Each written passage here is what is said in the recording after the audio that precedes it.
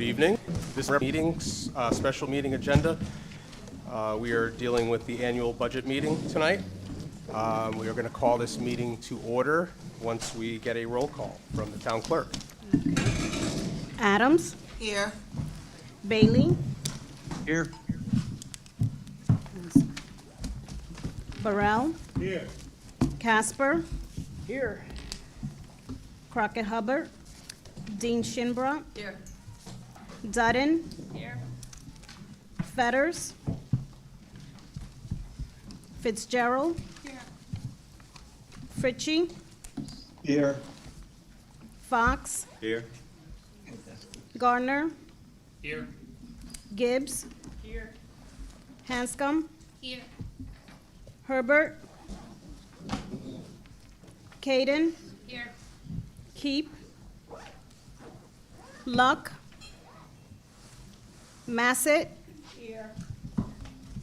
McElroy. Here. Mead. Norman. Here. Aubrey. She's offline, I think. See her on there. I don't see her. Okay, she's absent. Here. K. Powers. Here. S. Powers. Here.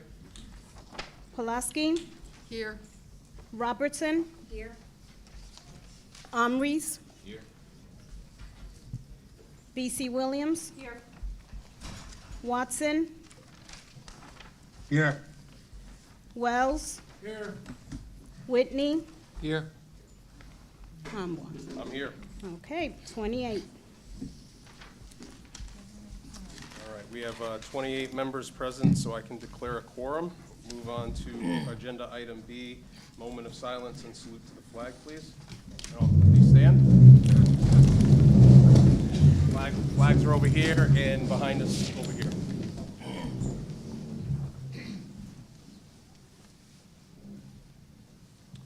I will lead the Pledge of Allegiance this evening. I pledge allegiance to the flag of the United States of America and to the republic for which it stands, one nation, under God, indivisible, with liberty and justice for all.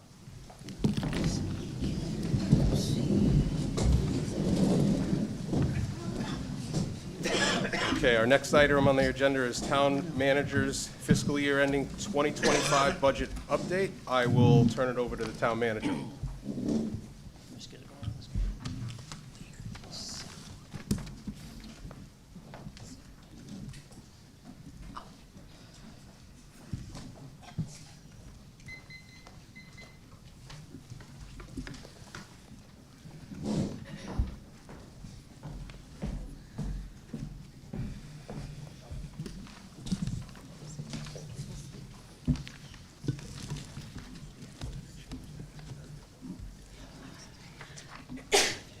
Gesundheit. Okay.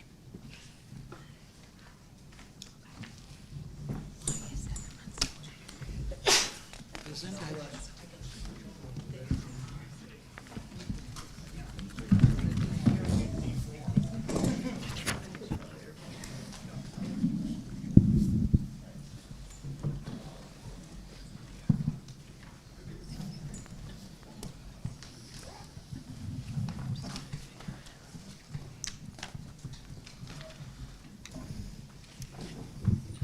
Good evening, everyone.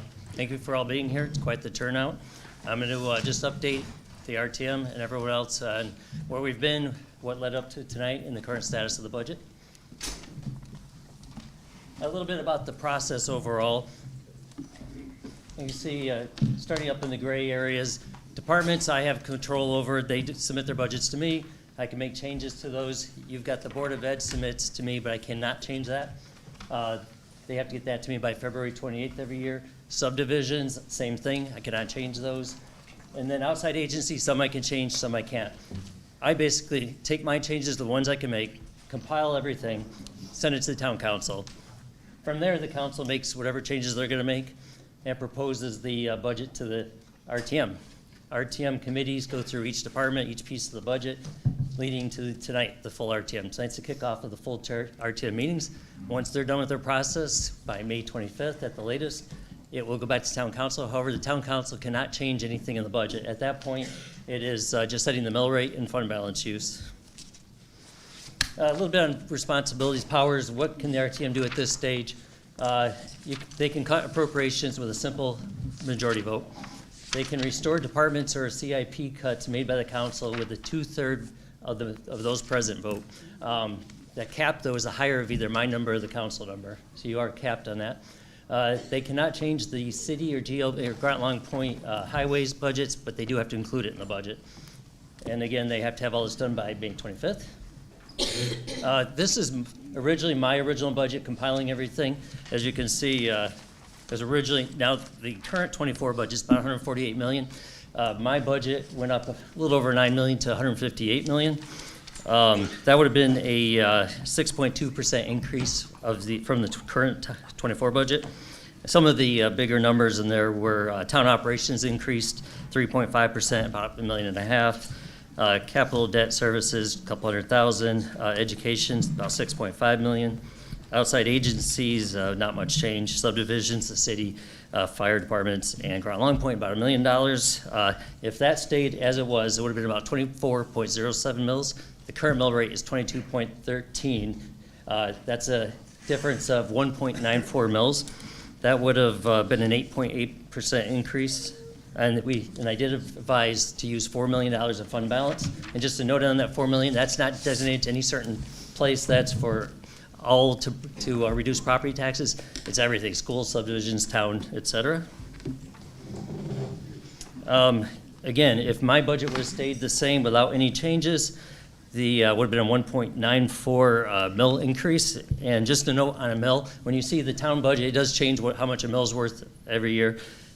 But right now, a mill's about 4.7 million, a little bit under that. So if you see an increase of a mill, that's about 4.7 million that the public pays for. So at 1.94 increase, for every $100,000 of value of a house, you'd pay another $194 in taxes. The average cost to property owners would be $486 a year. And if it stayed at 1.94, that's about $9 million more the public's paying for taxes. As it goes to the council, there's several things the council looks at, several things they consider. Ability of residents to pay, balancing that with adequately funding Board of Ed, town departments, everything else. You keep an eye on Alliance District. You're talking with the Board of Ed about where that's going. The Board of Ed minimum budget requirement, for those that don't know, basically whatever you set for the budget in 1 year, you can't go lower than that the next year, so they always keep that in mind. There are some mandated outside agencies we do have to fund. Again, the subdivisions, and then trying to maintain our fund balance in order to maintain our bond rating and to have money for any unforeseen costs, and I will touch on that. And then climate. Climate change is going to start really impacting our budget. Every year it's going to start going up, with especially sea level rise, so that's something the council has to keep in mind moving forward. This is ALICE, which stands for Asset Limited Income Constrained Employed. What it is it's a used by United Way to track who's earning more than federal poverty level, but not enough to afford the basics of where they live. And then that is on top of the actual people in poverty. So in 2003 in Groton, you have about 16,000 households that are falling at the ALICE categories, and then that's 40% of the population. And then about another 10% that fall into the poverty level, so about half of the town that has struggles with paying for the cost of living here. Alliance District, I think most people know what that is. There's 33 Connecticut's lowest performing school districts. Instead of getting money like some districts did for Alliance funding, what they did was hold us harmless on overpayments and their educational cost sharing.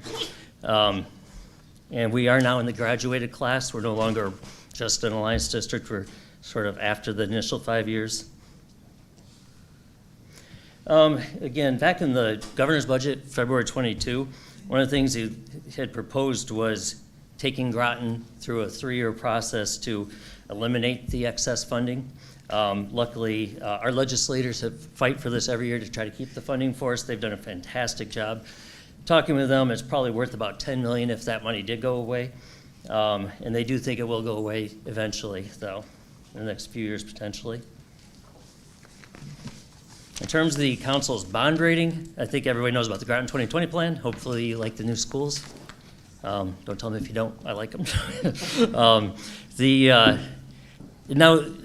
of the things the bond rating agencies, and the reason it's important for our bond rating, we of course had to sell about $81 million in bonds to pay for the schools. The state pays for the other 100 or so million. If we didn't keep our bond rating where it's at, it could have easily cost millions more over the course of life of the bonds. So that's very. They affirmed our AA plus rating, which is good. And now, back a few years ago, 15% minimum fund balance was what they were looking at, wanting. Now it's at 20%, climbing to 25%. So basically, we have to keep at least a 20% fund balance, and they want no big changes from year to year in fund balance usage. And we are still rolling a note for about $11 million every year for the schools too, so it does still have an effect on the schools. Unexpected things, if you follow and watch the town council, the DOT, Department of Transportation, came to the town council, said they basically want $2 million to redo the bridge on Groton Long Point Road over the Amtrak rail. We're hoping to find a way not to pay for that, but if we had to, this fund balance would be potentially where we'd have to pay for it. And then we got really lucky with the city. If you've heard about the city seawall, we were potentially going to have to pay upwards of $4 million for that, and luckily they came up. Well, we had our American Rescue Plan Act dollars for about $1.4 million, and the state, thank you again, legislators came up with the rest. Town council budget. This is what's coming now to the, before the committee work, this is what the town council recommended. So taking it from, again, 24 budget's about $148 million. The town manager's budget was about $158 million. The town council's budget is about half of the increase that was in my budget, so it's about $153 million. One thing just to touch back again, I forgot to say on the bond, on the percents, is as your budget goes up, that 20% keeps going up because you have to have 20% of whatever your current budget is, so it's a moving target. Going back to town council numbers, that's an increase of $4.7 million or 3.1%. And if you remember, my original budget was 6.2% increase. With these changes they've made, and I'll touch on those in a minute, town operations have increased 1.9% instead of that 3.5% earlier, so only $800,000 increase. Capital debt services is actually a negative $650,000. Educational 4.9. That's at the 6%, and as we know, the nurses are built in, so it's really a little different than that. Outside agencies decreased because of the move of the nurses by about $1.3 million and a few other little changes. Subdivisions about $1 million still increased for them. So altogether, the council did, with their changes, have a decrease of about $4.6 million, or negative 2.9% for my budget. So their proposed mill rate is 23.08. So going from 22.13 to 23.08 instead of my original 24.07. So that's an increase of 0.95 mils instead of the 1.94. So it's a 4.3% increase. And again, they've reaffirmed for now using $4 million in fund balance. Just kind of the difference I mentioned with my increase, the 24.07 mils, I mentioned the $194 cost to over $100,000 for households. Well, with the 23.08, we're talking about a 0.95, which would be $95 property tax for every $100,000 of value. That's about, for the average house, that's $238 per year. And then cost overall to the public for the increase, about $4.4 million instead of that $9 million earlier. This is tallying up all the changes the council made. I'll go through that in a sec here, getting into here. Everywhere where it's yellow in that, it shows you where the town council's changes, where changes were made and how much it was made. So if you look at town clerk, about 2,000 cut out, legal services, about 27,000, my budget about 6,000, public safety, the police department, about 100,000, public works, 25,000, planning department, 125,000. Human services, about 70,000. Continuing on, the contribution to other funds, about 328,000 reduction. Capital reserves, capital projects, essentially 861,000. Education, again, it gets a little skewed because of the nurses, 1.5 million. And then human service, health and human service agencies, that's about 1.4 million change because of the nurses again. City of Groton, reduction of 50,000 in their police budget, and Groton Long Point, 75,000 reduction in their highway budget, and contingency reduced by 50,000. And just to note, I am supportive of the council's changes, and it's a livable budget that the departments can work with. Just kind of what in mill rate terms, in terms of these changes, what does that really mean? Town operations, a 1.9% increase means about a 0.17 of a mill. Capital debt service is actually a decrease of 0.14. Education, if with nurses, it's a 1.05 mil increase, 0.79 without the nurses. Outside agencies, a drop of 0.28, and then subdivisions, 0.2. That's just a graphical presentation of kind of education's the green part that for changes. You can see the outside in purple, is that just kind of shows you where the money's being cut or changed, or the increases are going actually. General fund balance use, going back to that again. I've been getting repeated questions about how much can we take out of fund balance to offset things. Again, we're already proposing $4 million fund balance use. Looking on here, just a note that luckily, some years the schools do bring in more money to help offset costs.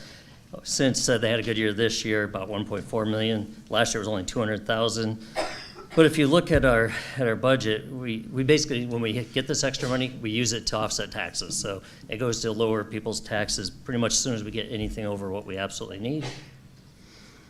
More on the fund balance use. If you look here, you can see the Board of Ed excess revenues, town excess revenues, and lately it's been much more town excess for a number of reasons.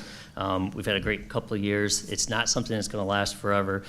But if you look at our carryover fund balance use, using $4 million last year, $4.5 million this year, our fund balance is kind of leveled. It's kind of staying the same. So that's about what our max is to keep where we need to be. 4 million, 4.5 would be about the max, very max, but 4 million would be preferable. Currently, we're at 21.2% fund balance. Groton Board of Ed costs, just a quick note that of the Board of Ed full costs, the town pays about 64% of those costs. And just see graphically, state is not upping their grant dollars really, so it's kind of staying level for Board of Ed funding, going up for the town portion overall. And just a note on any changes, further changes to a couple scenarios for mill rate changes. If the RTM chose to do the town council budget and the only change being putting the Board of Ed back to 7.9, that'd be a 1.28 mill increase. That's about $320 per average household. And then if they basically took away all the cuts the town did except for nursing can't be put back, it'd be about $418 per household. And I will put this online so everyone has it. And that's where we're at leading into tonight. Thank you. Thank you, Town Manager Burt, for that presentation. Moving on, we're on to Agenda Item D, Public Petitions. This is the portion of the RTM agenda where the RTM welcomes comments from the public. Each presentation should be limited to no more than 5 minutes or as directed by the moderator. And if possible, please submit written comments. Presentation should be limited to matters pertinent to Groton. The moderator or members through the moderator shall ask questions only in order to clarify the speaker's presentation. Responses may be given by the moderator and/or by the town manager. Individuals should state their name and address for the record. I did have that sheet. Looking for it here. A stack of stuff here. Here it is. Recording in progress. Are we good, Sean? Okay. Yeah. It was being recorded. That's just another method of recording, just so everyone knows it was being recorded. Okay, I know we got a whole lot of educators here, and I again thank you all for coming out and have your voices heard. I have decided to uphold the rule of having 5 minutes for everyone to speak. I know some people had planned comments. However, if somebody, in the interest of expediting this process so we can work on this budget tonight and vote on it, somebody had already spoke to the item that you wanted to talk about, you could still speak from the lectern and state your name and be a little bit briefer on that. For the teachers in here, I have a timer, and I also have a 1-minute sign. So I'm going to, just to give everyone a heads up, because I don't want to interrupt you speaking, I'm just going to put this out there when you get to 1 minute, and then the buzzer will go off, and your time had been expired, okay?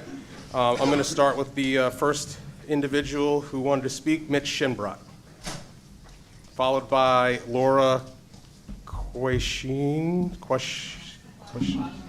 I'm going to try my best. If you could just head over there. Oh, and he's got comments. Thank you so much. I'd also like to know that we have, as RTM members, received all of your letters, whether it be written, whether it be postcards. We appreciate the comments. And then for all those who had submitted emails, if you go to the Town of Groton website, under the agenda item for this meeting, all of them are in the record. Okay? I leave the floor to you, sir. Hello, my name is Mitchell Shinbrot. I live at 116 Dartmouth Drive, Mystic, Connecticut. I've lived there for 39 years. Many years ago, I was on the RTM, so I'm familiar with the shoes that you're in. The BOE budget has always been the toughest part of the Groton budget process. I appreciate your efforts and would like to remind everyone here that the RTM members are volunteers who work hard to try and get it right for the whole town.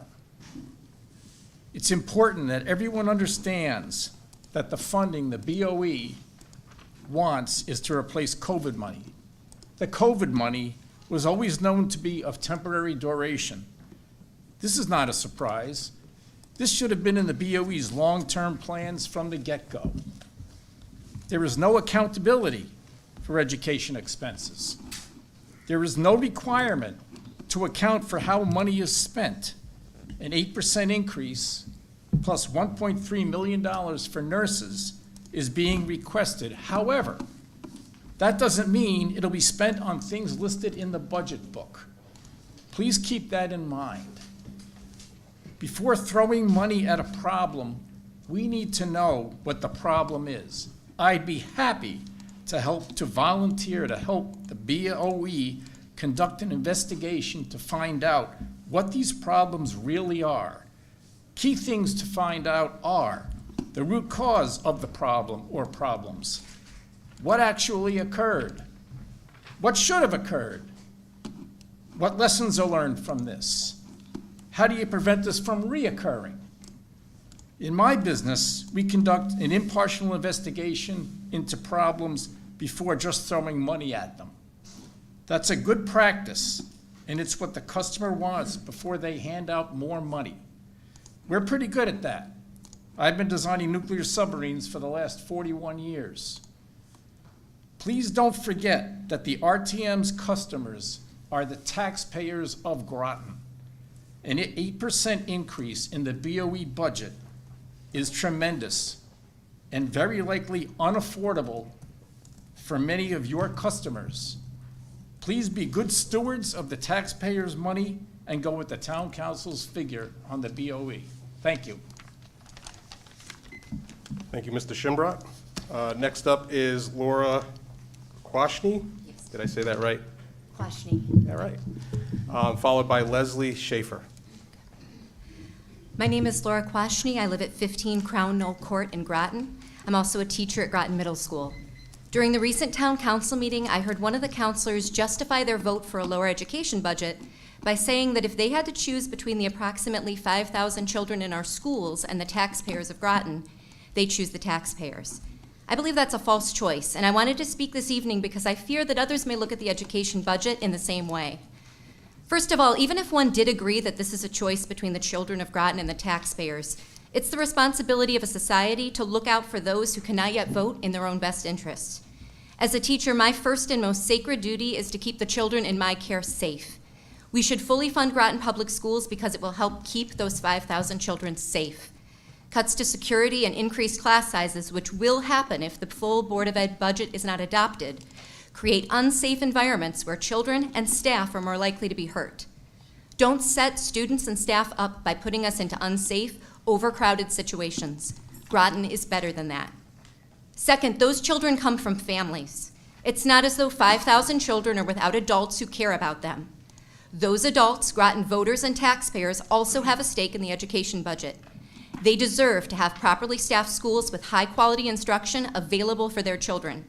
They deserve schools with rich class offerings, and they deserve schools with a robust array of extracurricular opportunities. We don't want to drive families away from our community at a time when we should be focused on drawing new families and new economic development into our town. Third, there are hundreds of staff members in Groton Public Schools who also live and pay taxes in Groton. I myself am one of them. I chose to buy my home in Groton because I wanted my tax dollars to support the district and the students I care about. Failing to fully fund the education budget chips away at the very tax base many claim to represent. Finally, every single citizen of Groton, whether or not they have children or work for the schools, has a vested interest in our school system. The children of Groton Public Schools come back often to live and work in Groton.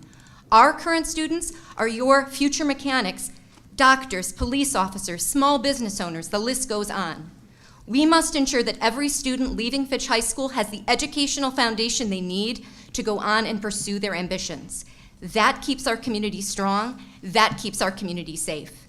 In the end, this is not a choice between the children of Groton and the taxpayers. This is about whether or not we choose to support all Groton citizens by investing in our future. Please fully fund the Groton Public Schools budget, adopting the restored number brought forward by the RTM Education Committee. The citizens of Groton, all the citizens of Groton, deserve it. Thank you.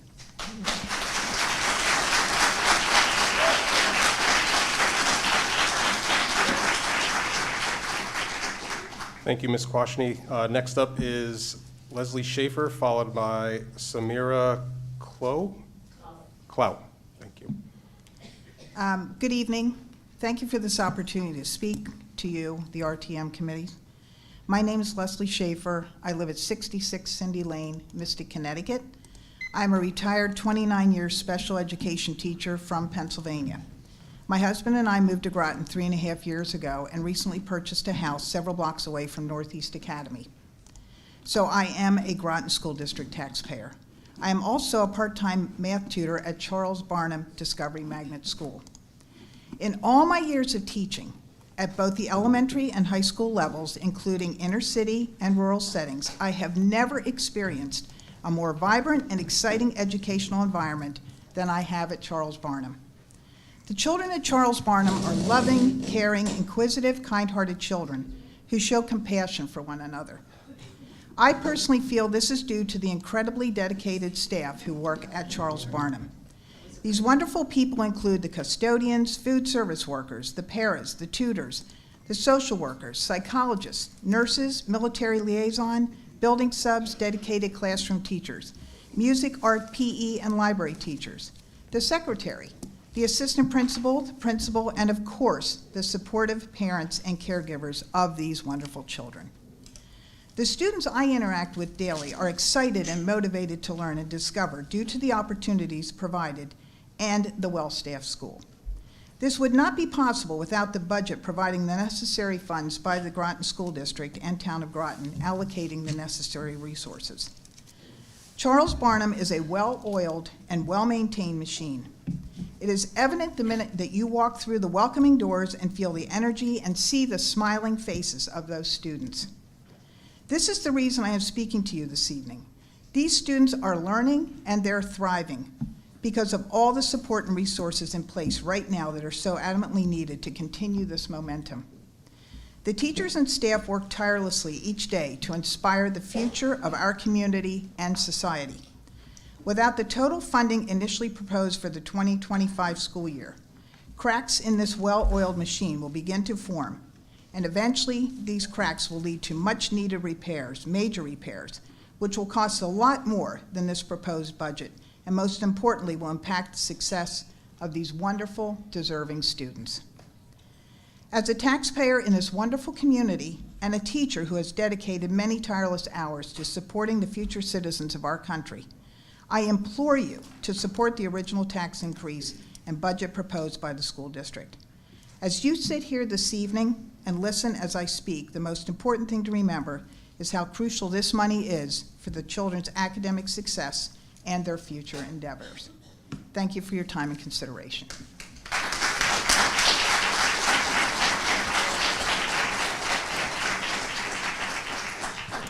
Thank you, Ms. Schaefer. Our next speaker is Samira Klo. I'd like to just ask a point of order. I'm not sure what the chair removal that disrupted this woman.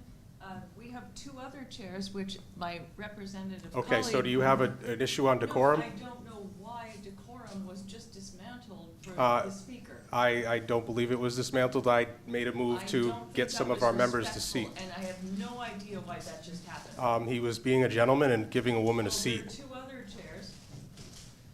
That was the closest one, but He bothered to come here and it disrupted her speech, and I disrespect that. Thank you, sir. thank you.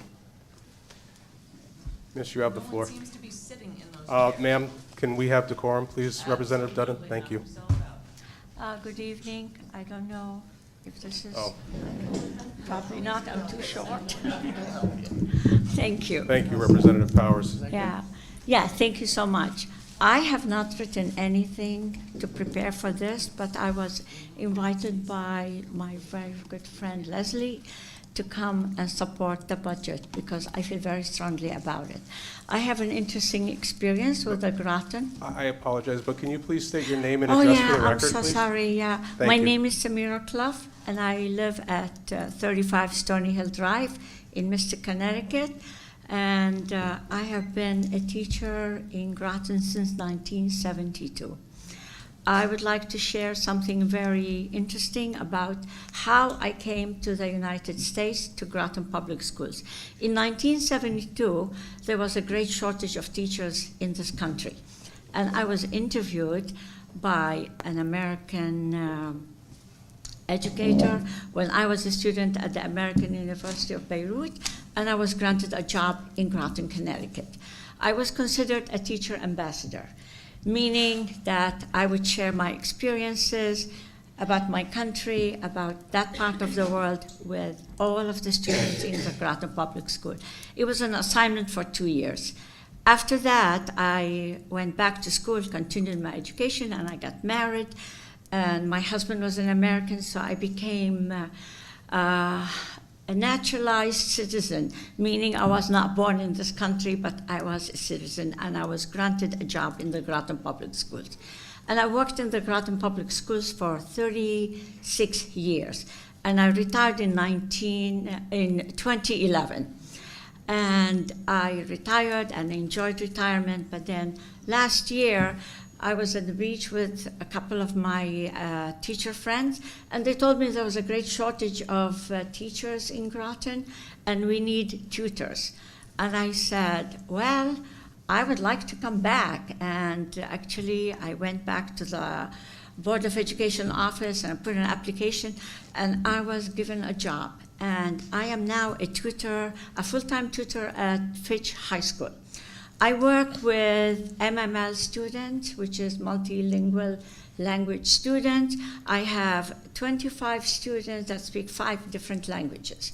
And I go to 7 different classes, and I enjoy every minute of my job. And I have to tell you that all of the teachers that I work with are amazing, caring, dedicated, work very, very hard. And every single class I go to, they respect the multilingual students, and they have translations of the lesson in that proper language. And not only that, they have it all printed out in the proper language, and they give it to the students. My job is to facilitate the learning of these students. So we have coaching classes for them to learn English as a second language, and also to help them with the classwork. It is a hard work. It's not easy, especially when you have to deal with 5 different languages, 25 students I have on my schedule. But I have to tell you, every day it's a pleasure to be at Fitch High School. And every morning when the alarm clock rings at 6 o'clock, I curse it. But I get up and I take a very long shower and off I go to Fitch High School. And I tell you, it's a very happy school. As I walk into the school, I hear the very happy, loud music that really wakes me up, and the morning announcement by our wonderful principal, Matt Brown, and he makes everybody welcome in the school, the students and the teachers, and I love every minute of it. I have 2 children, and both of them went to the Groton Public Schools, and they had a great education, wonderful education. One of them is an electromechanical engineer, works with submarines, and the other is a lawyer. He had a fantastic education, and I hope you restore the budget. I'm done, thank you.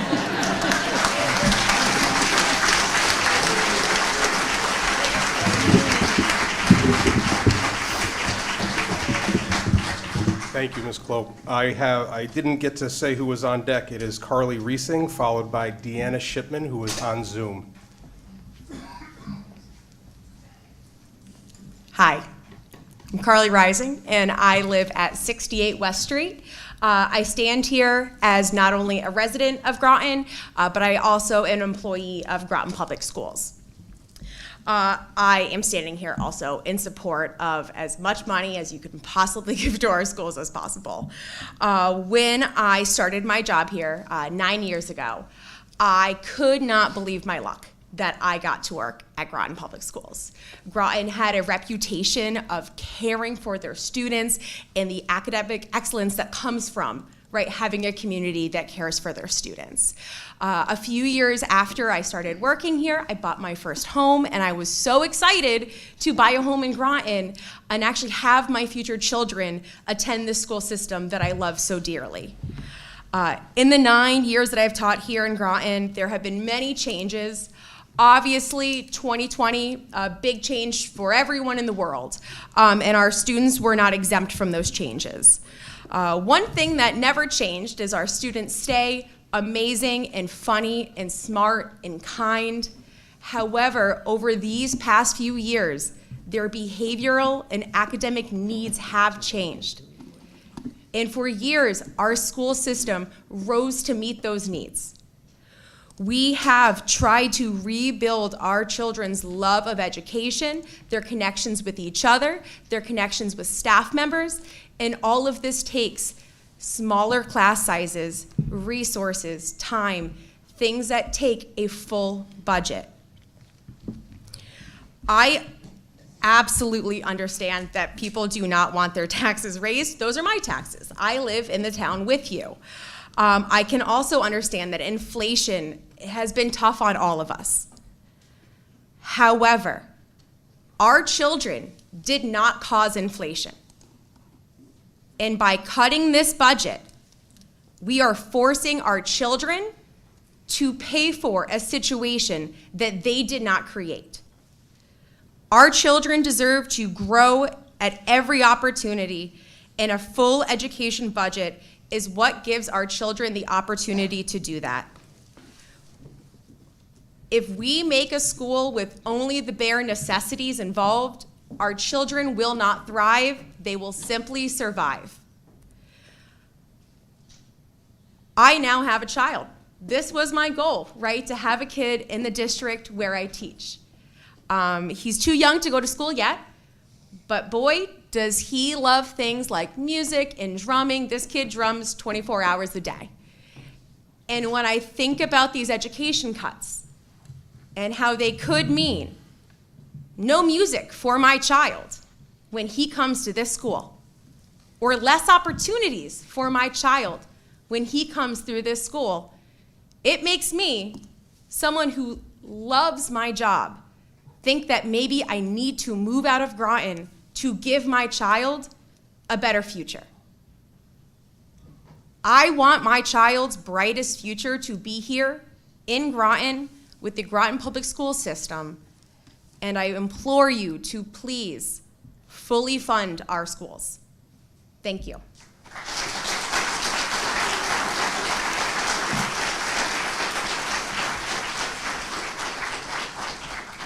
Thank you, Ms. Rising. We have next on Zoom, Deanna Shipman, followed by Anna Stout. Hi, can you hear me? Yes, ma'am, we can. Okay. Hi, I'm Deanna Shipman. I live at 240 Gales Ferry Road, a longtime Groton resident. My daughter just graduated from Grosso last year. And I know I'm not going to have a popular opinion, but I am against the increase. I own 7 rental units in Pequannock Bridge, 6 of which are duplexes. And an increase would, I just actually got my insurance premium for my rentals. So along with that and the taxes, I'm gonna have to increase the rent more for these tenants that are struggling. And I know landlords aren't popular in Groton right now, especially in Pequannock Bridge, but my average rental is $900. So instead of a $25 or $50 increase, it may have to go a little bit more, which is very detrimental. And most of my tenants have kids in the Groton school system. So I empathize with the teachers, and I know they work hard as well as the staff, but I just want my voice to be heard that I'm against it. Thank you, Ms. Shipman.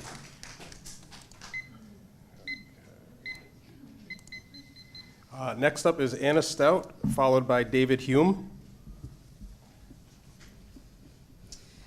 Good evening. My name is Anna Stout, and I live at 127 Russell Street in Mystic. I am a teacher at Groton Middle School. I have also been married to a submariner for the last 27 years.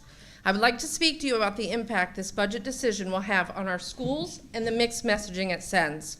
First of all, I am frequently thanked for my husband's service. Sounds nice, but one cannot thank me for my husband's service and in the same breath not adequately provide for the school system where Navy housing is located. When we found out the Navy was stationing us back in Groton, we did our due diligence and researched the area and each school system.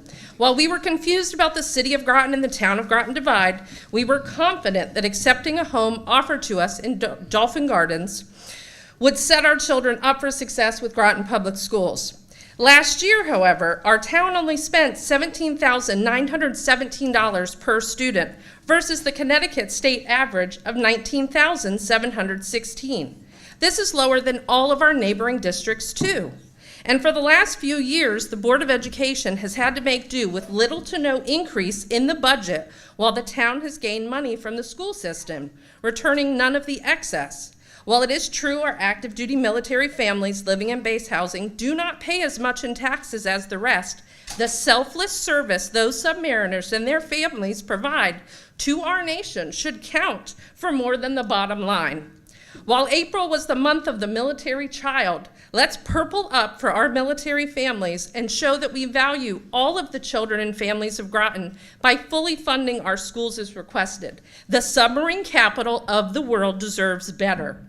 Second, there are plenty of staff members in Groton Public Schools, like me, who have chosen to move out of housing, buy a home in the community, and we now live and pay taxes in Groton. My family chose to buy a home on the Groton side of Mystic because I wanted our property tax dollars to support the district that I care about. My husband just retired from active duty service, and we decided to put down roots, and both of us just became Connecticut residents.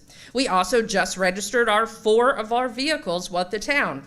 I and many of my colleagues are the revenue source that you are trying to attract. Please don't run us off. Failing to fully fund the education budget could cause many of us to lose our jobs and force us to leave this community as a result of this budget. Third, Groton Middle School is a STEAM school. Let's ignore the fact that GMS was built too small and we are all hot-racking classrooms. There's a good submarine term for you I never thought I would use in reference to a school building. I am the co-advisory of our GMS Drone Club. While this year several schools in the district received grants to purchase drones, STEM costs money. Funds will be needed to keep our drones flying. I have already dipped into my own pockets to purchase parts since all site budgets for this year are frozen, but I should not have to do that. It was worth it though, because last Friday we held our first ever drone scrimmage at GMS that brought 9 teams from around the district to compete. And while the elementary school students did outpilot most of us, I hope that all of these students can continue to fly drones next year, but that only happens if you vote to fully fund our schools as requested. Finally, like Ms. Quashni said, every one of us, whether or not you still have children in the district, has a stake in our school system. Both of my children are graduates of Groton Public Schools, and both have chosen to come back and live or work in Groton.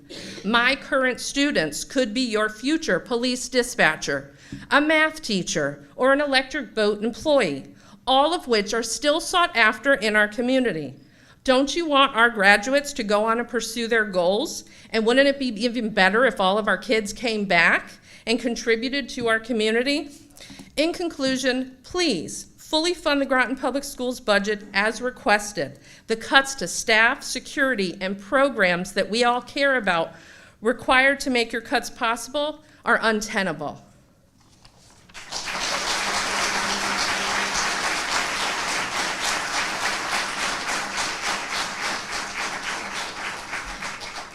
Thank you, Ms. Stout. Next up is David Hume, followed by Stacy Norika. My name is David Hume. I live at 157 Deerfield Ridge Drive, Mystic. I'm here tonight to present my objective views on our town budget tonight. Short to the point, without a lot of loudness. First, a little about myself. I'm retired from 32 years experience from nonprofit mental health, where I currently collecting Social Security. But I do still work at a senior living home about 35 hours a week so I can pay my taxes and stay in Groton. My spouse has been totally disabled for the last almost 30 years. I, in working in mental health, became her conservator, and my job was to protect her freedom from a system of mental health and social services that was at times very malicious against us. We together raised 5 children in this town. 5 children. One's a social worker, one's a teacher, one's an animal specialist. So they got their experience. They kind of picked and chose what they wanted to do, but they didn't always get everything they wanted. I'm especially concerned about the increasing town budget this year, especially the exorbitant increases proposed by the Board of Ed and the school administration. It's a tough year, and we all need to make sacrifices in our budget. My taxes have almost doubled since the last evaluation when you start adding in all the expenses. More reason for fiscal constraints. I asked the RTM to follow fiscal restraint in cutting the education budget and other accounts as you see fit. Follow the numbers, not your emotional heartstrings. If we are serious here in Groton about affordable housing, that includes young and old. And at the present time, if the current budget continues, we won't be living in Groton anymore. I am not abstaining from decisions in my family to make tough budget choices. And I will make those tough choices to benefit my children and my wife. Let's all work together to make our town great again with rational, realistic decisions. We've done it before, let's do it again.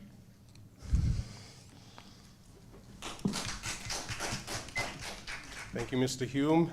Next up is Stacy Norika, followed by Jessica Panucci. Hi, Stacy Norika, 135 Judson Avenue.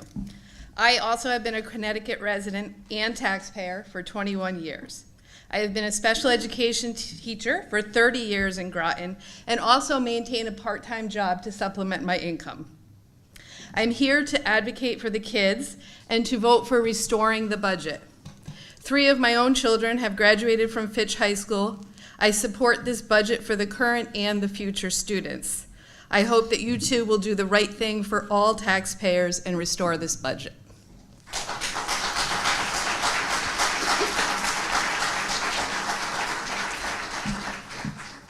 Thank you, Ms. Narika. We now have Jessica Panucci, followed by Roseanne Katowski, who is on Zoom.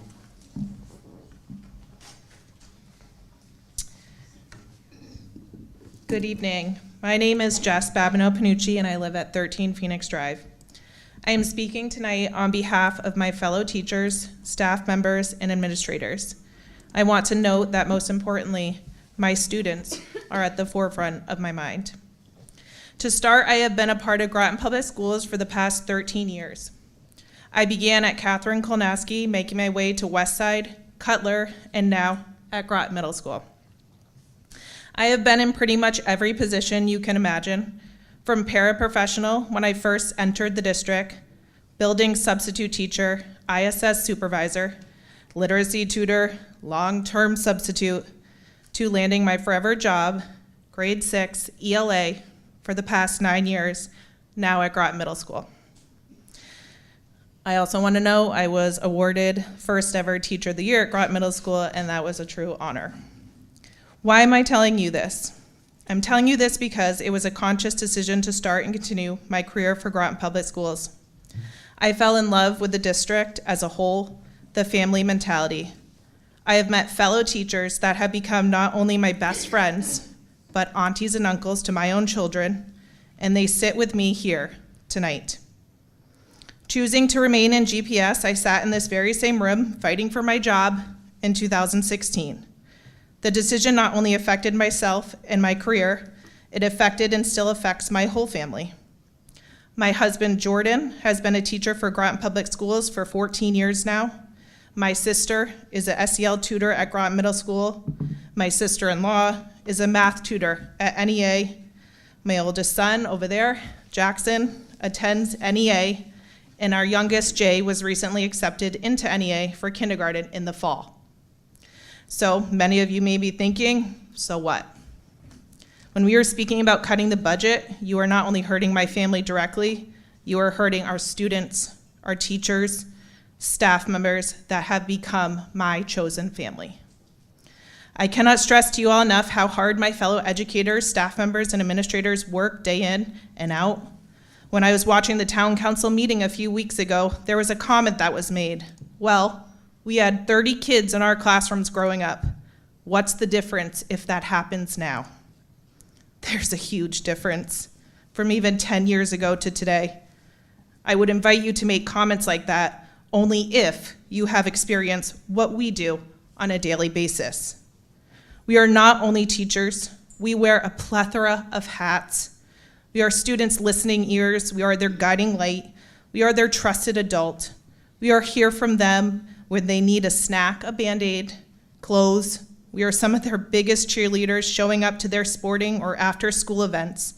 Their coach, Go Falcons. Their forever favorite teacher who we carry on lifelong friendships with. We are their people, and they are ours. But we could not be all those roles for our kiddos if we didn't have the support staff we currently have and maintaining the supports we have in place for them. From paraprofessionals to tutors to security officers, they all play an imperative role in our ability to be the best educators we can be for our students, the most important factor in this equation. So I'm asking you, the RTM members, many of which I have had your own children, to fully restore the budget. As I look out for your families, please keep my chosen family, my husband, and sons in mind. Thank you.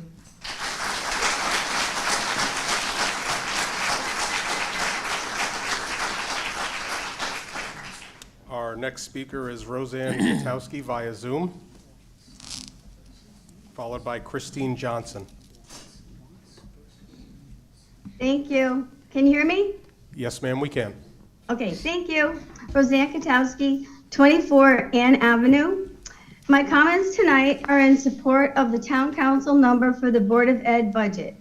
After the Town Council deliberations for the 2025 proposed budget, the Groton Board of Ed will be receiving approximately a 4% increase from the Town Council, but the Board of Ed wants approximately 8%.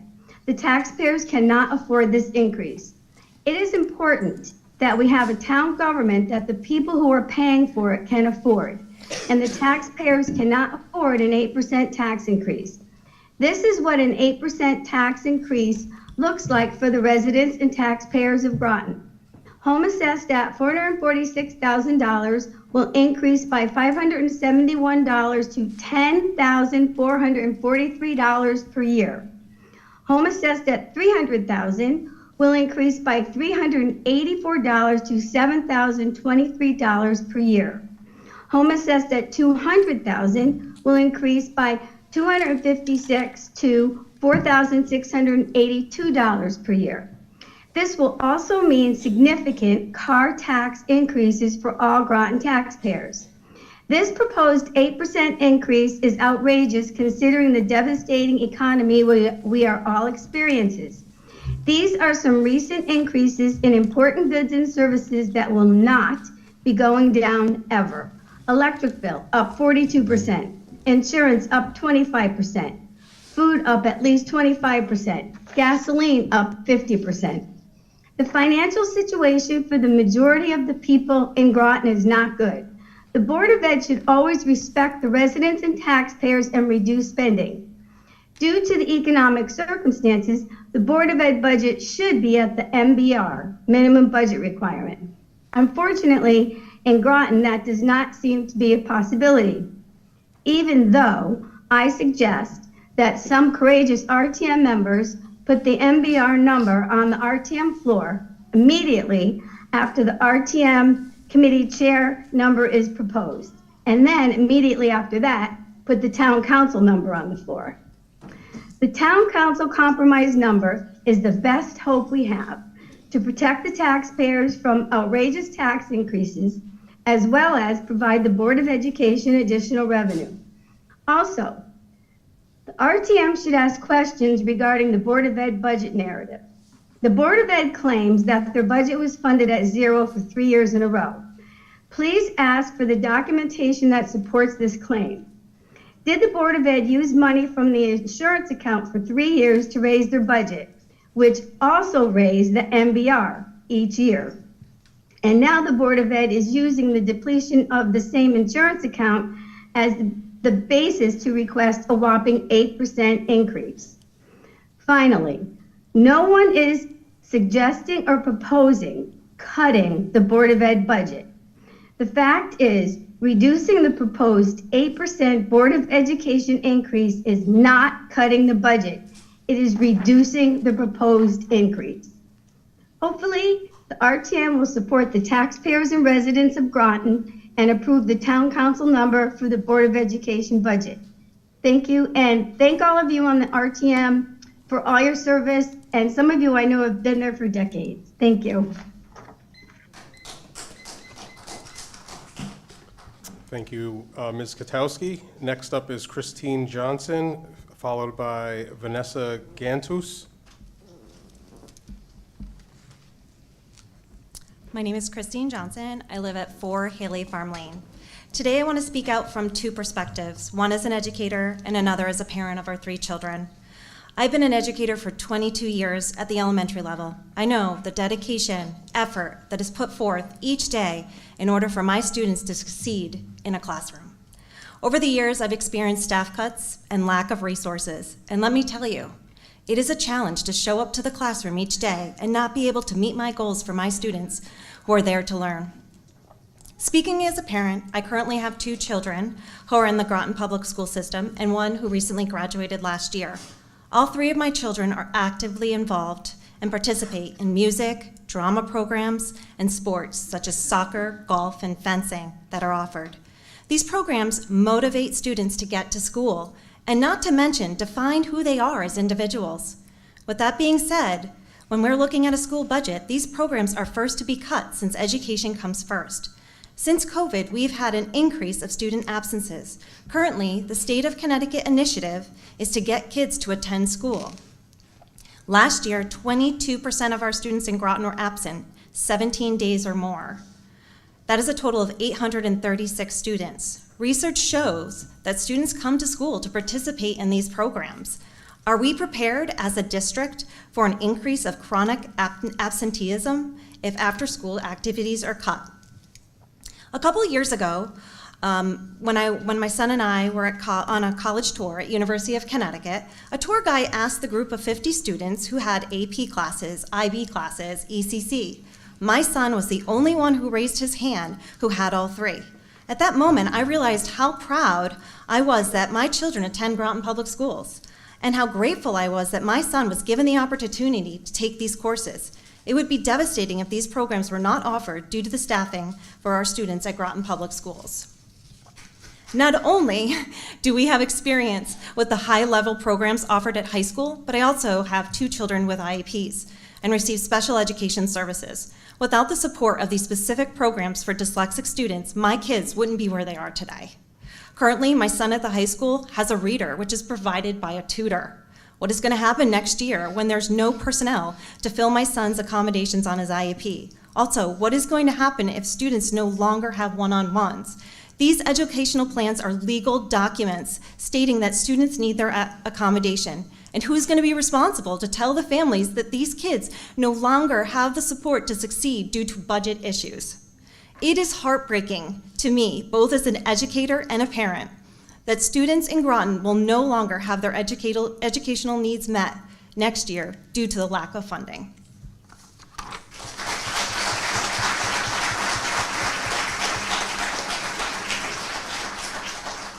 Thank you, Ms. Johnson. Next is Vanessa Ganos, followed by Kate Shannon.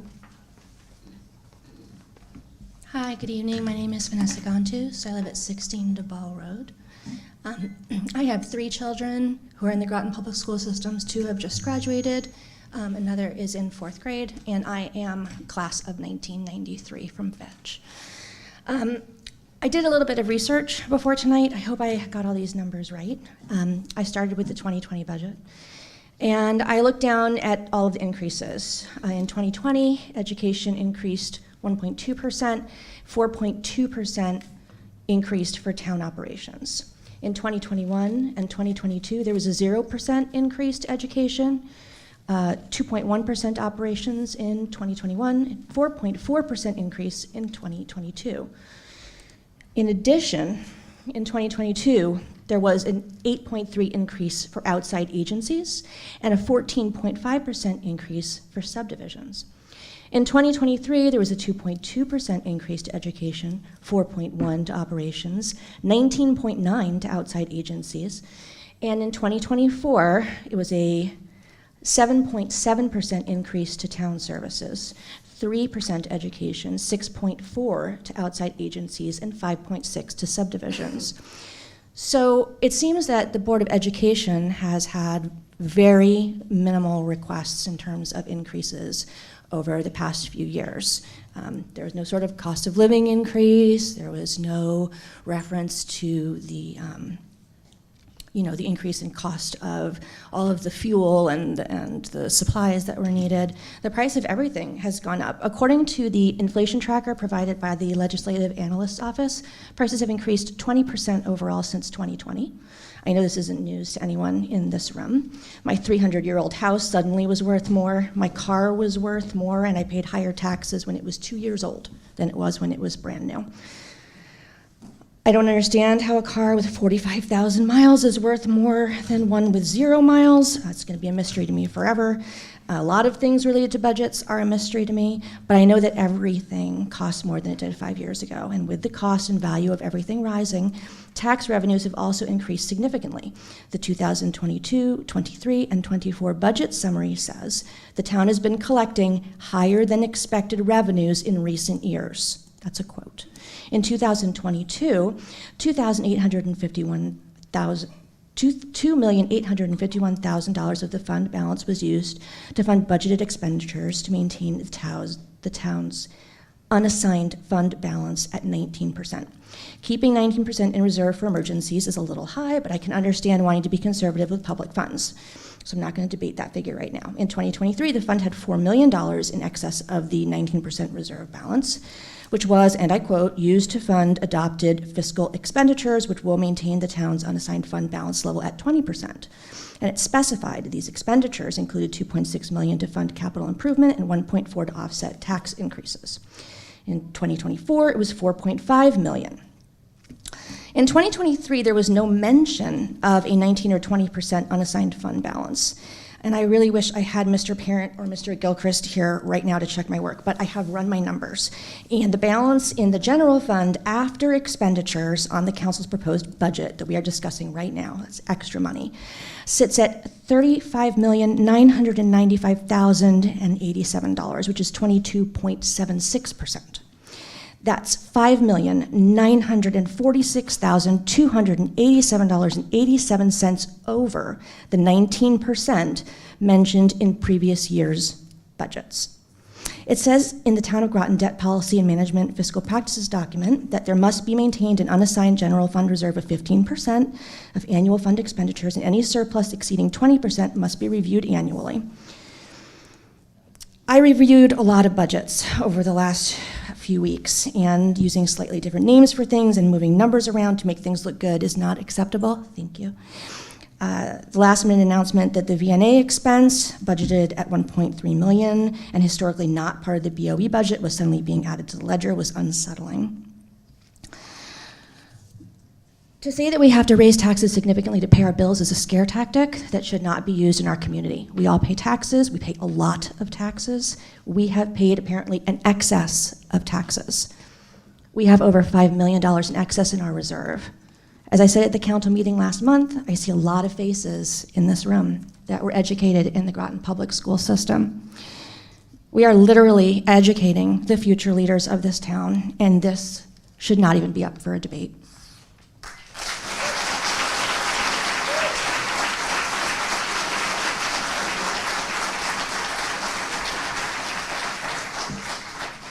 Thank you, Ms. Gaines. Next up is Kate Shannon, followed by Karen Rollins, who's on Zoom. Good evening. My name is Kate Shannon. I live at 8 Orchard Lane. First and foremost, I'd like to express my appreciation to the members of the Town Council, the RTM, and the Board of Ed for devoting your time and energy to supporting and improving our community. That is greatly appreciated. I am here tonight to express my support of the budget proposed by the Board of Education. At last week's RTM Education Committee meeting, I learned that the proposed 7.9% increase over last year's budget was required due to the expiration of COVID funding, but also exponential increases in transportation and healthcare costs. And this is on top of anticipated contractual obligations.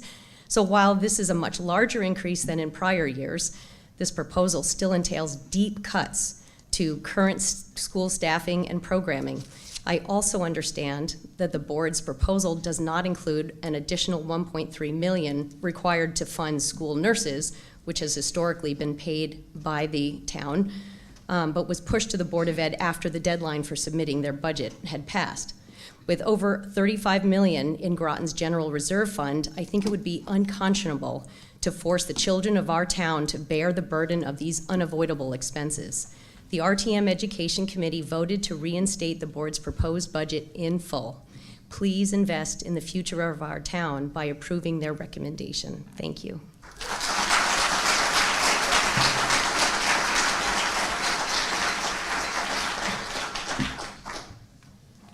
Thank you, Ms. Shannon. Next up is Karen Rollins, who's on Zoom, followed by... She was, but I don't see her anymore. Okay, thank you, Town Manager. I'll keep an eye out, though. Okay, well, we're going to put our next person on deck, Eric Osman.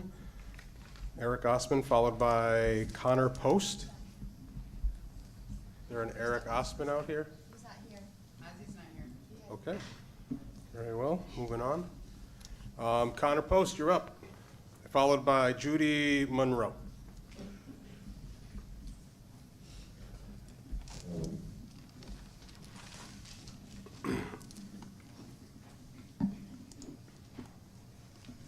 Hello. My name is Connor Post. I live at 76 Daniel Brown Drive in Mystic. I'm currently a junior at Fitch High School. I am a student athlete and a musician. I stand before you tonight requesting for you to restore our school's budget. The current cuts made by the town council will devastate many of the programs that are the pride and joy of Groton Public Schools. If we are asked to cut millions more from an already tight budget, we will lose programs like our music program. This program is a crucial component to the growth and well-being of many students in Groton. As a musician myself, I would like to share how the GPS music program has impacted me personally. As a student in elementary school, academics were not easy. Even with my best efforts, it was not something I enjoyed. That all changed when I met my elementary school band director, Mr. Murphy. Mr. Murphy saw potential in me and encouraged me to work very hard. He not only taught me music, but also taught me to believe in myself and my talents beyond the classroom.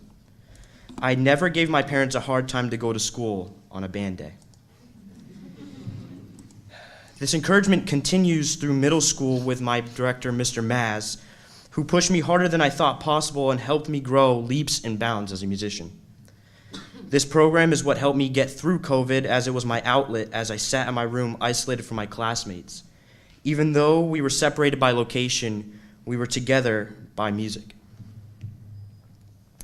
Even through COVID, Mr. Maz's dedication to me and belief in my abilities was what allowed me to be chosen to represent Groton Public Schools at Eastern Regionals. This experience broadened my horizons and introduced me to world-class musicians, including UConn professors who critiqued my performances. As I entered high school, I was invited to audition and was chosen for the honors jazz band as a freshman. I was also given the opportunity to try out a new instrument, adding percussion to my list of instruments. This is where I began to really soar. It was here at Fitch that I found my tribe, and by my sophomore year, I had already earned a leadership role in the marching band. Since the first day I set foot in the band room at Fitch, I knew I was home. The friendships and experiences I have had just in that room and with the friends I have made will last a lifetime. With my fellow musicians, we have had the privilege of representing GPS in many ways. We are currently state champions for our marching band and third in our division nationally.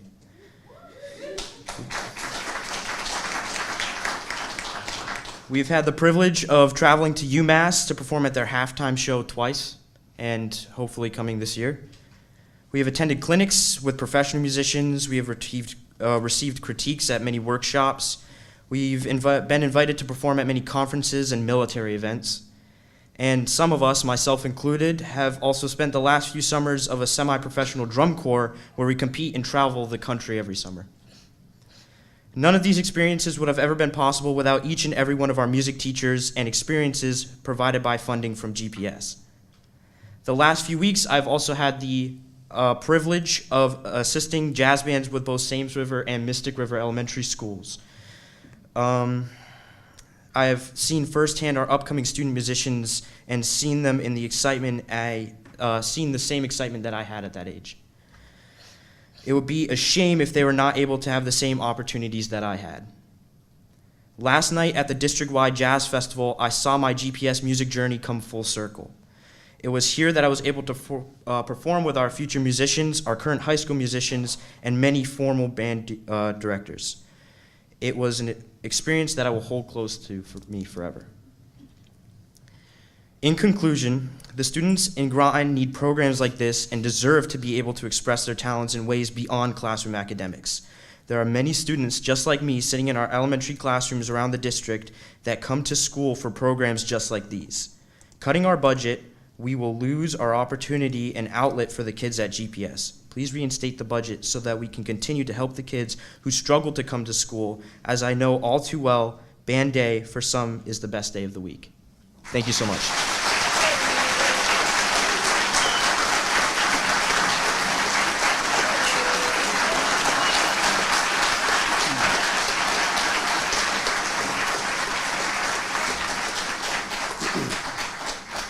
Thank you, Mr. Post. Next up is Judy Monroe, followed by Natalie Billing. Good evening, everyone. My name is Judy Monroe, and I live at 23 Ice House Lane in Mystic. And I'm supposed to follow that? Oh my gosh. I am the immediate past president and current trustee at the Mystic and Knowing Library. And I'm here on behalf of the board, the friends of the library, and the staff to say that we are so happy and excited that our community loves and supports all of our libraries in the area. The Mystic and Knowing Library in 2023, we served over 85,000 people coming through our doors. On top of that, we supported outside programs, online programs, e-books, and of course, our regular book readers and newspaper and magazine folks that drop by just to read. We also offer excellent Wi-Fi. Many times on Sundays, people will be sitting on a bench outside on our grounds, being able to use their laptops. Again, we love that this community loves all of our libraries, and we ask that the RTM support the Community Development and Service Committee recommendation for our funding. Thank you very much.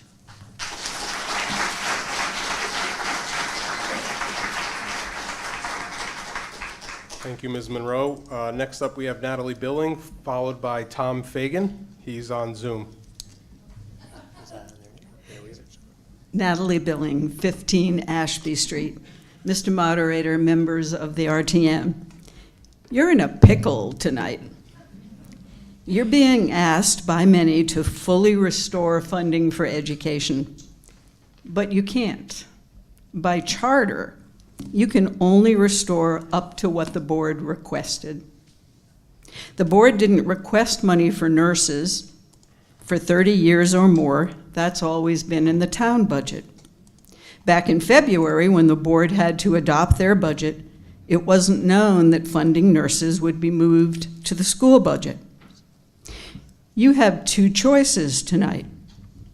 You can cut the school budget by $2.8 million, the council number, or by $1.3 million, even if you fully restore what you can. I think an almost $3 million cut is too deep. I urge you to restore what you can. In my 30 years of involvement as a counselor, board member, RTM member, and RTM moderator, I've never seen the RTM in this spot where you can't fully restore the education budget, even if you want to. I believe the charter intended for you to be able to do that, but tonight you can't. It's an unfortunate snafu, a glitch, a catch-22.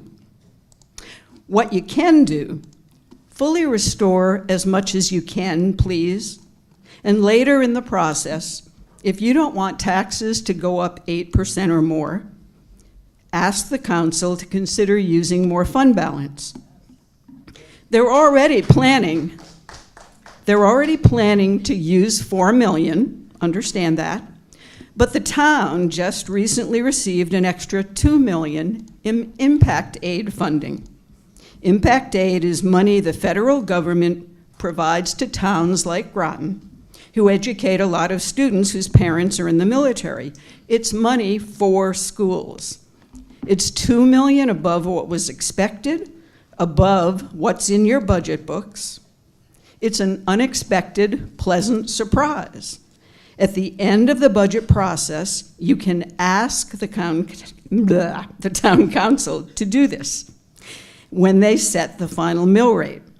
There's precedent for it. I served on an RTM that did that, and the council went along with our recommendation.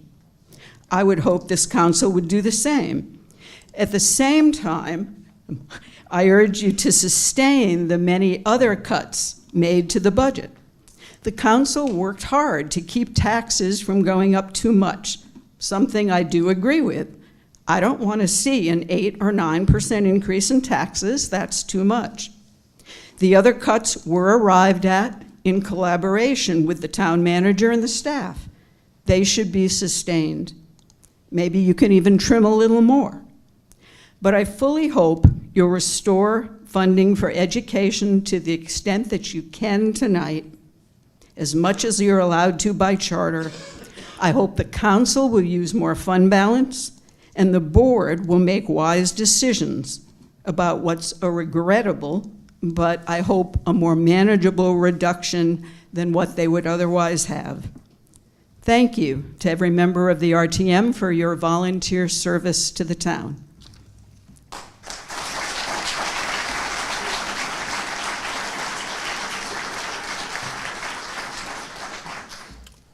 Thank you, Ms. Billing.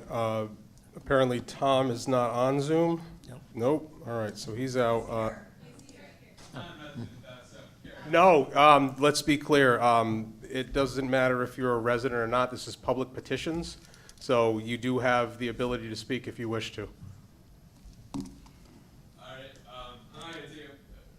If you could just come on over, state your name and address for the record, that's fine. Thank you, sir.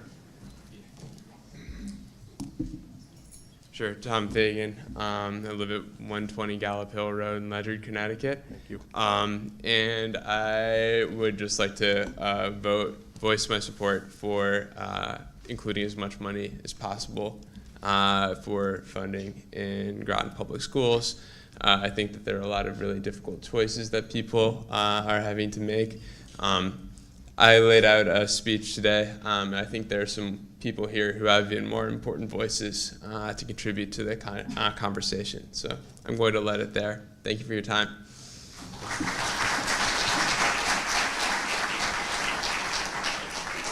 Thank you, Mr. Fagan.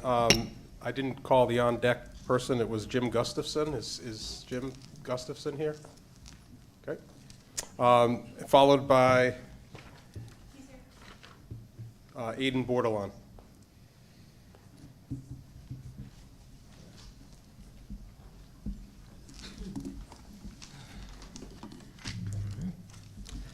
Jim Gustafson, 61 Algonquin Drive. I served on the RTM for a few terms, so I know what you guys are going through. I'm here to ask that you override the town council's reduced budget number passed for the school system. I've watched about 90% of the BOE budget meetings, as well as town council budget deliberations, and I can say there's no excess in the budget with the and with the recent event with the nursing additions, the number the BOE will put forward is still not enough. There was some misleading information I felt. One of the town councilors stated that people can handle a small tax increase, but they can't handle 7.91% increase. That was conflating two different issues. The BOE budget, was going to increase by 7.91, the town 6.2, and the mill rate 1.94, as the town manager had spoke earlier. So it's not a 7.91 increase for the taxpayer.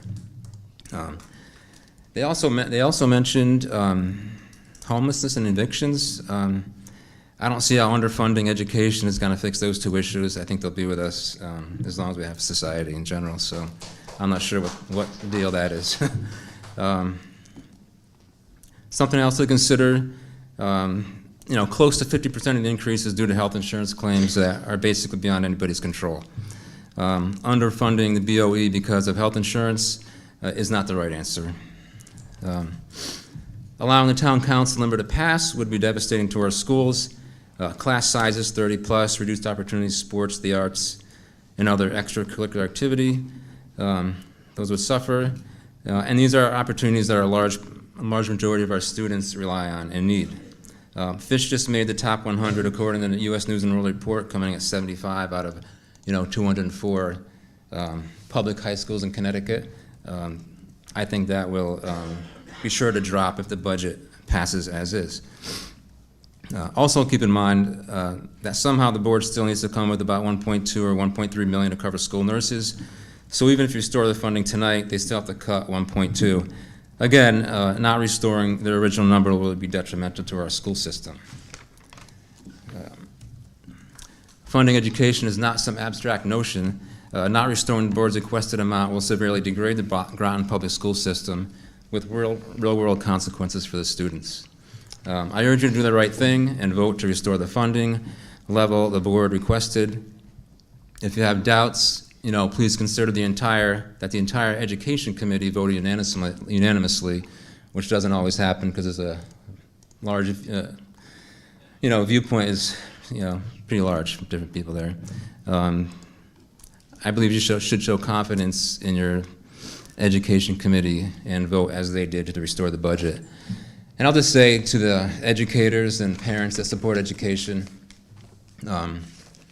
just keep in mind, I would remember the town councilors who voted to underfund education, and in November of 25, you can vote accordingly.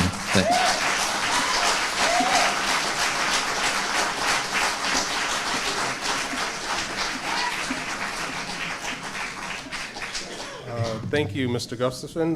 Next up is Aidan Bordelon, followed by Hillary Bode. Sorry, I'm dressed a little funny. I just came from a track meet. Hello, my name is Aidan Bordelon. I live at 24 Jefferson Drive, Groton. I'm a current senior at Fitch High School, class of 2024, and I've grew up in this district as a military-dependent child. I'm here to ask the RTM to restore the BOE-approved budget of a 7.9% increase. I'm concerned that by going any lower than the 7.91% could produce a situation where the school district is forced to cut sports activities and many extracurricular programs that help students get amazing opportunities to develop their skills and character after high school and just after school in general. As a graduating senior, I'm concerned for my fellow students and underclassmen who may not have the same opportunities that I've had, many of which, like the music department, smaller sports like fencing, track and field, and a newly established junior naval ROTC program, all of which have opened up more opportunities for scholarships for me as an aspiring college student.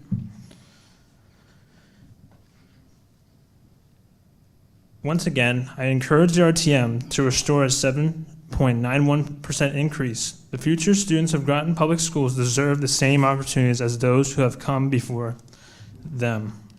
Thank you.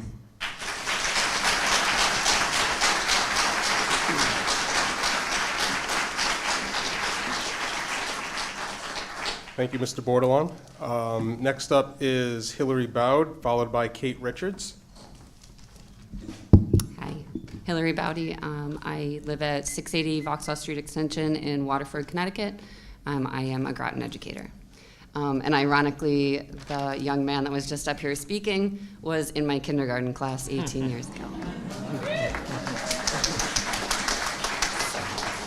Hi, Aiden.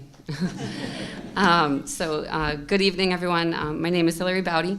I am speaking to you this evening as a proud Groton educator of 18 years, a kindergarten teacher at Mystic River, Groton's 2023 Outstanding Educator, a semifinalist for the State of Connecticut Teacher of the Year, and a doctoral candidate in social emotional learning and social justice. First and foremost, I empathize with the difficult position you all are in. Thank you for your hard work and reflection that you are investing in this decision. There are no easy answers, and I'm here to advocate for our youngest Groton citizens. Specifically, I'm here to emphasize the importance of the transitional kindergarten program, a program that could be eliminated if the budget is not restored. While this is only one small example of potential impacts of not fully funding the budget, I believe the effects of eliminating this program are worth highlighting. Due to the increasing academic demands of kindergarten, Connecticut teachers have widely advocated for our students to be 5 prior to entry, aligning with the requirements of other states in our nation. However, I was saddened that this legislation was enacted prior to the state implementing universal preschool. This legislation, while well-intended, puts districts in a very difficult position. The majority of districts across the state chose to do one of two things. One, essentially ignore the legislation and admit 4-year-olds into kindergarten, perpetuating the imposition of practices that are not developmentally appropriate for our youngest learners, or adhere to the new legislation and provide no alternative for the 4-year-olds with fall birthdays, placing the child care burden onto families for yet another year. However, the teachers and administrators of Groton refused to accept either of these options. We believed that we could and should do better for our students and families. And after extensive research, time, and effort, transitional kindergarten was born. Research supports my opinion that this is the single greatest opportunity to impact the achievement gap that I have seen in my 18 years in this district. The TK program has the potential to provide our 4-year-old children with a high-quality public education, adequately preparing them in social, emotional, and academic skills. If the budget is not restored, this program could be eliminated, and resources for existing preschool programs could be cut, such as transportation. The children and families most impacted by this are the low and middle income families who would not have access to affordable and high-quality preschool programs and could now be denied access to a high-quality public school education for yet another crucial year in their development. This will directly contribute to widening the achievement gap, which is already present by the start of kindergarten, costing the district immensely in remedial costs. On the contrary, funding TK offers a substantial return on investment. The research overwhelmingly supports that investment in early childhood education is one of the few investments that can be made that is both economically efficient and morally sound. I urge you to restore the budget and seize the opportunity to promote Groton as an innovative, progressive district that prioritizes equity for its children. Thank you.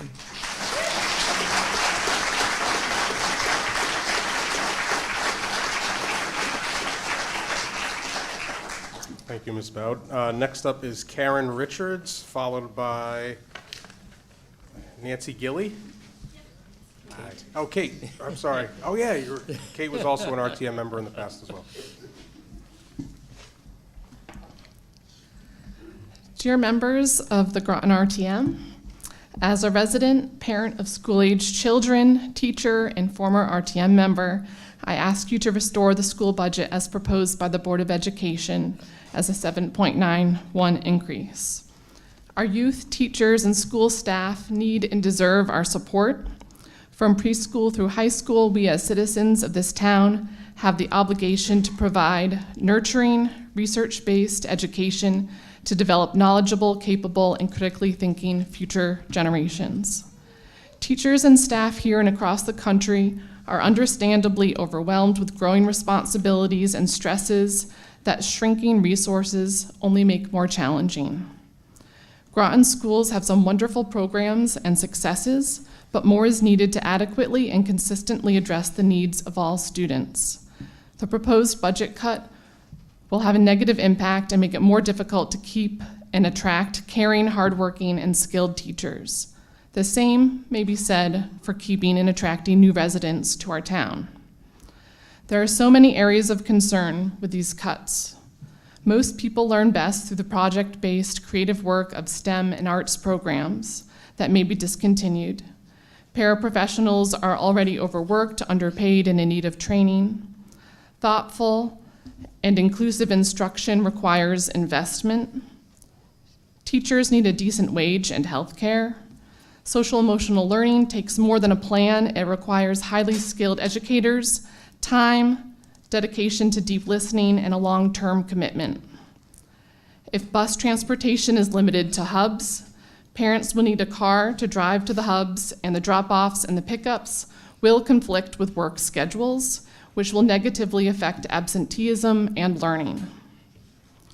Whether or not you have children in the school system, underfunding our schools will negatively affect you as well. I acknowledge that increased taxes may add to existing economic difficulties for some residents. Still, I advocate to increase the budget because overall it makes more sense for our community well-being and the longer view. I also recommend the town council consider using excess fund balances so that this increase has a smaller impact on property taxes. In addition, I urge you to support the Groton Public Library, Mystic Noank Library, and Bill Memorial Library budgets and the critical work they do to support literacy, access to resources, and building community connections within our town. Please give these concerns careful consideration because your vote makes a difference to the people who live here, young and old. Thank you for your time and attention.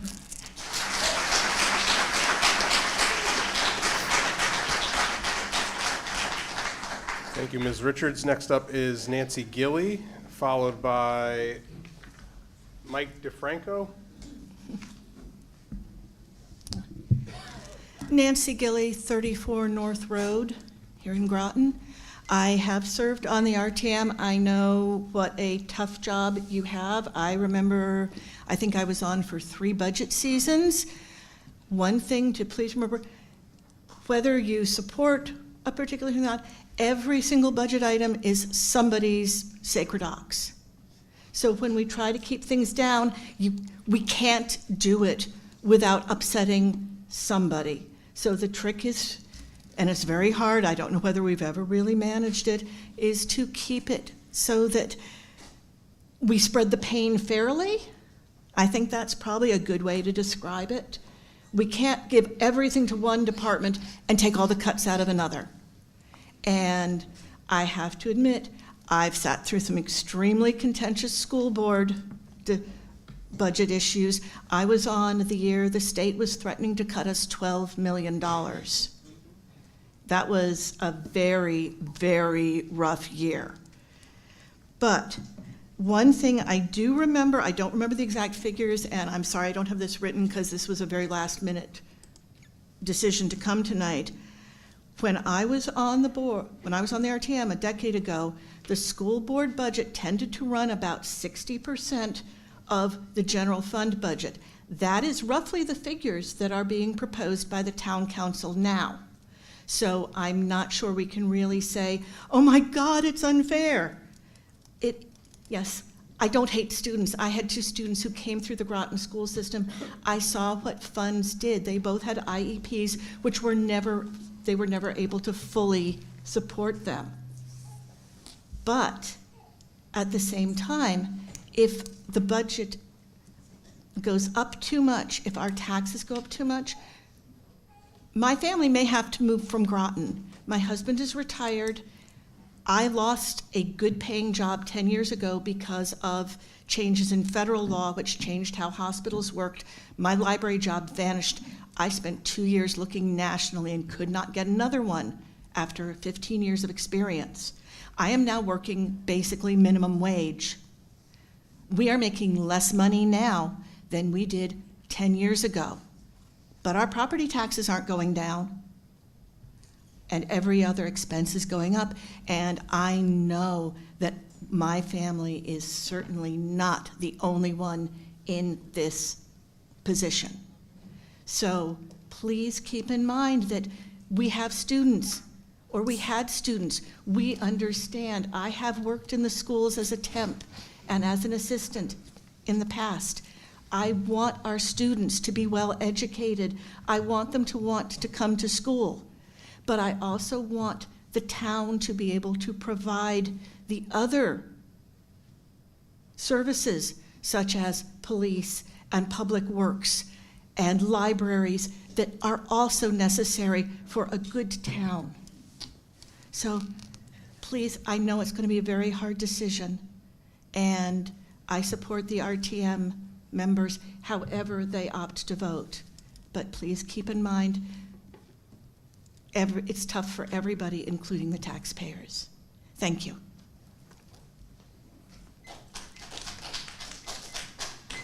Thank you, Ms. Gilly. Next up is Mike DeFranco, and that is the last person I have listed to speak. Hello all, my name is Mike DeFranco. I live at 160 Heather Glen Lane in Mystic. I'm also on one of the town's committees, also for Parks and Rec. Here to voice my opinion of I don't think that we should be increasing the budget and going above and beyond. Lay out some facts of why I think that. Obviously, there's opinions you heard on both sides today. Got to think hard about projects as you go and how to spend the money. With that, not just in the education committee, but I think we also got to look at across the board. How do you spend money, right? Got to figure out a balanced budget at home. We all make a certain amount of money, right? Everyone makes a different amount, but you have to live within our budget that we make. The town should do the same thing. The money that they get from taxes is their budget. They need to figure out how to best balance that, and it's hard. Sometimes you have to give and take a little bit with that. We all want better things in life, but we can't always afford better things in life. We need to be realistic of what we can afford and what we can do with what we have. I've already said a lot of the increase is driven by, I think the first person that came up and spoke said, we have some positions in the schools that got were supplemented by COVID funds, which is a good thing, right? We had more help, but those funds are meant to be temporary, not meant to be a permanent situation. If we want them to be permanent, we have to take something else out to make them permanent. That's a change, a swap we have to be willing to make. Passing that on to taxpayers is not the right answer. It will hurt some folks, right? We talk about education. I do have 2 young kids. I have kids that will go into the Groton schools, 1 and 3. I want the best for them, but at the same time, at what cost? You got to think about there's going to be other people in town that are going to get hurt by a tax increase, right? It could be anywhere from a couple $100 up to $1,000 or $1,500 for people, depending on where they live and what their taxes are through the district.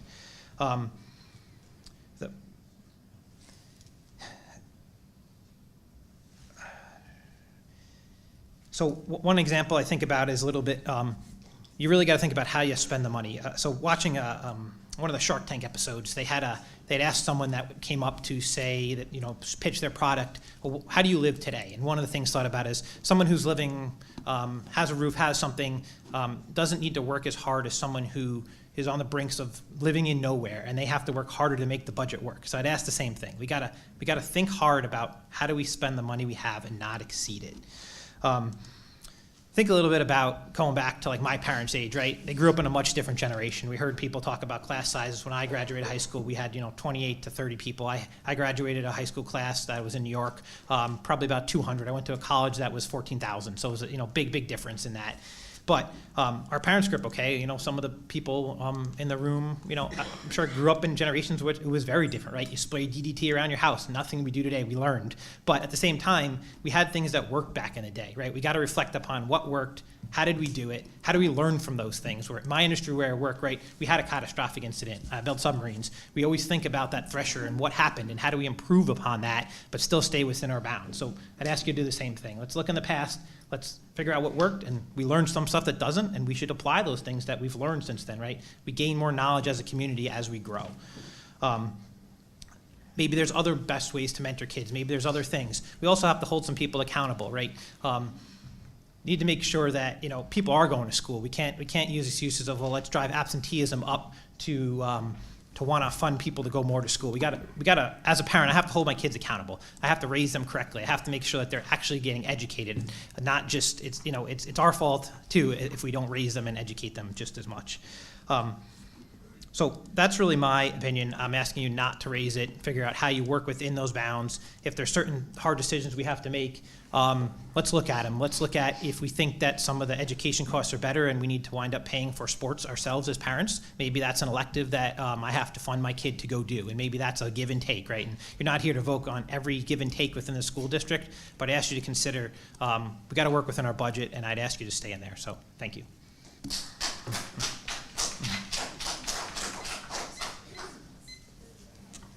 Okay, I just went over to the table and found there's another member of our community that wishes to speak, Adrian Johnson. And before Mr. Johnson speaks, I know this sign-up said citizens petition, but I just want to clarify, if you are a member of the public, you don't have to be a citizen of Groton in order to speak. This is the ability for all people to speak, so I just wanted to make that clear for everyone. Thank you, and thank you to the members of the RTM. My name is Adrian Johnson. I live at 4 Haley Farm Lane. I, along with my wife, are Fitch grads, class of '94. My father graduated from Fitch in '67, and my mother in '69. My grandmother, I think in the '40s, early '40s, and generations before that. My oldest son just graduated from Fitch, and I have 2 more kids that are at school in Fitch and the middle school. When we cut school budgets, you limit the possibilities of our future. And I say this because, my family has a lot of history, and we look at future. I hope that my kids end up here. But I will support them staying here, and hopefully future generations will enjoy the town that we have. But when school funding is cut, services are cut, and children suffer, not to mention the negative effect of poorly funded schools have on our home values. The Board of Ed cut 125 jobs and services in the proposed budget, totaling over $7 million, $4.5 million more than that COVID money. I think that COVID money was $2.4 million, and we cut $7 million out of the budget already in the 7.9% budget. How many jobs was our town forced to eliminate outside of the school's budget? Where else have cuts been so deep already? I'm not advocating for further cuts outside in other town essential services, but ask yourself this because it shows our values as a community. In addition to those deep cuts, the additional $2.8 million cut voted on last month would have devastating results in our district's mission of teaching and learning if it's upheld. Is this really in the best interest of our town to cut so deeply while we still have a rainy day fund of $36 million? 2 months of fund balance, I think, which is suggested, is $26 million. So it's $10 million more. What exactly is our town saving so much of the taxpayers' money for, if not for the fundamental service of educating our own children? Our kids have been continually cut by the town over the last 10 years, with only an average of 9% or 0.9% increase per year over 10 years, where the town has had a 2.7% increase on average over the last 10 years. Just last year, operations were approved at over a 7% increase, town operations. I ask you to ask yourselves what we value, if not the education of our children. Please restore the Board of Education's budget. Thank you.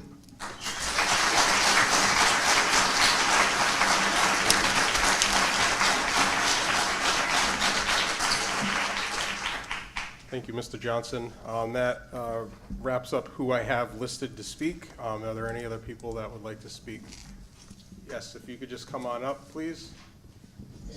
And if you just state your name for the record and your address. Thank you. Hello, my name is Allie Altman. I live on 21 Jefferson Drive here in Groton. I just wanted to come up because I heard a few people who were asking a question, and essentially the question was, what did the school do to waste money that we have to increase so much? And that's in various ways, that's what I was hearing. I heard it from the first gentleman who spoke, who said, like, what's the problem? Where'd the money go? What we're dealing with right now isn't just limited to Groton, it's the entire state. And it's unprecedented. We are still recovering from what happened in COVID. And our children, who were not prepared for this, are recovering. And they were without, for no fault of any of the educators here, or even parents or people in the town, they were without things that all of us have grown up with. Okay? They were without going to school for 1, 2, maybe 3 years, depending on how things were going. And that has repercussions. Those ripples in the pond are still hitting us today. So we're not trying to recover from something, a mistake that we made as educators, a mistake that we made as a town. We're trying to fix a thing that happened and to restore our children to the same opportunities that those of us who are here voting today, who live in this town, who pay taxes, that we had. And yes, times have changed for sure. But no one has had to deal with what we've had to deal with COVID. It's not like we did anything wrong, but we are trying to make it better. And that's all I just wanted to say, is these services that the kids need, it's way more than they've ever had in the past. I do not teach in Groton, I teach in Norwich, but it's the same thing. And I see it, and it breaks my heart to see this happening in Norwich, to see it happening in Groton, and to know that these kids are not going to be able to even be on a level playing field with the kids that came 5 years ago. So in my little part, that's the answer to the question. We didn't make mistakes. We're just trying to fix a problem that the entire country had, and this money will help. So please restore the budget. Thank you. Thank you.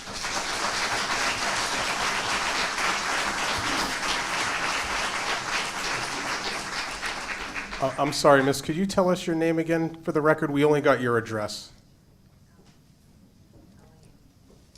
Just want to make sure we get that. Allie Altman. Okay, thank you, Ms. Altman. Okay, are there any other individuals that'd like to speak? Go ahead, Mr. Thomas, you ready to go?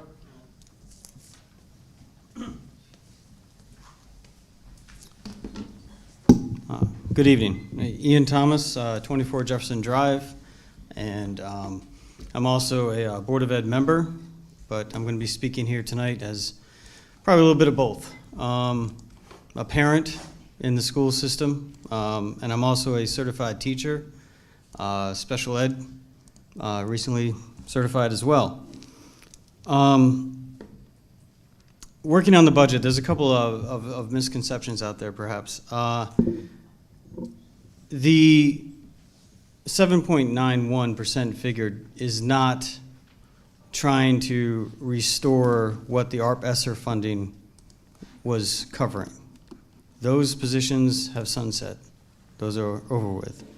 The 7.91% figure is basically a level budget trying to maintain where we were before COVID, taking into account inflation, insurance claims, transportation costs, and various other concerns, contractual raises, which the superintendent and the chair will be able to speak to at more length during their time presenting. Obviously, I'm encouraging you to restore the 7.91 figure as a good place to start.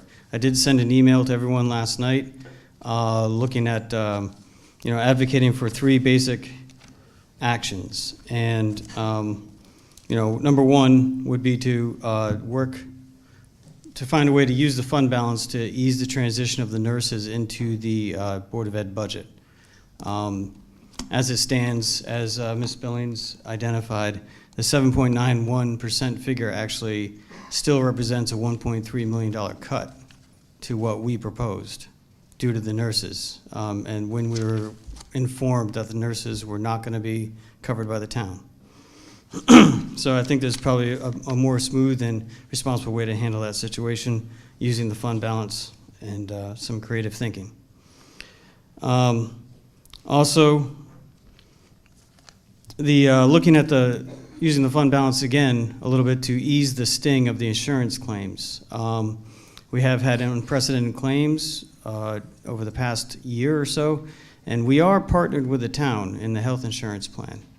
So we're kind of in this thing together from a certain point of view. However, we are self-funded as the town and the Board of Ed together, which means that we, both municipality and the board, have to have money reserves on hand in order to cover the co-insurance, the other side of the claims. So one of the things the board has been looking at is a way to transition away from the self-funded plan.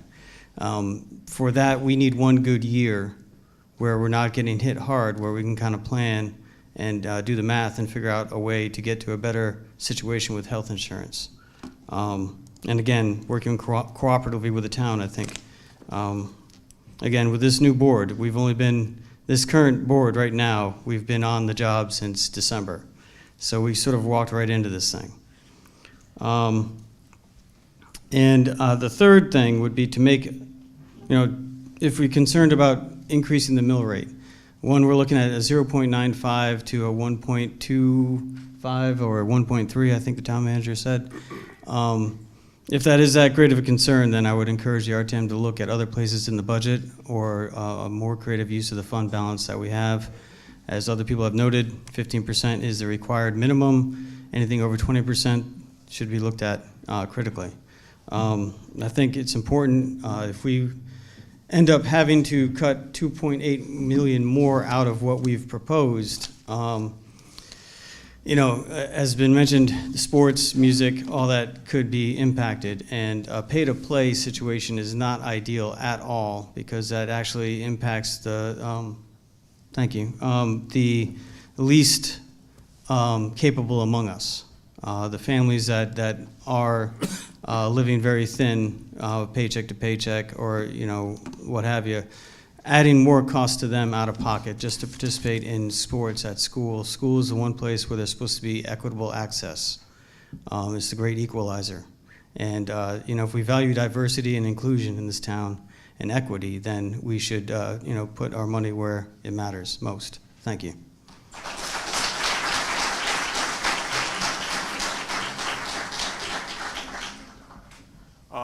For anybody else that would like to speak for this public comment, there is a paper that's still over there that if you'd like to sign up, so it ease the flow. Okay. No worries. I just wanted to let everybody know. Thank you. Good evening. My name is Megan Strand. I live at 373 River Road in Mystic. And I want to thank the RTM members for, letting us speak. I want to thank all the teachers out there. At least 2 or 3 of my children's teachers are here, and I really appreciate all the work that Groton teachers do. I am a graduate myself of Groton Public Schools, class of 1998. I even went to UConn at Avery Point because Groton means that much to me. My 2 children attend Mystic River Academy, and I am the president, co-chair actually, of the PTO at Mystic River. I have gotten permission from all of the elementary school PTOs to speak to you today. We basically wrote a letter that says you need to restore the funding. We are doing our part by fundraising as much as we can to provide the extra activities, the field trips, the busing to the field trips, because that costs a lot too. And I don't want to belabor anything that anyone else has said, but I'd ask that the town support our students as well and continue that support. Thank you.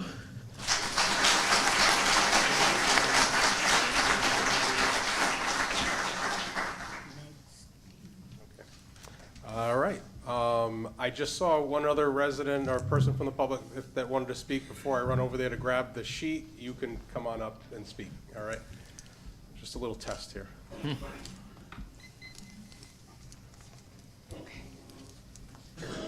Hi, my name is Lacey Johnson, 87 Main Street, Noank. I graduated in 1996 from Fitch High School. I know Megan very well. I went on to be a full scholarship student athlete, and I'm in the Hall of Fame for a Division I university for the sport that I coach at Fitch now.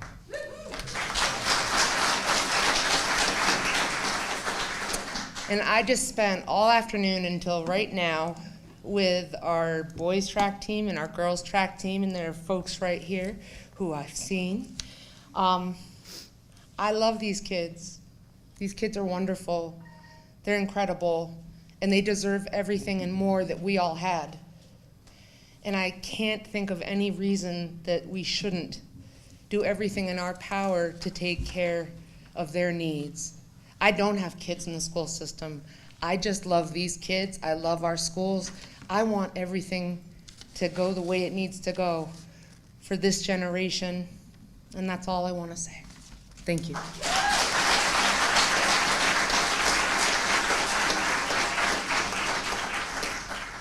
Thank you, Ms. Johnson. Is there anyone that'd like to speak? Yes, please, come on up.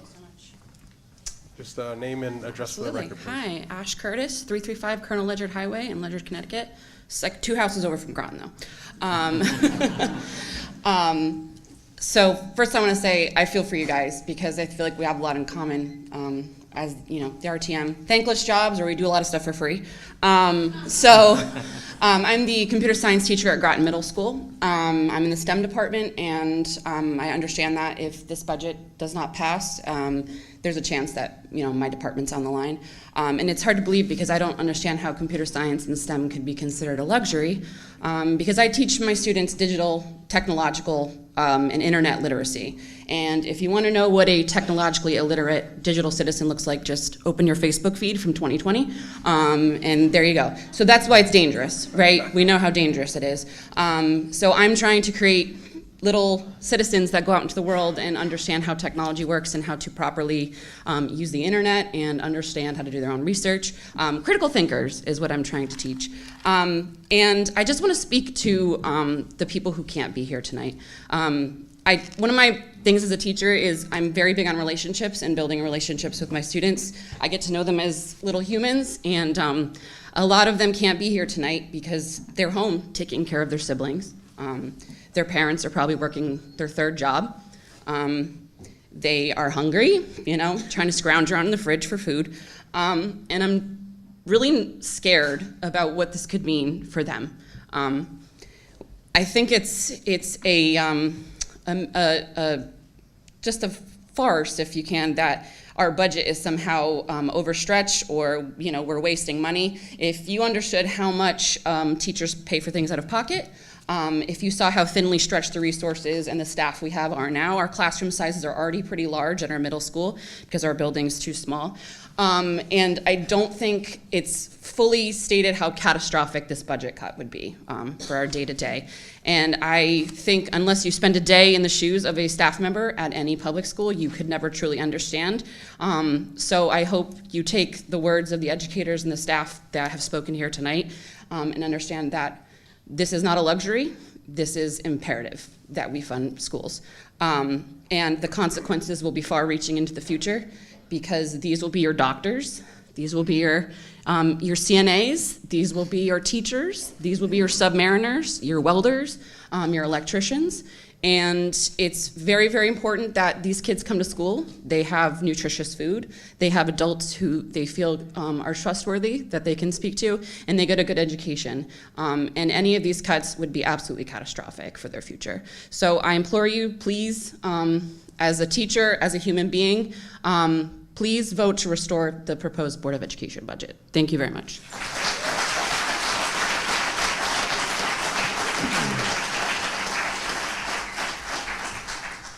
Thank you very much. Are there any members of the public that would like to speak? Please come on up. Name and address. If we could get it a little slowly, though, because we're trying to track all the addresses and things. We don't want to have to roll back the tape. So thank you. Hi, Elisha Picard, 17 Bradford Circle, Groton. I am an educator, as you can tell I'm wearing red, and one of the things that I constantly think about is how I don't teach music, I teach them how to be humans. I am constantly teaching them about social etiquette and how to deal with their own emotions, and I have to say that since COVID, that has gone up tremendously. It really broke my heart when recently a student who really wants to be a teacher was told not to because of things like this, thinking that they won't get paid enough to live their lives. I come from a long line of educators, so I have a lot of passion for it. However, one of the things that is also sad is that many of us have 2 or more degrees, and we are constantly having to fight for our jobs. I pay the taxes here. I have been only in Groton because I wanted to work in Groton, and I left another district in Connecticut because I wanted to work in Groton, and now I fear that I will not be working in Groton anymore, so I wouldn't really have a reason to stay. On top of that, I would like to point out that a lot of comments were made about 30+ class sizes. And one of the things that educators are constantly doing is reviewing research on why certain practices are chosen for today's day. And just because it worked okay back then doesn't mean it's the best practice. And we talk about those kinds of things consistently. So I really hope that you consider restoring the budget, as it will be really helpful to continue the success of our future generation. Thank you.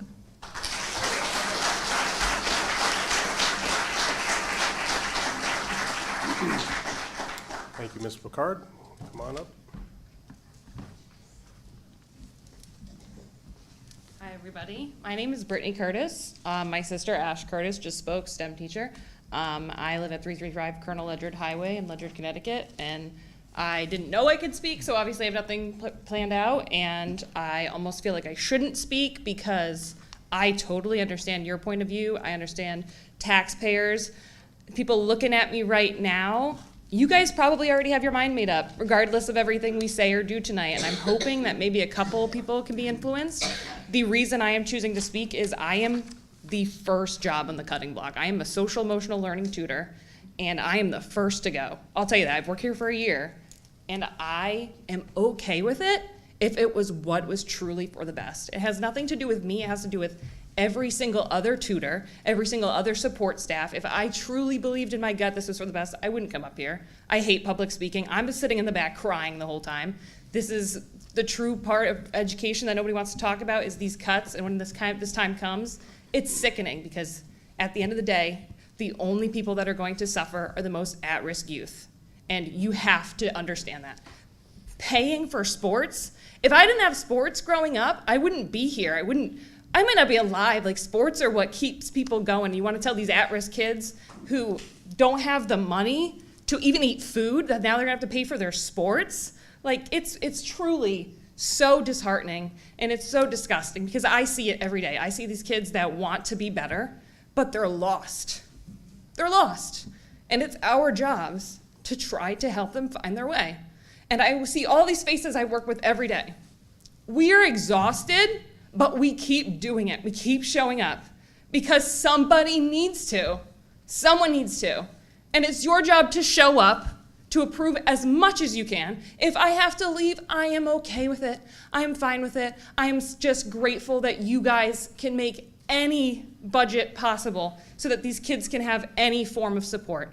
And STEM classes, they are our future. You hear it all the time. Also, public education is public safety.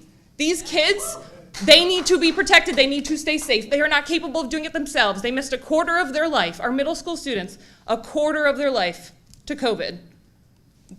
This is unprecedented. We need to protect them because they are not capable of protecting themselves right now. Our school is their safe place. I come every day. I wear a walkie-talkie. I run around the school because I am a safe person. I don't have kids of my own. I might not ever be lucky enough to have kids of my own, but I have my Groton middle school kids, and they know that. They know I'm their safe person. And even if I don't work there, I'll come back next year as a volunteer if they'll have me. I don't care. I will go unpaid to support these kids, as every single person in red here has done. Our admin are here, our teachers are here. I saw another tutor who comes here. I see a para here. We show up every day, and I will do so unpaid. I do not care. These kids need it. It is your jobs to try to make this impossible decision. I do not envy you, but I'm looking at you as human beings, as the first person on the chopping block, first person to just support the basic necessities of human life, the basic needs for these children. And that is their safety, their well-being, their education, and their future. Thank you.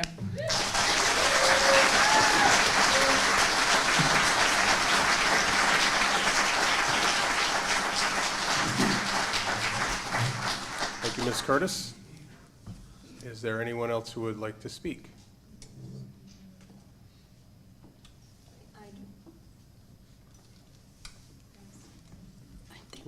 I'm sorry, I don't. Oh, yes, Dr. Ackerman, please. I came here from Wilkes-Barre, Pennsylvania, when they were hiring people from Wilkes because they liked our work ethic. I came here in 1966. I've been involved in the schools since that time. I have no intention of not staying in the school system. The other night at the board meeting that with the RTM Education Committee, I said that in the Book of Virtues, William Bennett said that we pass on our civilization through our stories. And I said I was going to tell a story. So I'm going to tell another story tonight. When I was principal at Fitch Middle, there was a child sent to me because he was naughty. And he came into my office and he sat down. And I said, "Stand up." And the next day, his father came in and he said to me, "You wouldn't even let him sit down." That's not true. However, I said to the dad, "We don't teach math. We don't teach science. We don't teach English. We teach children." And I said, "When you go into your commanding officer's office, do you sit down?" And he said, "No, ma'am, I don't." And with that, he left and said, "Thank you." And that's what we do. We teach children.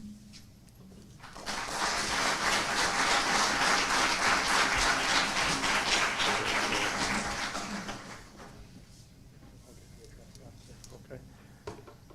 All right. Are there any other members of this room that would like to speak?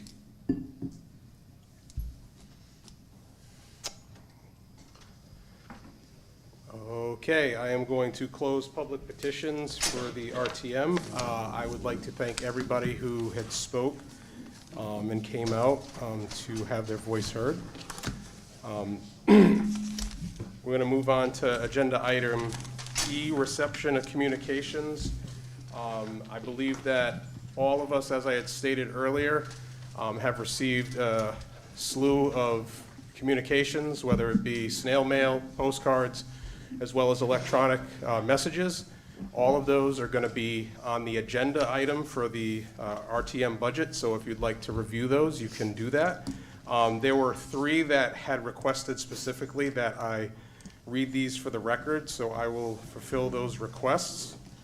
The first one is from John Scott of 674 Cal Hill Road, Mystic, Connecticut. Mr. Moderator and RTM members, let me add my voice to a list of people who are opposed to the Groton Board of Education receiving an 8% increase in their budget year. I am strongly opposed to what will become a permanent increase under the Connecticut law. Please do not increase their budget beyond what the town council gave them during their deliberations, as it is fair and responsible number. Let's put a financial face on the pressure being put on the Groton RTM and to add money to the Groton Board of Education budget. Let's pretend for a minute that the RTM adds the money. Here's the financial impact. A home assessed at $446,000 equals $571.02 increase to their taxes. They will pay the town $10,443.44 this year. A home assessed at $300,000 is a $384 increase to their taxes. They will pay the town $7,023 this year. A home assessed at $200,000 is a $256 increase in their taxes. They will pay the town $4,682 this year. A car assessed at $40,730 is an $86.75 increase in their taxes. They will pay the town $866.73 for that car this year. Of note, the average price of a new car in Connecticut is $48,528, so many will pay much more.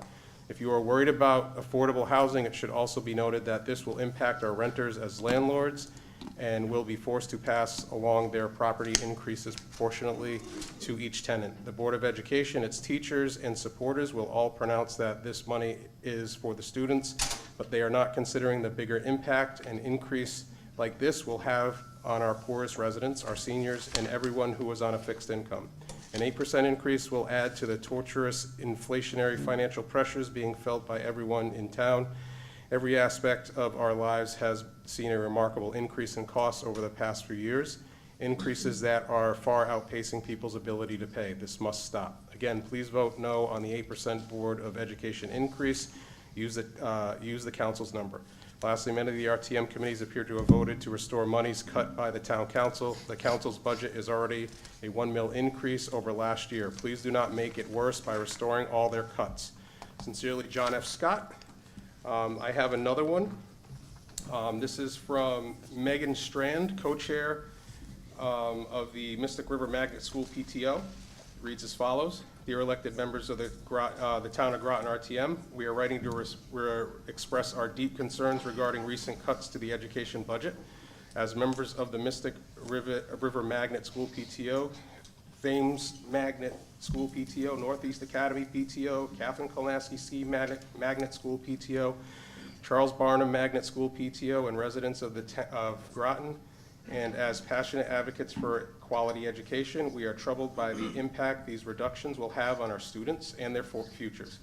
We all join this letter. I gotta read it this way, it's too small for me, I apologize. And request that the RTM restore all the funding to the town council cut.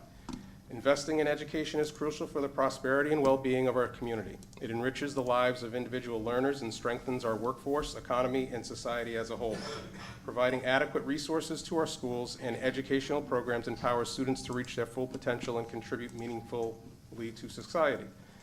Unfortunately, recent budget cuts have threatened the ability of our educational institutions to provide the high-quality education that our students deserve. These cuts will lead to reduced essential services, increased class sizes, and limited access to vital resources and programs. As a result, our students are facing more significant challenges in achieving academic success and preparing for their future endeavors. As PTOs, we rely heavily on fundraising for field trips and activities. While we enjoy providing these essential activities, we also have limitations in what we can provide. We strongly urge you to reconsider these cuts and restore funding to the education budget. Investing in education is an investment in our community's future. By prioritizing education funding, we demonstrate our commitment to the well-being and success of our students, community, and nation. Furthermore, as PTOs, we are committed to providing as many opportunities for our students as possible. In the past year, the PTOs have struggled due to increased price programs and trips and assisting in transportation costs due to the change of the busing contract. These contracts have drained our funds considerably. However, we will continue using the money raised by fundraisers for field trips and other activities that enrich our students' education. We ask that you do the same by restoring funding to the Board of Education budget. Thank you for considering our concerns. I look forward to your prompt action on this matter. Sincerely, Megan Strand, Amanda Sisley, Rachel Bo Goodman, Leanne Burns, Patrick Florio, and there's a whole bunch of supporting signatures. This was also given in our email correspondence, but they had requested that this be read, so I wanted to do that. There is one other one that was requested to be read. I already did that. This is from Kathy Chase, 146 Indian Field Road. Mr. Moderator and RTM members, I was a member of the RTM for 6 years and have done extensive research on many topics that came to the RTM during those years. The Board of Education's budget is always a hot topic, as it is always more than the entire town's budget. There are always rumors out there that if the BOE isn't given the amount of money they request, the children will receive a subpar education. Nothing could be farther from the truth. I have never heard of a child in the Groton schools getting a bad education because of the budget. While deliberating this request, you must take the emotion out of it and not listen to all the rumors. If you don't work with the budgets in your normal working life, I strongly urge you to watch the town council meeting on April 16th. This meeting brought to light many inconsistencies in the way the superintendent handles the budget. You can't keep throwing money at a problem and expect the problem to go away. There are documented questionable practices going on. This needs to be investigated. In addition, more money does not equal better education. There are less children in the school system today, yet there are more teachers and administrators than when I and my children went through the Groton school system. Why? If you increase the budget above the town council number, this will increase the minimum budget requirement, MBR. When the questionable practices are fixed, the MBR will stay. It cannot be reduced. Also, an increase will be devastating to more people in Groton than not. I've heard people argue, well, they had 0% increase for a couple of years. No, what they did was take the money from health savings accounts to come to that 0%. Now that has come back to bite them. They must play catch up. They also talked about not putting money into the OPEB, other post-employment benefits, for next year. Like the health savings, that will also be a problem in coming years. We are considered an alliance district that receives approximately $5 to $7 million. What happens when that money goes away and we come out of the alliance district? They will look to the taxpayers again to replace that money. Regarding the loss of over 100 staff, why is this a surprise? They were hired with temporary ARPA funds. Staff should never be hired with temporary funds. If children are hurt by the town council's budget number, that will be the superintendent's choice. You will hear that they will cut extracurricular activities such as sports, but don't play into this emotional blackmail. Please find other efficiencies. Use your voice. As I said in the beginning, why do we have so many administrators and teachers for the number of children in the system? If you increase this budget, which will in turn increase the mill rate, that will be devastating to so many people who are struggling already. That includes renters. It all trickles down. Please do your research and keep the number that the council worked on so hard to keep the tax increase low, $86,425,178. They made many cuts, including the town manager offering to forgo his raise.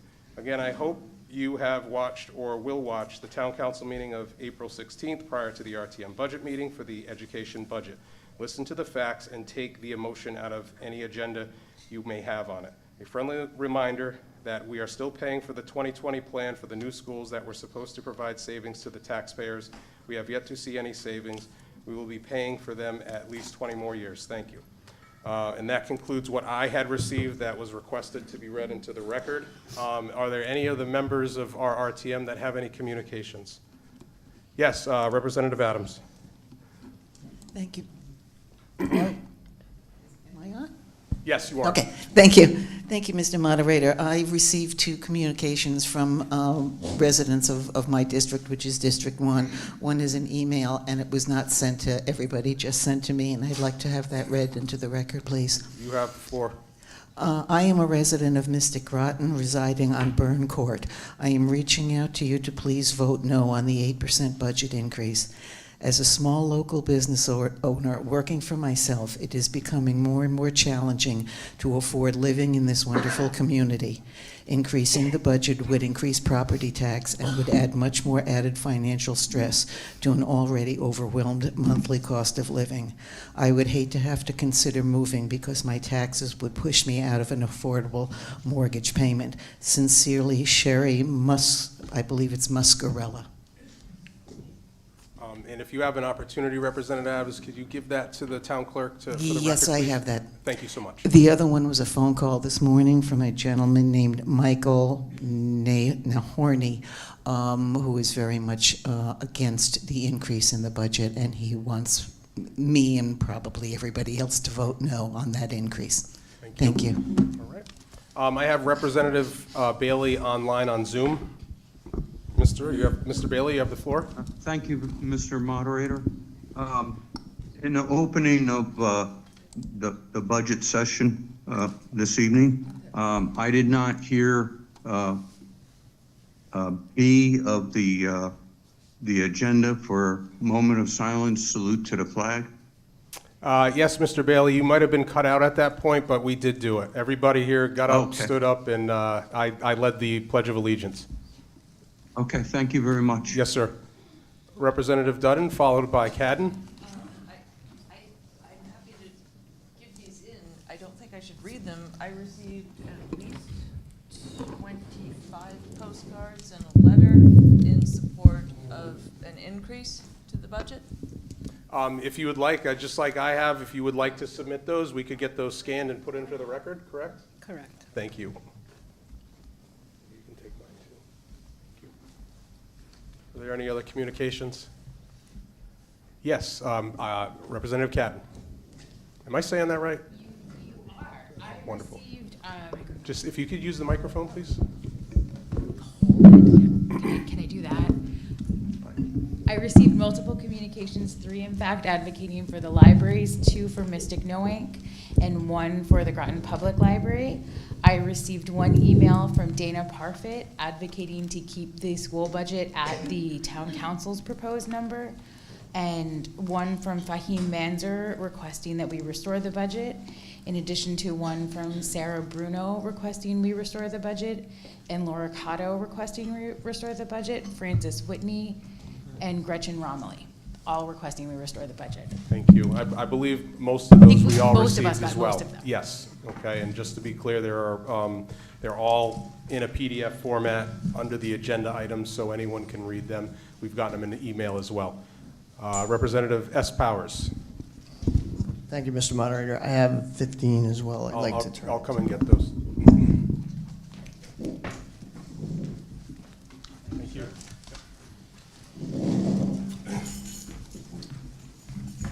And if any other RTM members do have those postcards, we could give them to the town clerk, and they'll make sure that they get scanned in, processed, and put into the public record. Is there any other communications? Yes, Representative Perella. There we go. Just a communication that I did receive several communications from residents all over the town teachers, students, and also other residents about, I don't have them with me, approximately 25 or more for the budget and approximately about 11 against it, approximate. Thank you. Any other communications from the RTM?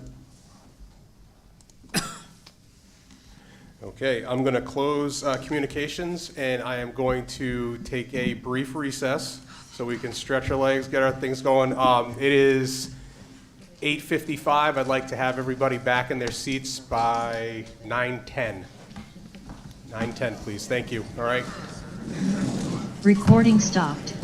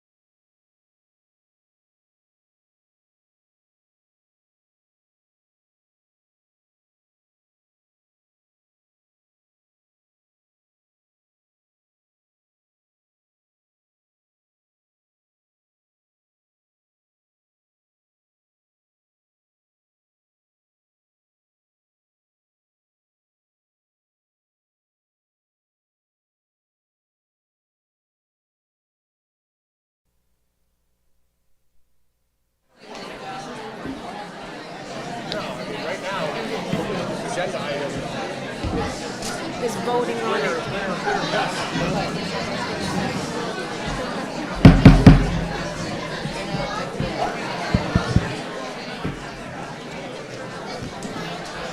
If RTM membership can please take their seats, it's 10 past. Stay out of trouble.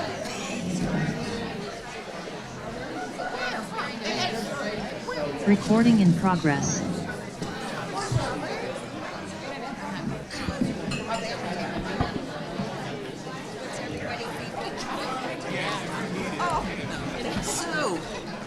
Sue, the list of bringing in the snacks was in the email that she sent, along with everything else. I honestly don't remember which one. I know it was not mine. Mine is on the 16th. District 1 is on the 16th. The district that brings in snacks.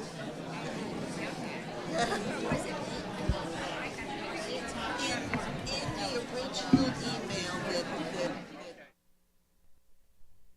and blah, blah, blah, there was a list of the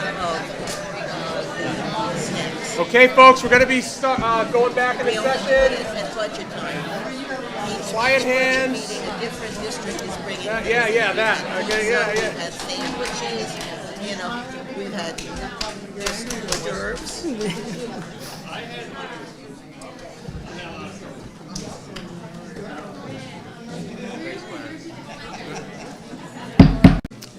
Okay, we are going to call the annual budget meeting back into session.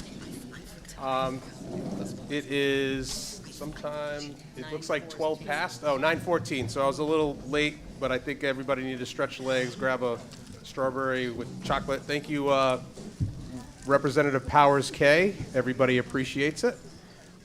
Just for notations purposes, we are down to 27 members at the moment.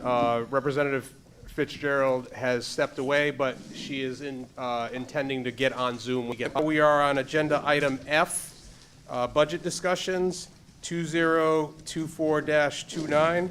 Oh, wait, do we have to do that? Mr. Burt, do I have to set this for the setting the annual meeting dates? Okay. So before we get to the budget, I'm going to move 2024-249 to setting RTM annual meeting dates for fiscal year end 2025 on the fiscal year 2025 town budget. Whereas section 9.3.1 of the Groton Town Charter requires that the town council determine the date for the annual budget meeting of the representative town meeting. Now, therefore, be it resolved that the annual budget meeting of the representative town meeting will be held on Wednesday, May 1st, 2024 at 6:30 p.m. at Thrive 55 Plus Active Learning Center, 102 Newtown Road, Groton, Connecticut. So moved. Second.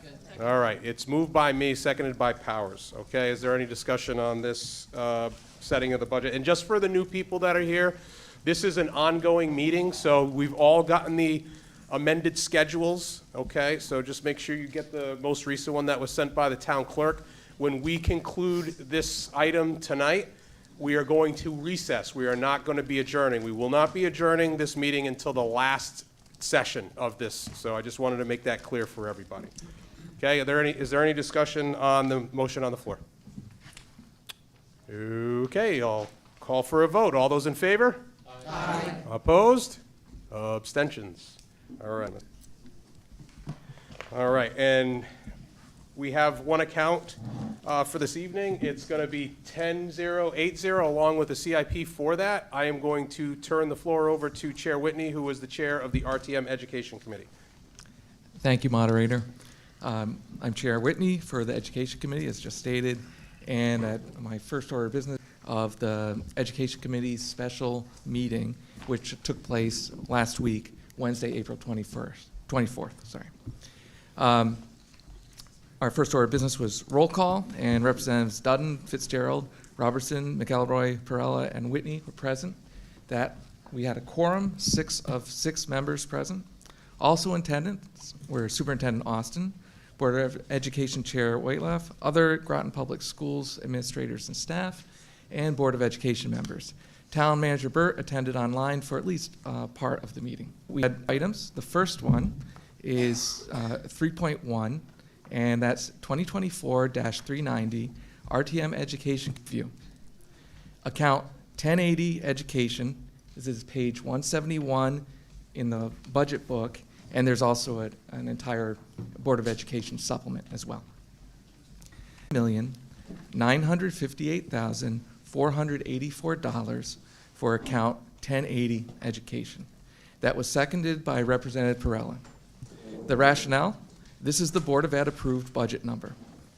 That ultimately passed after discussion, 6 in favor, none opposed, no abstentions.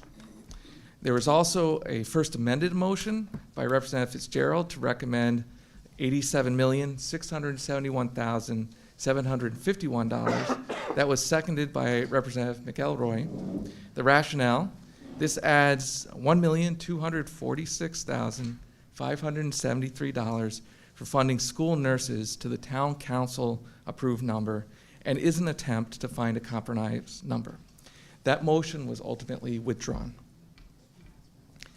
Let's see, let me just check here. Okay, so as a note, the recommended amount by the committee is higher than the town council number of $86,425,178 and requires a 2/3 vote of the RTM to restore the full BOE approved funding. The committee received communication letters via email. Of these, 2 support the lower tax budget number due to concerns of increasing property taxes. 1 raises the issue of tapping the high general fund balance instead of cutting the education budget. And 19 support the higher BOE budget number and wrote about the negative effects of position cuts and other reductions. One of the letters fully supporting Groton Public Schools is signed by 39 members of the Mystic River Magnet School Parent-Teacher Organization. Immediately prior to the meeting, 112 note cards and postcards urging support of education and the higher BOE budget number were hand-delivered by the Groton Education Association, GEA. The next day, 81 additional GEA postcards arrived via mail. They advocated support for the full education budget and described negative educational impacts of underfunding. All emails, note cards, and postcards are accessible online for all RTM members and the general public. The main meeting room in the town hall annex was filled with people sitting and standing. Others were standing in the hallway. Many of the audience were wearing red in support of Groton schools. The discussion on the education budget covered a wide range of questions and comments from committee members and answers and information from the superintendent, Groton Public Schools staff, and Board of Education members.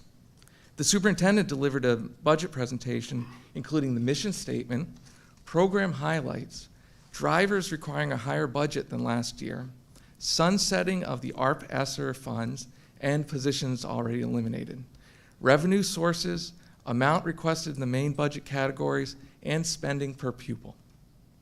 Program highlights included pre-K and transition K programs, enhancing literacy for K through 5, math and science curriculum initiatives, special education services, social emotional learning support, and programs including the National Naval Defense Cadet Corps.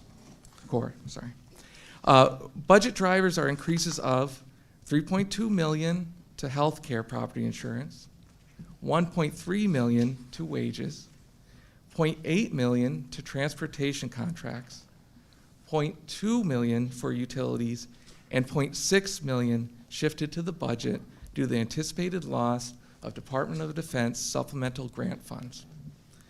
Prior to BOE approval, the superintendent and the Board of Ed went through the budget and made cuts. The budget is considered a pre-COVID level service budget. There is no increase in programs. Even with the proposed increase, the district spending will continue to be among the lowest in per pupil spending. ARP-ESSER funds for COVID pandemic impacts are no longer available. The BOE budget reduced 124.75 full-time equivalent, or FTE, positions that had been funded mostly by ARP-ESSER. These eliminated positions including many tutors that support students and teachers. The superintendent stated student needs supported by these positions remain, but the positions were not brought into the FYE 25 budget in response to views expressed during the budget process. Employee benefits, including health insurance, are up by 35% from last year. The school system and town are self-insured, accepting large claims covered by stop-loss insurance. This large jump was unanticipated. It's connected to more $50,000 to $200,000 claims than in previous years. A couple large claims exceeding $200,000 are not included due to a lasering provision that the stop-loss insurance company exercised. The BOE will look into alternative healthcare insurance options for the future. There is not a large health fund reserve to cover the increased costs for the FYE 25 budget. Transportation costs increased from last year because of the contract. The BOE chair explained that the transportation contract is not negotiated. Rather, it is awarded in a bidding process where only 2 companies bid. The DoD supplemental grant typically brings in $500,000 to $600,000 and has been used to support technology costs without including them in the budget voted on by the RTM. It is anticipated that the school system will not receive these funds next year because the number of military dependents does not meet the threshold. Reserves in this account have been used. The technology costs that had been supported by the Department of Defense supplemental funds now are included in the regular school budget. This is the chief reason for the budgeted 33% increase in supplies. The technology includes both hardware and software for education and operations. The Town Council approved an amount $1,533,306 lower than the amount approved by the BOE and unanimously recommended by this committee. The superintendent presented a tentative list of potential cuts to align with the budget constraints set by the Town Council. The BOE chair emphasized that the BOE has neither voted on nor completed review of the list of these reductions. The potential cuts included eliminating positions for approximately 7 teachers, 4 aides, 2 administrative staff, 6 certified staff, 8 community coordinators, 3 custodians or maintenance personnel, and 2 school secretaries. Discussed cuts also included sizable reductions in site budgets, bus routes, athletics, field trips, summer school, and professional development. There would be reductions in services because the Town Council number does not fully accommodate the rising costs. The superintendent stated that such reductions would put obstacles in the way of equity for the social economically diverse student population. The education budget and funding options were discussed in the context of past years and broader budget strategies. The flat educational cost share fund from the state and the flat or reduced federal funding have put increased pressure on the town as costs rise. The average education budget increase is approximately 2% with many years of 0% increases. Health reserve funds have been drawn down over the years to help keep budget increases low. It was stated that over the same period, the general fund has grown from below 7% to over 22%. The Town Council policy is to keep the funds at least 15% to maintain bond ratings. It was estimated that the general fund balance now stands at about $38 million. Drawing more from the general fund could help fund education and avoid large increases in property taxes. It was also discussed that not fully funding this year likely would create large problems for the coming school year and lead to more budget turmoil the next year. The school nurse situation most likely will create a $1.3 million burden on the school budget. In prior years, school nurses have been provided through a contract between the town and the Visiting Nurse Association, the VNA. The VNA announced in January that it would not renew school nursing contracts with any area schools. Consequently, the account 10841 VNA School Health in the town manager's budget is 0. An alternate account, 108411, school nursing services, is in the town manager's budget for $1,346,573. The town council zeroed this account because a contract with another organization was not obtained. The new plan is Groton Public Schools will directly hire the school nurses. Due largely to the timing of the budget process, there are no provisions or line items for school nurses in the BOE budget. The BOE has not had time to fully consider the implications of taking on school nurses into the education budget. Supporting school nurses with the FYE 25 account 1080 education budget will require approximately $1.3 million in cuts in other school areas. During the discussion, the essential roles of school nurses and legal requirements were emphasized. Now, this is the end of that account portion. Would you just like me to read through the next part or the CIP, or just stop here? Why don't we stop there and then we'll go to the CIP discussion, but we can move to accept these minutes as presented. Okay. I make a move to accept the minutes as presented. Okay, the motion has been moved to approve the minutes as presented by S. Powers, seconded by Perella. Okay, any discussion on those minutes? Clarifications to the chair? All right, seeing none, I'll call for a vote on acceptance of the minutes as presented. All those in favor? Aye. Opposed? Abstentions? The minutes pass unanimously as presented. Okay, so then you can now move the main motion on the floor. And for those that are in the audience, as well as our membership that's new, we are going to be dealing with account 1080, which is the Board of Education. We will have a number that will be moved by the chairman, and then there is an opportunity to have 2 amended figures on the floor. Okay, but we have to go with the main motion first and requires a second, then we can open up discussion with that. Thank you. And I'll move the unanimously recommended number from our committee. Second. I'll just say that. Sorry, thank you. That's quick. I move $87,958,484 for account 1080 education. Second. Okay, so the motion is made for account 1080, and it was seconded by Perella, of $87,958,484. Before I open up the floor for discussion, I just want to make an announcement based on our RTM rule, section 8.1, conflict of interest. Any member, and I'm going to read it to for the record, any member shall disqualify themselves from voting if they have they have a conflict of interest in the subject under consideration as defined by section 3.5.3 in the town charter. Any member who voluntarily does not vote on an issue shall retain their rights of their office. The town charter requires any member who has a financial interest, direct or indirect, in any contract, transaction, or decision of the RTM to disclose that interest so that it may be recorded. I will also provide information on what does the town charter mean when it says 3.5.3, conflict of interest.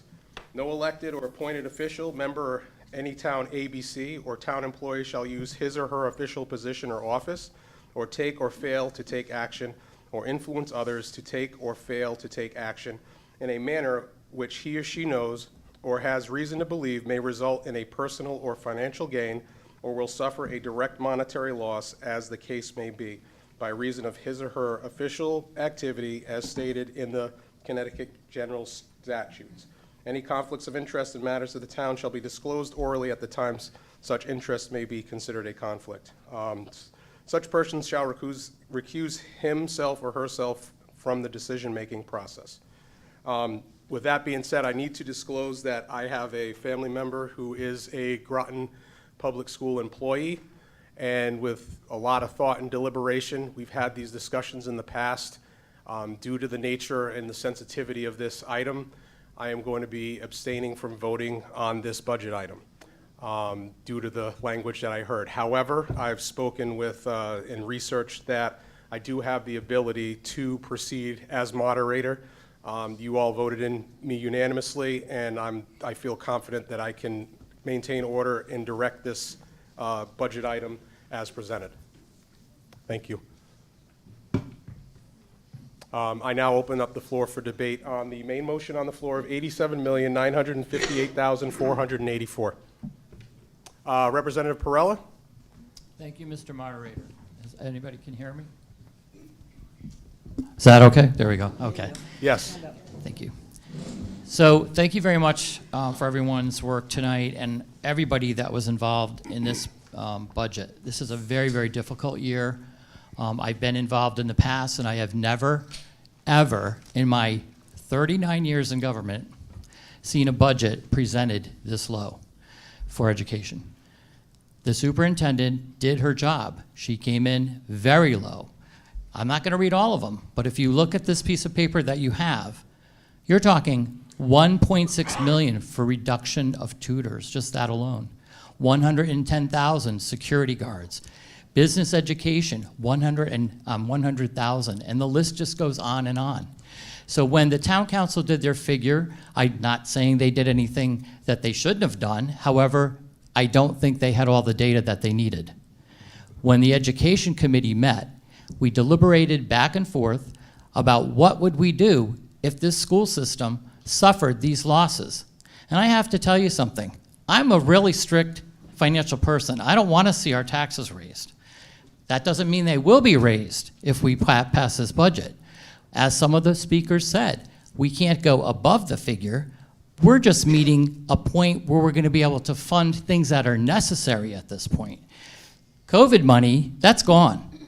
This is just to maintain a decent school system where we are going to be a competitive town and the children are at stake.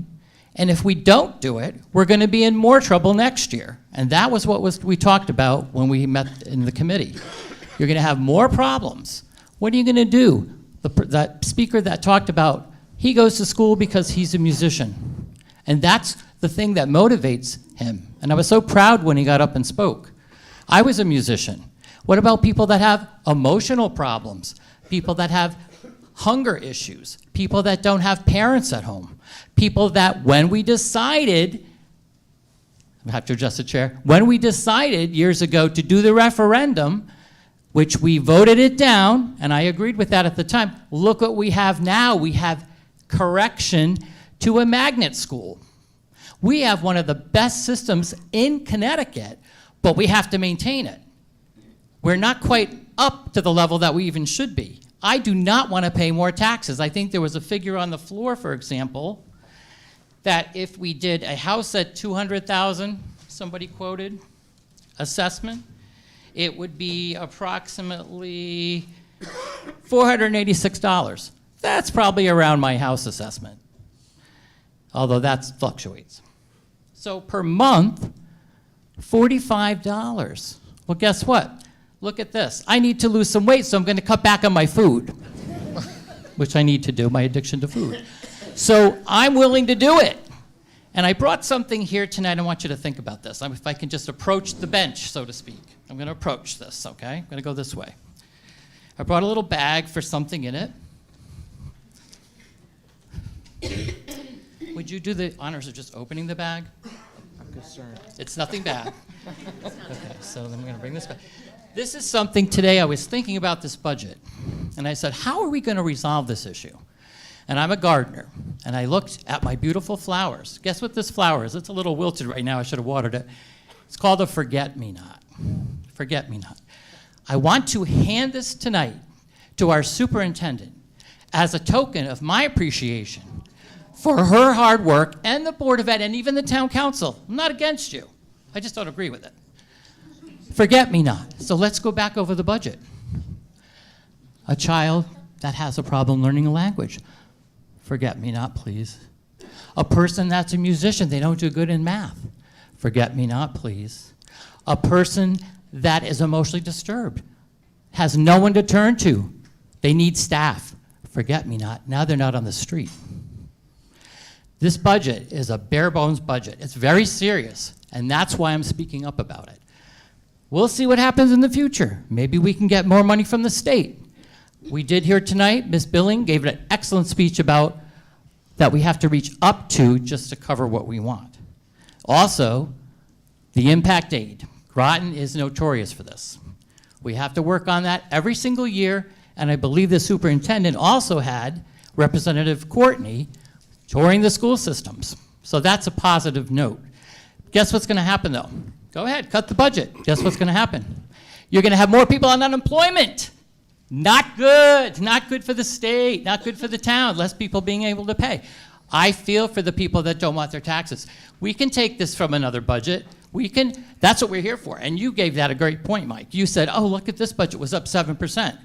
We've underfunded the budget for the past 10 years. We did the same thing with the building projects. Now we have the magnet systems and new schools, which, by the way, I think they need to be improved. Okay, some of them are falling apart. Oversight, fund the budget. Do it this year, bite the bullet. Go with the council the Board of Ed figure. Go higher. Go as high as we can. Next year, you're going to pay even more if you don't. Thank you.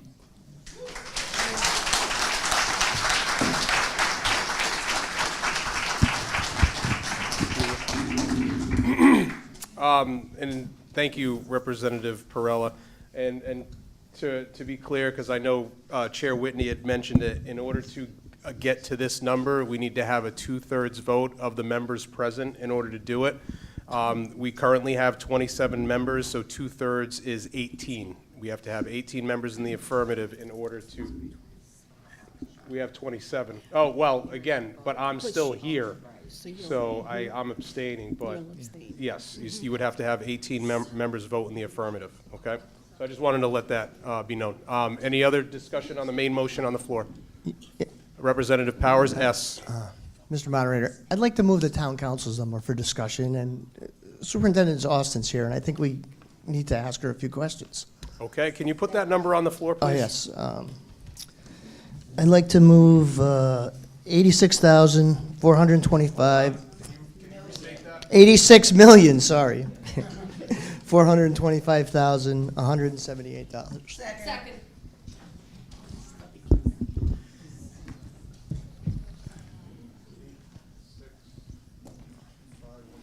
Can you guys read my handwriting?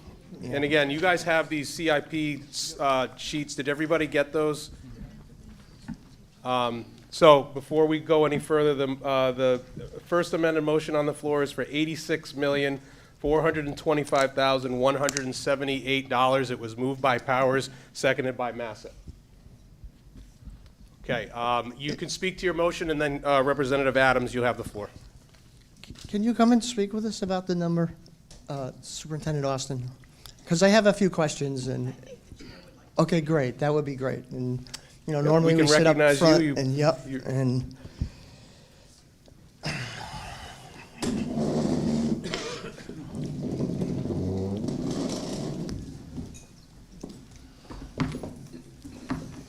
we appreciate all the hard work that you put into doing this work, okay? And I've looked at this, many, many hours I've spent on the school budget.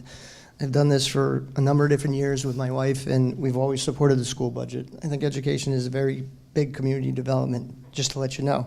I do have some pretty interesting questions, and you know, part of it has to do with how we got here, first of all, when it comes to the ARPA funding. And I know that we're not recovering any of these jobs, and that they're temporary jobs.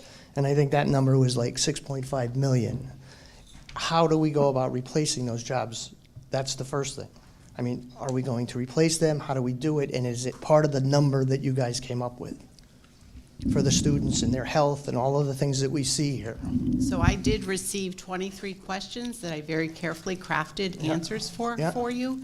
And I also sent documents showing you the broad observations of the escalating costs that we've endured in this past year.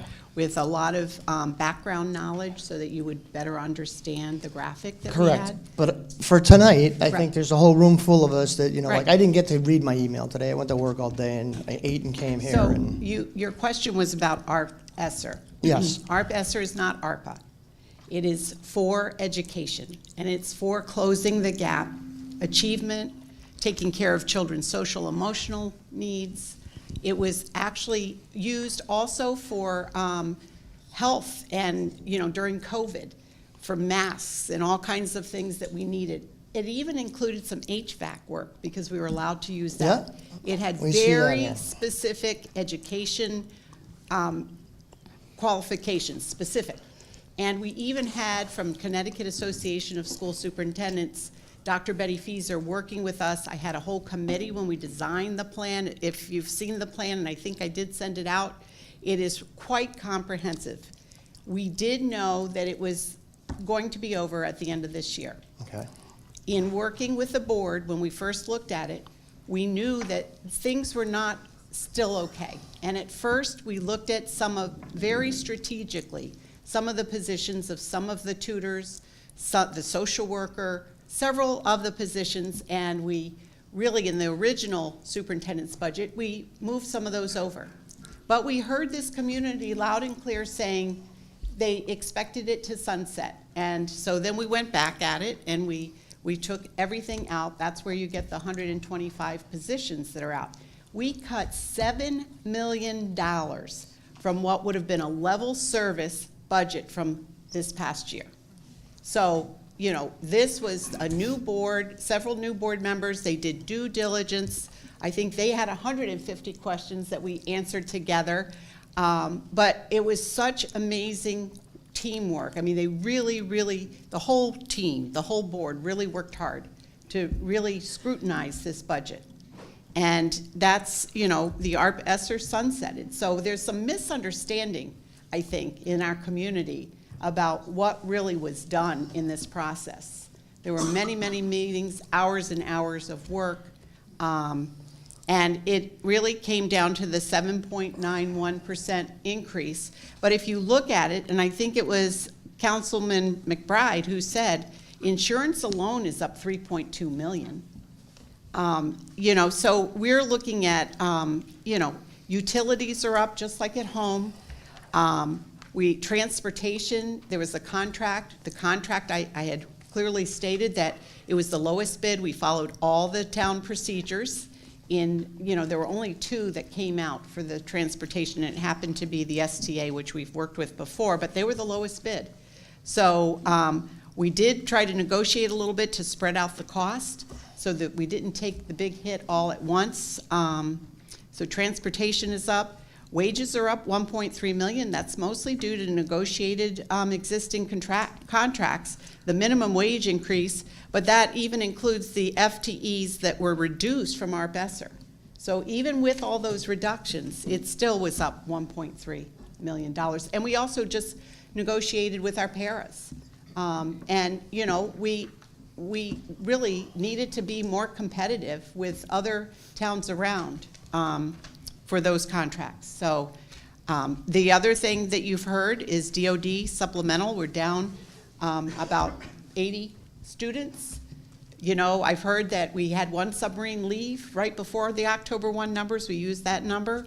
And the next submarine that's going to be replacing its spot is not coming in until next October 1. So we expect not to have that number next year. I'm hopeful in the future because we are building submarines and there's so many slots that they can fit that we will be, back in a better way. But for next year, we do not have what we generally use, which is the $500,000 for the technology.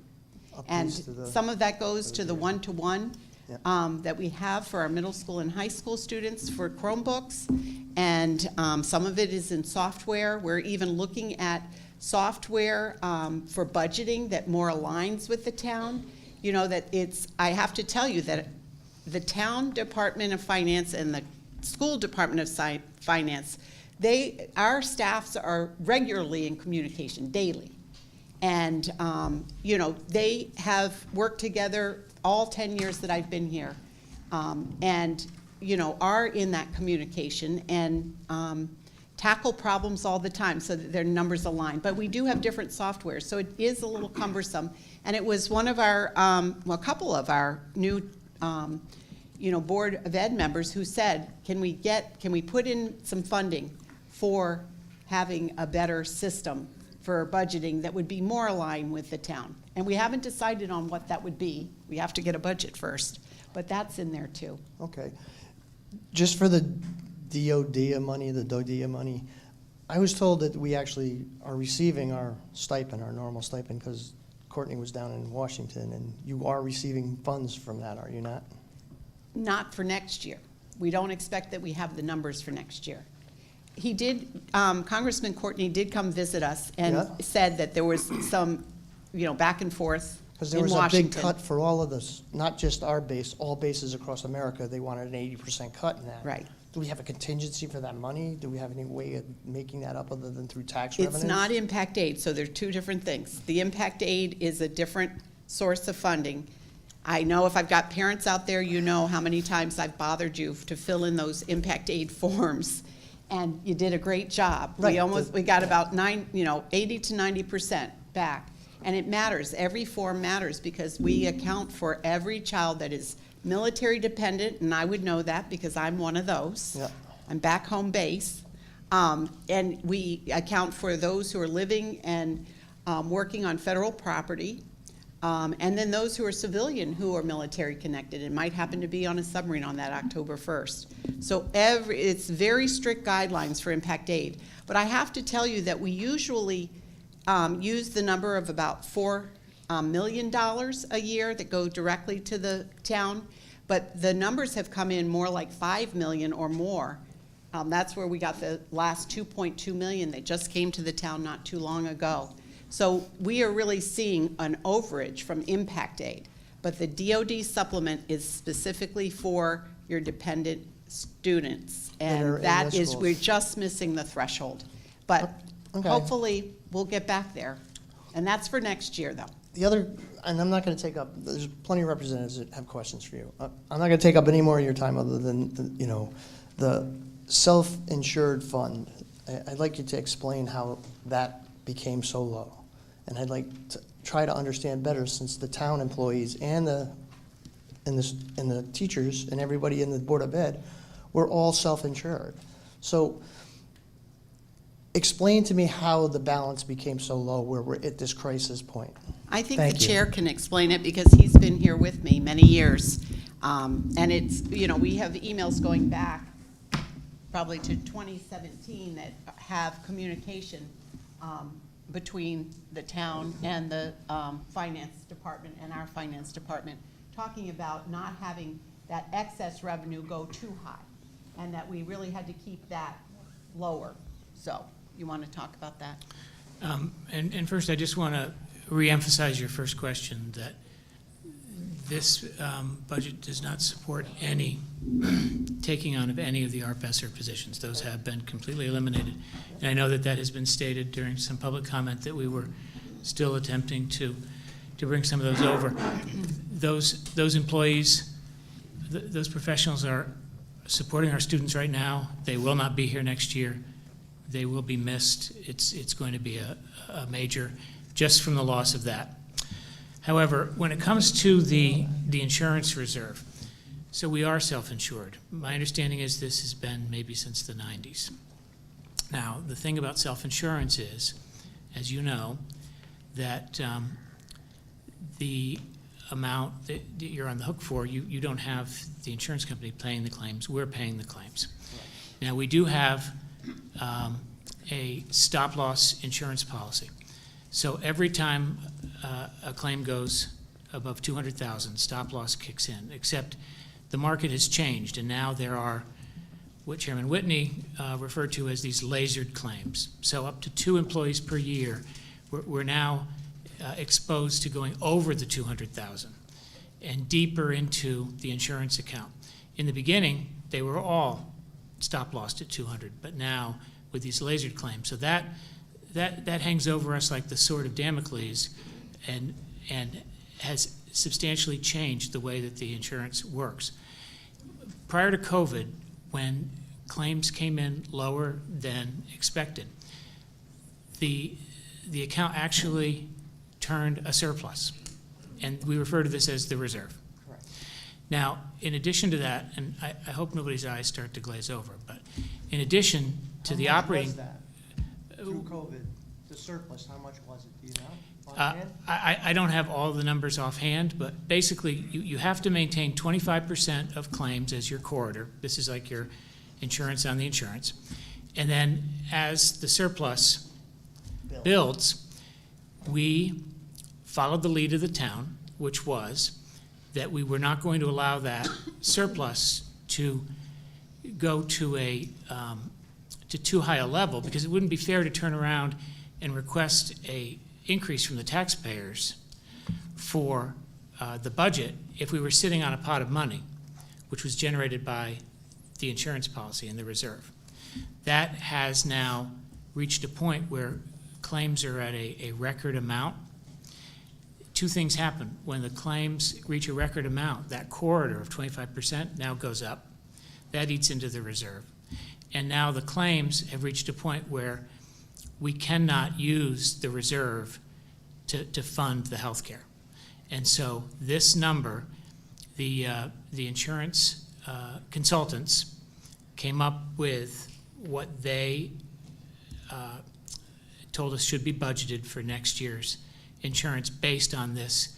Some months our claims are double what was budgeted.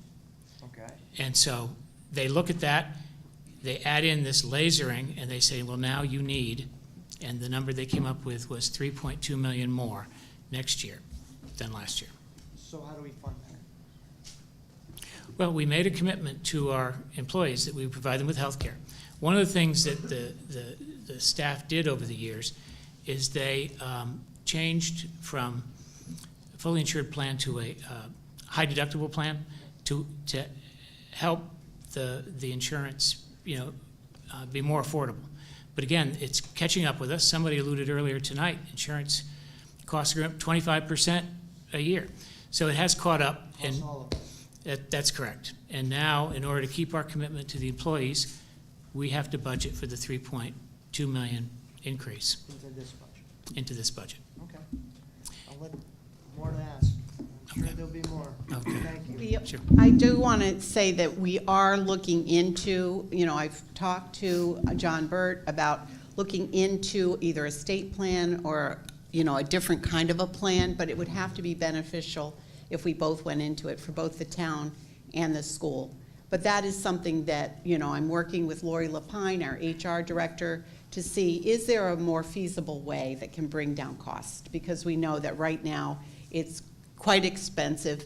I think during COVID also, you saw, believe it or not, a lull in getting things taken care of in your health care. And now we're seeing these escalating costs where we used to spend maybe $700,000 a month.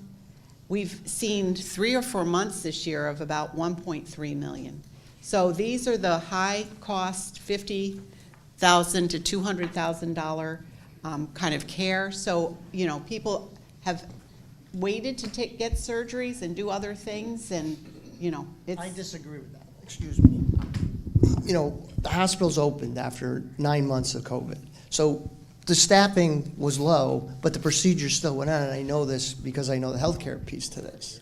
And so if those claims come in, what's to say they're not going to come in again? That's the question. I think everybody here wants a solution. I don't think anybody in this room doesn't want to figure this out. Right. Okay? There's nobody that wants the budget to get cut. And none of us want to pay more taxes. So somehow everybody in this room has to make this happen. So I'm asking you, to me, that's one of the biggest items we got, other than the teacher salaries. It is. Those are the two biggest things that govern what we're doing. You're absolutely right. So Right. everybody in this room is trying to make a decision on that. And the kids are impacted by it, so all of us understand that. How do we make it work? The only way we make it work is if we have discussions about it and we know how to make it happen, because there's a lot of intelligent people in the room. So I thank you for your time, and I'll let the other representatives ask questions. Okay, before I recognize second-time hands, even though we're on another motion, I'm going to go with Representative Adams before I give you the floor. Yep. Representative Adams. There was a mention, and I'd like to thank Superintendent Austin and Chairman Whiteloff for answering the questions that I had received, either from constituents, other RTM members, and myself. If you didn't get this, it's in your emails. You received it about 9:30 this morning because we worked on it. They worked on it hard this weekend to try to fill some of those gaps that people were having questions about. So, and you also mentioned that there were corresponding links to the presentation as well as the May 1st message. So I'd suggest taking a look at that if you haven't already. Representative Adams, you have the floor. Thank you, Mr. Moderator. Getting back to your original question about the number, excuse me, the number on the board, may I ask you to use either a navy blue or black, because I can't read it from back here. Understood.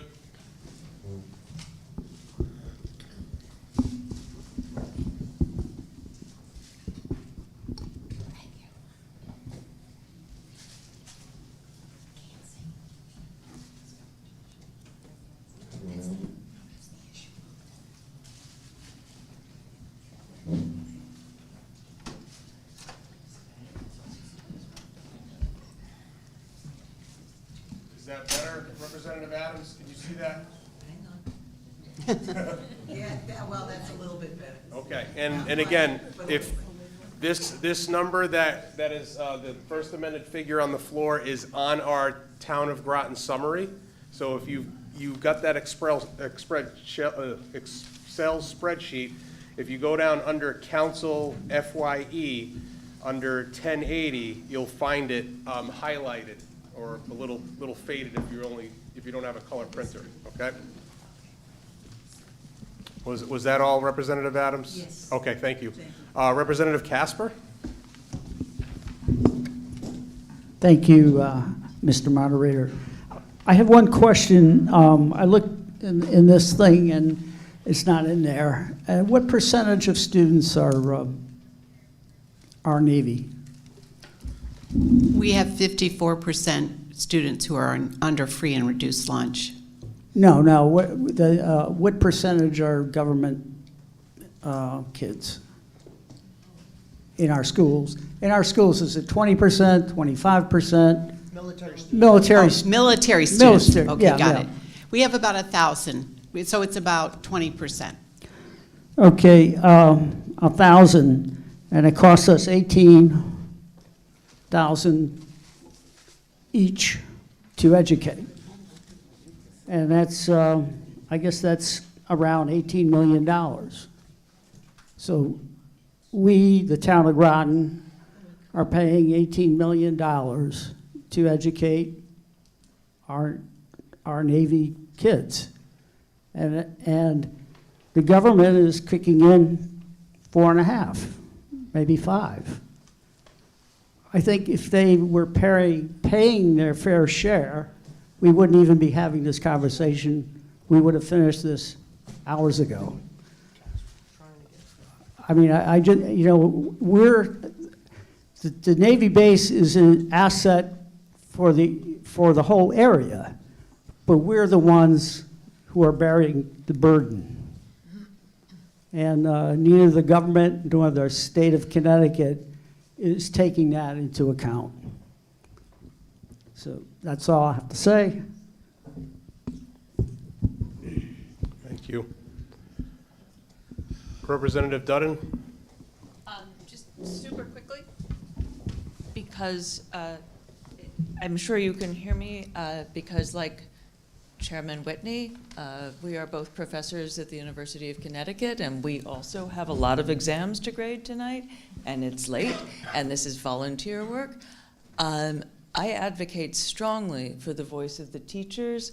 Everyone who has spoken has talked about the value of their labor, and I'm not really sure how this town cannot figure out, we can see that number. I mean, we can figure this out without the tax increase that is being threatened in another way, but we cannot underfund the schools. Thank you. Thank you. Representative Gibbs, did you have your hand up?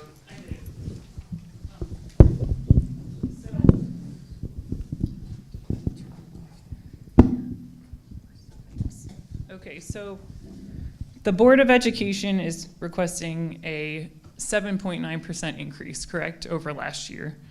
But then in our budget books, it says that the increase in the Board of Education budget funded by the town is 12.5%.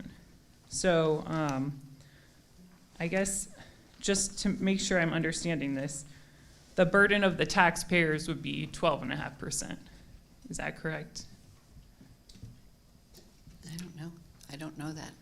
I think it'd be the burden of the town, but maybe the question is about that. I think they're referring to the pie chart. Mr. Burke's coming on over. It was in the school budget. There's a difference between expenditure increase, which is what's really under the realm of the RTM, versus how much in property tax increase. There's a difference. So it's a 12.5% property tax increase. So they're two different, totally different things.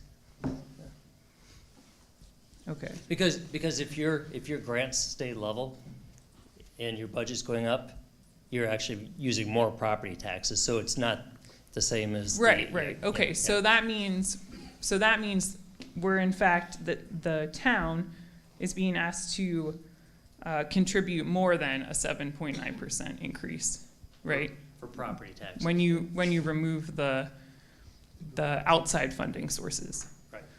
Okay, so I did the math, and if you remove the $1.533 million that the town council removed from the Board of Education's funding request, that's still a 9.4% increase to the property taxes.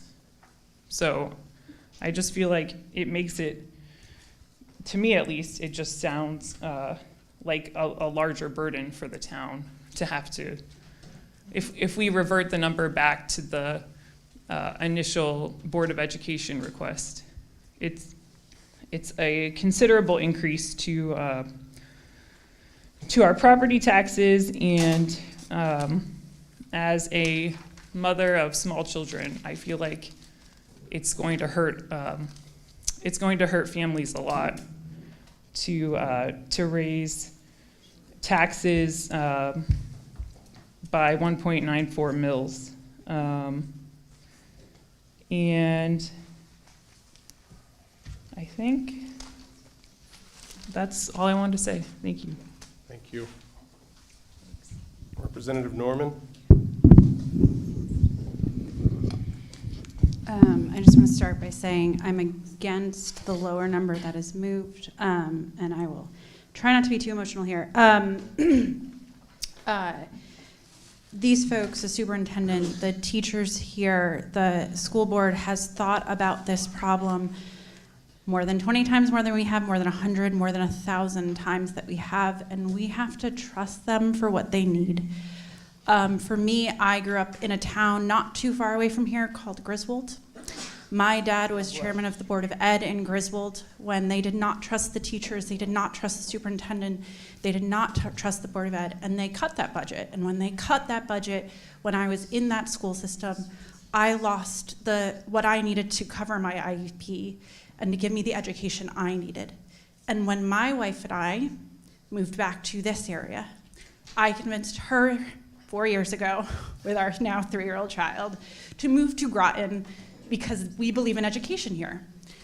And I hope that we believe in education here, and we trust our teachers, and we trust our superintendent and our principals and our Board of Education, because they are the ones who have thought about this problem and struggled with this problem so much more than we have. And if we don't, we're going to pay so many consequences down the road. Thank you. Representative Cadden?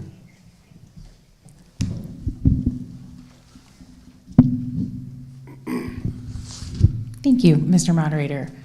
I'm a public school educator. I do not work in Groton. I work in the region, and what Groton residents need to know is the admiration that local communities have for Groton Public Schools.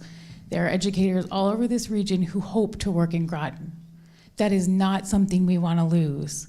If you think about other schools in the region and why you choose to live here or send your children here, I'd like you to think about it again, because everywhere in this state, staff is being cut, programs are being cut. our schools are asking to maintain. They are not, and I promise you, there is not a person in this room who is paid enough for what they do in Groton Public Schools.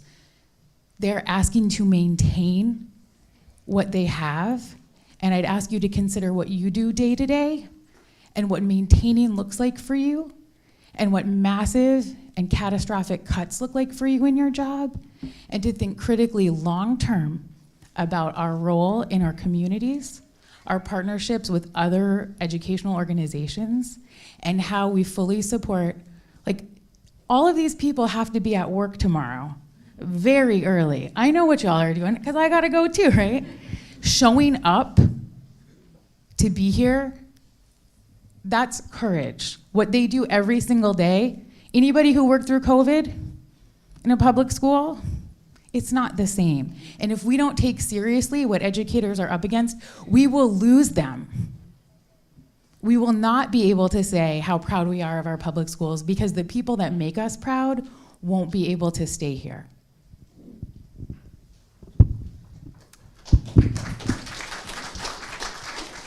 Before I recognize any town council members that are ex officio members, is there any other RTM member that would like to speak? Representative Dean Schimbrot, followed by Wells. Thank you, Mr. Moderator. I'm not sure I know how to use this. I've never had the privilege of voting. Is the red light on? I've never had the privilege of voting on the Board of Ed budget because for the 12 years I've been on the RTM, I had to recuse myself. I worked as a para. And during that time, and I wasn't really going to bring this up, but I'm pretty upset right now. I begged, I pleaded for a raise. I organized 200 people into a union, 200 paras and tutors. That's a pretty big thing for a Republican to do. And I begged, and every time I'd get to that table, I'd be told, sorry, no. And could we please have a sick day? No, we got sick days because the state gave us sick days. We were not treated well. Now it is a lean year. Those were during the fat years. That's when money was good and the Navy was giving us great dollars towards our educational budgets. Now we've got nothing. And you want more money? I begged and I begged for money for my people. And I was told no. We never got medical insurance. We never got disability, even though we'd be down at Pequot getting patched up. I'm sorry, but there is no way I can say, yes, I will support that high number. Not when we were slapped in the face and told no, but thanks for doing a great job and thanks for showing up every day. But no, we're not giving you a raise. No, maybe we'll give you 10 cents more an hour. But thanks for showing up. I can't tell you how, well, you probably can tell by the look on my face how upset I am.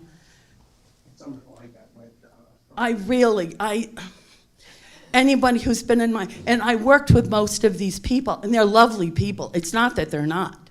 But I don't see them giving up any raises like Mr. Burt did.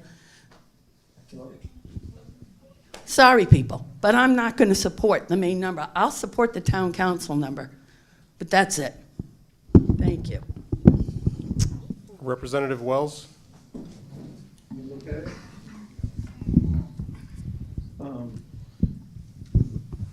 Well, I had the opportunity today to speak with my cousin, former Republican State Senator Kathy Cook, and I reminded her of the last time we had these discussions.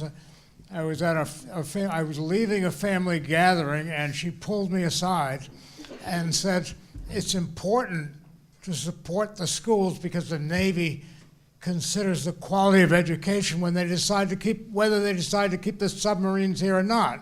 Those things sail away. They could sail away and not come back. And the last time they had a base realignment thing, everybody out, Dr. Mitchell was out holding signs on Route 12, waving them, and so on. And it's not a garden of earthly delight to be in the Navy. I mean, I'm just thinking about it. There's you could have one parent away out to sea, and one parent at home, usually, I don't care what kind of quality of parents are, at least they show up every day. And if the child has trouble with education, they got somebody to talk to. And when one is missing for long periods of time, you really need support in the educational system to make sure they move along in their studies. And that's, frankly, that concerned me a lot. All I keep thinking of is one parent is out to sea and nobody to talk to about how's it going at school until what, when they come back? Anyway, thank you very much, Mr. Moderator.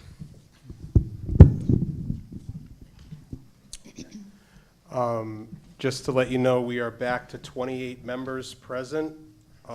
Representative Fitzgerald just arrived at, I don't have my, where'd my phone go? 10:13.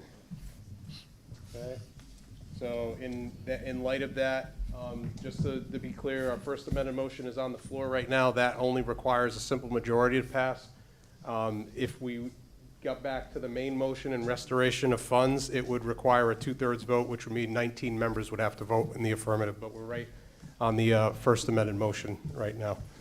Okay, before I recognize second-time hands, again, I just want to be clear that the moderator has the discretion to acknowledge ex officio members. We have ex officio members here as well as town councilors. I'm going to allow a town council ex officio member to speak.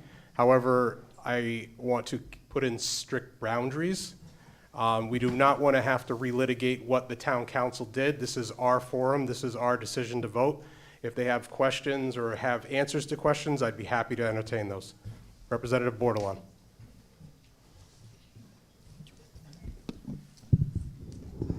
Hi, Portia Bordelon. I'm a Groton Town Councilor. I was a councilor who voted in support of the Board of Ed number. I just wanted to speak to the military side. My children were both military children, but we also were from here. And some of the comments that were said about the cost of military children, in those 1,000 children, not everyone pays taxes outside of here. A lot of those folks live within the community. And I just want that to be stated. And I was one of them with 2 kids who helped the impact aid number go up. We look at economic drivers here, and I'm a big support of that. And we have our naval base here, our finest military. And I'm proud to say that my son is a Fitch High School graduate of 2021, is also serving on a nuclear-powered submarine in this town, the submarine capital of the world. We need to be welcoming to that. And if we have to pay extra money in this town to support our military families that are serving our country, then that's what we do. Because on the other end, their disposable income is what drives our economy. Constantly we are saying we need more housing in this community to support the influx of jobs that are building nuclear power submarines. Well, then we need to support those families that are going to be on it. So if we as the town of Groton want to say that we're the submarine capital of the world, well, then we need to put our money into our education, not supporting our children. So I just wanted to clear the air on that because I am a military former spouse and my children are military dependents of the community, and I'm a proud military family, and that's why we chose to stay here. So I just don't want the message to the community to be wrong. If we have to pay extra as taxpayers, it was said tonight that someone said, did we salute our flag? Because he was worried that we missed it. He's a retired military. Our flag stands here before our meetings every day. We pledge. And if we do that, we have an obligation to support our government, our military, and our submarine base.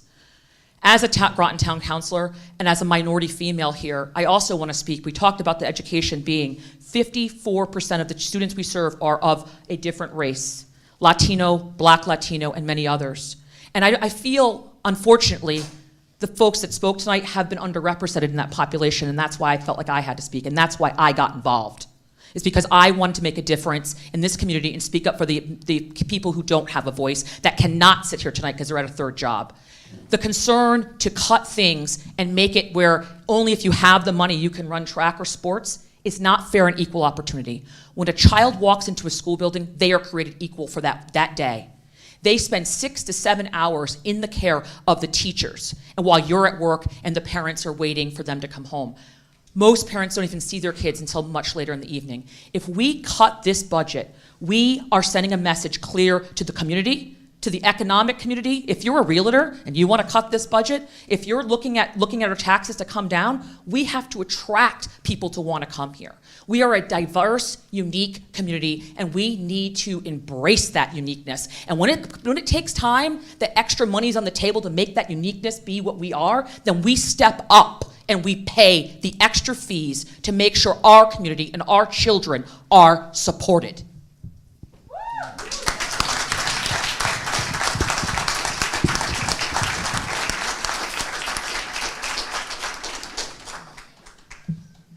Chair Whitney?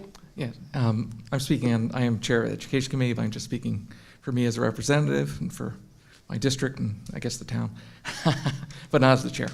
I have a couple of questions for the town manager, and I'll just ask them now, and you can probably use this microphone. I was wondering about the general fund status. Specifically, I know you showed it, but it went through pretty quickly. What the current amount is, what percent that is of the operating funds.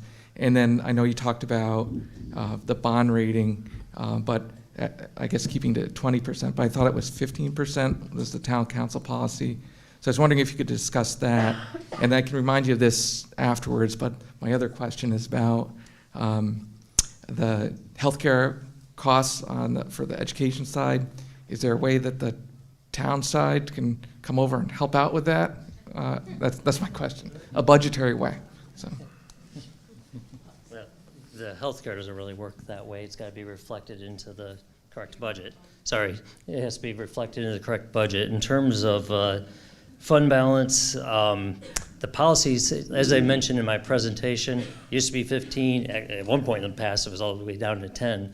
It's been rising. We just went through S&P for the last 2 years or so. They've been saying 20% minimum. So the policy just hasn't been updated. I anticipate we'll update it pretty soon. The last report, every month we get a report on the finances. We were at 22.1% last month, I think, at that current time, unaudited 23 numbers. So I'd have to look. Do you remember what the? I think there's new funds that just came in, right? Yeah, it's actually,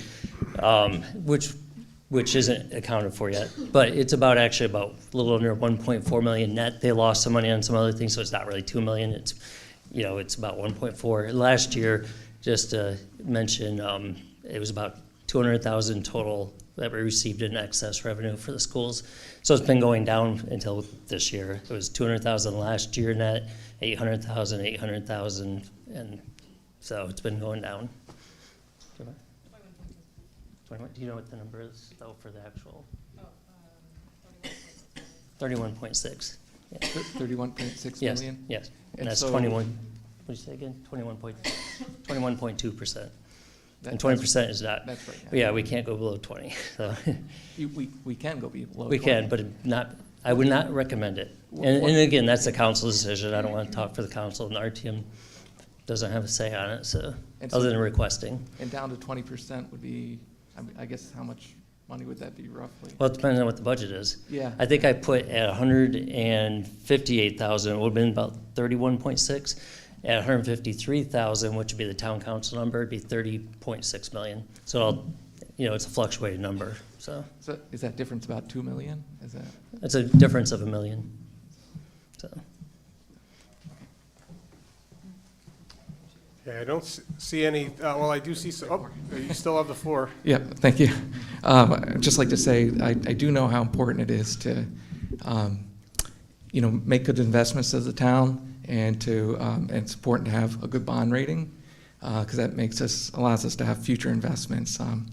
My contention is if we do have extra, we should put it into education. We can do that right here tonight, for sure. And to be clear, that's general fund money that does not increase the tax rate, because as Representative Gibbs pointed out, the town share has gone up as state and federal pieces of the pie haven't.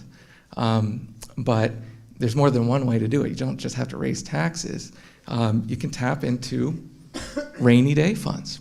this feels. I think it was said at the education meeting, this isn't just a rainy day, it's a stormy day. We've been getting a lot of those lately, we all know.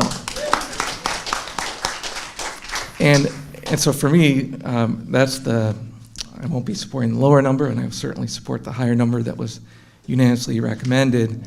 And in terms of investments, what better investment than our children, right? This is our future. Like, you know, what's the yield on a 5-year bond, 20-year bond? Try lifetimes. We'll see it. We're building our community. And I've been moved by the comments I've heard, you know, from everyone really. And military service is you know, ingrained in me. I was raised in a military family, and I know how important that is. And it's actually that service that I was taught is why I'm here. And I was raised in the area, and I'm back and giving back to the community. But I also want to say, you know, service to teachers is unheralded often, and it's farther reaching than even the military. And I think that's not to diminish the role of the military, it's just that it's hard to wrap our heads around, our arms around how important education is, how important teachers are. And, you know, the military is protecting us, and who needs more protection than our children? Who needs more growth? That's our duty here today to support that. You can cut me off if I'm running too long a time. So I heard talk of, you know, electric vote, for instance, responding to catastrophic cuts and learning from them. I learned from that when the Pleasant Valley School was closed and the state cut funding. And I'd like to, just like the electric vote, avoid catastrophic. And someone brought up that this would be a catastrophic cut. We can avoid that. We learn and we grow. That's what our students are going to do too. And the other thing is, you know, we've got this budget, and there's a town part of the budget, and there's an education part of the budget. And so it's town versus schools, you know, taxpayers versus teachers and students. But we heard the teachers and students are taxpayers too, a lot of them here. And so it's not us versus them, or them versus us. It's just all of us. This is our community. And what do we do better in a community than provide for our community's future? That's Groton. We want to continue to be Groton and have a community we're all proud of. And so I want to see the schools fully supported. I really, when I saw the increase the first time, thought, well, I hope they're looking for cuts. And then by the time I got to the education committee, it's like, oh my goodness, there have been a lot of cuts already made. And then the nursing issue is still in flux to me. So this is not a level service budget at the main motion. And it's reduced quite a bit lower for the town council. And so that's going to be just severe cuts. So I urge you to not support the first amended number and support the main motion. Thank you.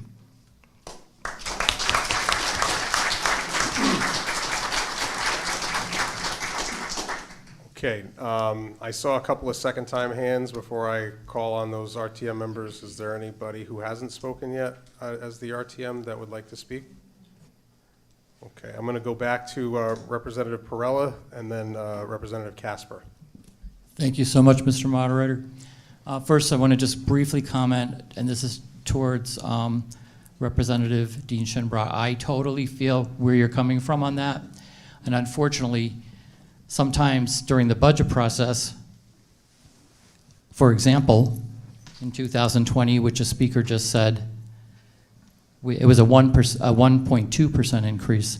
Then it was a 0%, if these numbers are correct. 0%, 0%, 2%. We are now paying for that. We have to do this. What we're going to have to do is be creative. We're going to have to look at other budgets. I'm sorry, we really need to do this because you're going to really pay for it next year, and the people are really going to suffer. I don't want to see an increase in our taxes But if you don't do it, you're going to have the same thing that's going to happen in 2 years. And then you're going to be coming here next year and you're going to have the same thing happen and possible layoffs. And who's it going to hurt? It's going to hurt the students. It's going to hurt the teachers. It's going to hurt the town. Time after time, we want new business here. And the bond rating. I looked and I worked in banking. You don't want to mess with that bond rating like the town manager said. That is extremely important. And the state will be looking at that, and the impact aid people for the federal government will be looking at that. We're a lead town. Groton is a lead town in this area. You got to set the example. I believe Stonington just restored their budget. So, as somebody said, they were from Griswold. You know, I don't know what goes on up there, but I'll probably be soon finding out. However, if we're not assassinated, sorry, I should add that. But anyway, let's hope that we can continue on and support this budget with the higher figure of the 87,958.98. I would like, really, tonight, I can't leave here with a good conscience if we don't.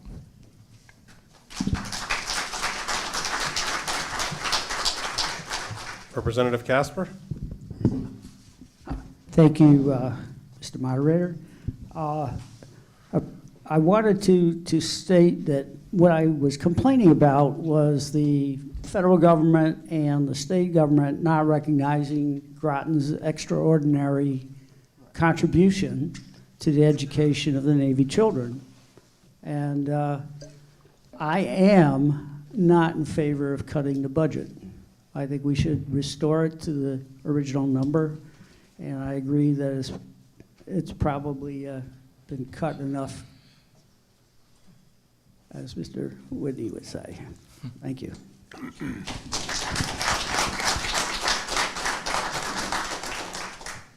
Just to give a point of clarification, you were just mentioning about federal and state.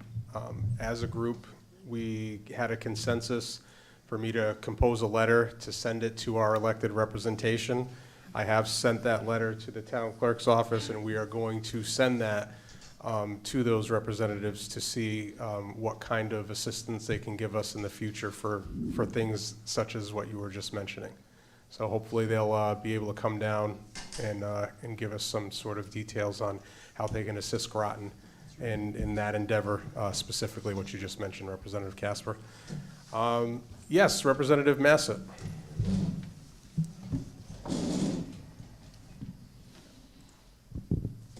Just a point of clarification. I've heard a couple of times tonight that students would actually have to pay to play. Was that a part of the discussion?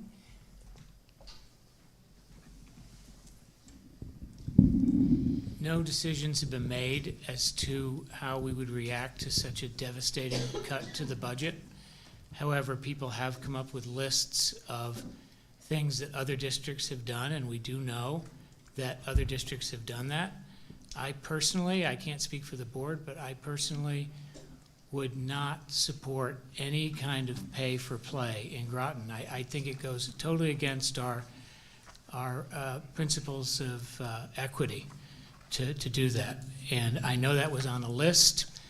There was sort of a blue sky list of what these devastating cuts might lead to. I personally don't know anybody on the board that's actually advocating for that. Okay, thank you for the clarification. And can I just add that we really have cut deeply, so there really isn't a lot more. The only thing that we could go to is programs, and when we looked at the programs, we don't want to lose any of these. You heard some of our students talk. What Groton offers, and I've been here for 10 years, and I couldn't be more proud of this district and the people I work with and the students I serve and their families. We all serve. And I think everybody in this room wants what's best for our community. But I really do have to say that there is nothing more that wouldn't be so painful. I was just at the jazz concert. It was elementary, middle school, and high school. It was outstanding. Our fifth graders were performing like middle schoolers, our middle schoolers like high school. The high school was with a professional band. It was so wonderful. We saw the play Annie. Our kids are in performing arts. The arts are so enriched here, and the STEM component. I just had EB, we've been working with EB, and they were looking at our possibility of bringing the robotics team back to the high school and looking at what used to be called the shop to make it a manufacturing center, one of the few in this area. Our kids are in the boat program, and they can get signed on when they leave school. We talk about college and career, but it almost went all the way to college only. And careers are what it's all about. Kids finding what they really are good at and what they love to do. And so I think about them from preschool to 12th grade and some beyond that. And to me, that is the heart and soul. I have been an educator for 43 years, and I am so passionate about this, like I was the day I stepped into the middle school to teach math.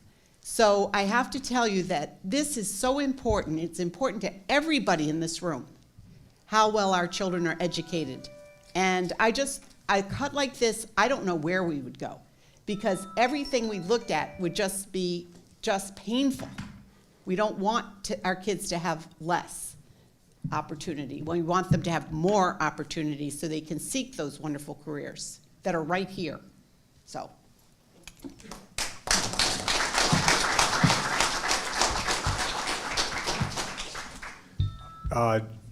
Representative Wells, is there any way you can turn off your phone or tell Siri to shut her down, all right? I just don't want to interfere with other people speaking, please. I'm going to tell him to stop calling me. I already did tell him, don't call him in a meeting. All right, thank you so much, Representative Wells. All right, Representative Powers S. Yeah, thank you, Mr. Moderator. I just have one last question. You guys go through audits all the time, don't you? Okay, so is our yearly audit done? So the audit has been a process that, like I said, our department works with the town department, and we were given a list of things after they had come in. We didn't hear much, and then we were told some things that needed to be looked at more closely. We've been doing that. We had an auditor here last week, and my town finance officer asked if he felt like it was all wrapped up, and he said he didn't see anything at this point, and he would get back to us if there was. So it has seemed to be extended, but a lot of times they've been asking some of the same questions they asked us back in the fall. So we've given information sometimes twice, and we know that, or the town has some of the information, but it's all about aligning our numbers, and that's why it's so important that the two finance offices work together. Okay. And I think it's part of the reason we want to get a software too that will talk to each other, so it'll be a little easier. So does this impact the state's audit? Is that what we're looking at too? Do we have a state No, audit that we go I mean, through, or just a regular town one? Or when was the last time we do state audits? For the Board of Ed, we or do not? audits every year. I We do an understand audit that. every year. Right. So this one has just taken a little more time to, make sure that the communication going back and forth, and we've got accuracy. So they were here, and, Okay, so we'll see an audit eventually, right, if we go to look for it? Like, Well- if we want to look at the audit, we can see it? Well, yeah, and I talked to I'm sorry, Mr. Burke. decorum. What's, Please allow her to answer the question and don't interrupt her. Okay. By all means. Superintendent Austin, are you able to answer the question? Yes, I think I can. Thank you. Thank you. So I talked to John Burke today, and we really did talk about when the audit comes through, or maybe it was Jay, you had said, when the audit comes through, I think we'll both listen, the town side and the board side, will be able to listen to what the auditors have to say. Great, because the insurance piece is the piece that I'm asking about for the audit, because I think it's the most critical part that we have to deal with when it comes to self-insured, okay? Because that's a lot of money that's on the table that we got to make up. Representative Bailey, you had your hand up, sir? Yes, I did for a while, and it was only because it was kind of technical as far as the microphone that you have. It seemed to lower on sensitivity for some reason every once in a while, and then it got to a point where we couldn't hear you because Okay. there might be a problem with the microphone itself. Okay, thank you. Am I sounding better? Yes, it does. Okay. Thank you. I'd like your microphone if I could have it, though. It's pretty cool. Thank you, sir. Okay. You're welcome. Is there any other discussion on the First Amendment figure, 86,425,178?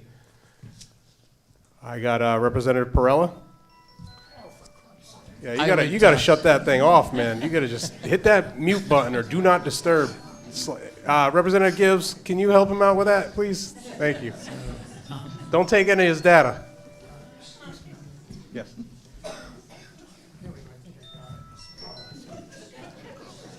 We were voting on the first number before the main number? Did you want to say something?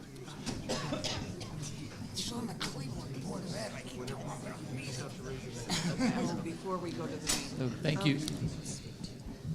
Thank you, Mr. Moderator. Thank you. I'd like to move the question at this point. I think there's been a lot of debate, and I'd like to Okay, move before we go any further, moving the question requires a second, and it's non-debatable. Okay. Do we have a second? Okay, so right now we don't have a second, so we're going to keep on moving. I am going to give the floor to Chairman Whiteloff so he can speak. There's really nothing I can say tonight that hasn't been so eloquently put by our staff and members of the RTM. All I wanted to say was this town has been very generous, as you all know, with the new schools. I do continue to get tweaked about the size of the middle school, and the state only allowed us to build a school of a certain size based on the PSIS, the number of students in the class as of the time that the bonding went through. But that's neither here nor there. They still do a tremendous job up there with what they have. I didn't know that they were hot racking at GMS. I learned that tonight. And it's unfortunate, but you know, the students are still thriving. And but this town has always supported education through these schools. I do feel badly, or feel bad, if Dr. Ackerman were here, she'd correct me. We all know that there are certain staff members that Ms. Dean Chimbrat brought up with the paras. This board attempted to make a real difference, to bring us more in alignment with other towns. It's not perfect. I wish we could do more. If this budget is cut, there's no way we can do more in this year. But, you know, we don't say it enough. We appreciate our paras, we appreciate our tutors, we appreciate our teachers, our administrators. Someone had said, well, you know, you can cut some administrators. That will save you a lot of money. And the president of the teachers union stood up and pointed out how many IEPs, you know, some of these schools carry. And these administrators are responsible for servicing that, to make sure that the needs of the students are met. It's not that easy to say, well, you can just get along with one fewer. It's not that easy. It's taken us years to get to this point, to build this district.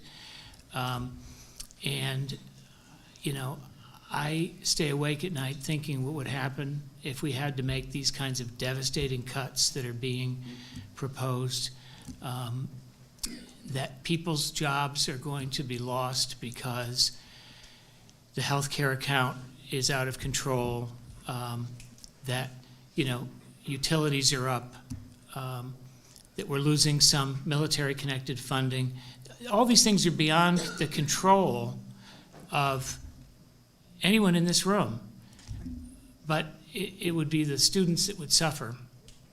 And I think back about the 125 employees that come in every day and support our students right now who won't be there next year. And that's going to happen no matter what you do tonight. That's a done deal. And it brought us absolutely no pleasure to have to do that. But we also understood that it was the responsible thing to do because the federal funding had ended. It's something we can hope to build back up to, but then these additional cuts, if you're unable to support the higher number, and again, even if you support the higher number, we're dealing with this difficulty with the school nursing. We didn't know school nursing would be canceled through the VNA, and it had been traditionally paid through the town. In the town of Ledyard, their solution was simply to continue to pay through the town and create contracts with the nurses themselves. So other towns have done creative things to support their students. And so I just ask you to keep all that in mind, and also to think back about the things that people much more eloquent than myself said earlier tonight. And please support the higher number. Thank you.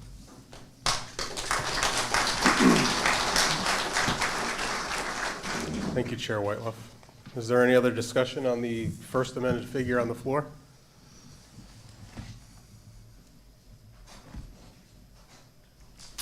Okay, seeing none, we're going to do a roll call vote on the first amended figure for account 1080. First amended figure is $86,425,178. We still have 28 members present, which requires this one is a simple majority in order to pass. Okay, you can go ahead with that. Okay. Adams? Yes. Bailey? Yes. Burrell? Yes. Casper? No. Dean Shinbront? Yes. Dutton? No. Fitzgerald? No. Fritchie? No. Fox? No. Gardner? No. Gibbs? Yes. Hanscom? No. Caden? No. Massett? Yes. McElroy? No. Norman? No. Parella? No. Perry? No. K. Powers? Yes. S. Powers? Yes. Pulaski? Yes. Robertson? Yes. Umbriz? Yes. V.C. Williams? No. Watson? No. Wells? No. Whitney? No. Abstain. Okay. Fails 16, 11 to 1.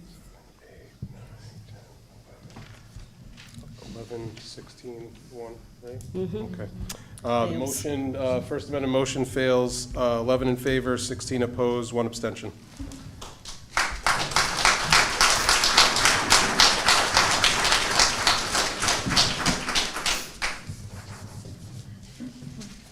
Okay, this brings us back to the main motion on the floor that was moved by the chair, seconded by Powers, $87,958,484.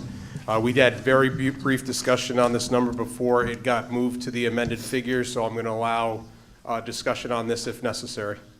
And again, just to be clear, this is a restoration of funds that the town council had reduced, so it's going to require a 2/3 vote, which means that you would need to have 19 votes in the affirmative in order to pass. Do we still have the same number of people present? Yeah. We still have 28 members present, yes. Representative Perella? Just before we vote, I want to remind people something. Groton is made up of a government of a town manager, a town council of 9 members with the mayor appointed to oversee the council. The beauty in Groton is we have an RTM. We are the budgetary people, which does not necessarily mean that our jobs are just a cut. We're a checks and balance for this town. I remember years ago when they wanted to do a town beach somewhere and it was going to cost millions of dollars. And the RTM said no. I remember years ago when we did the Power of Initiative, and I brought it forward. And that's why you have a light at the end of 117 and the exit of 88, because the police came and they agreed. I'm just trying to people to think about what the RTM can do. You have the power tonight. I encourage you to support this number, 2/3 vote. In the long run, you can pay now or you can pay later. And people will not suffer. You're going to help a lot of people.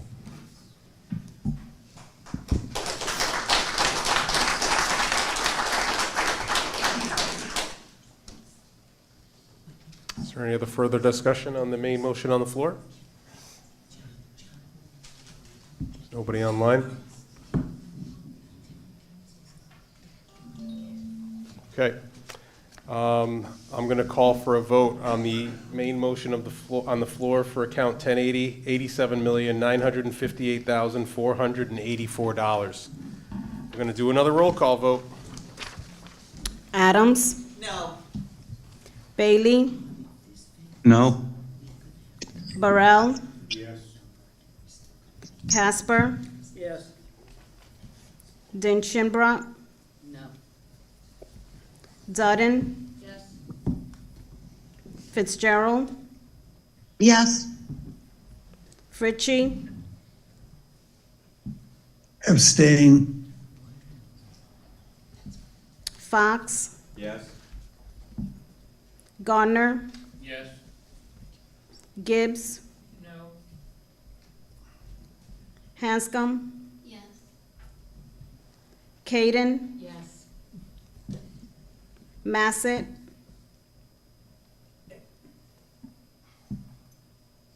No. McElroy. Yes. Norman. Yes. Perella. Yes. Perry. Yes. K. Powers.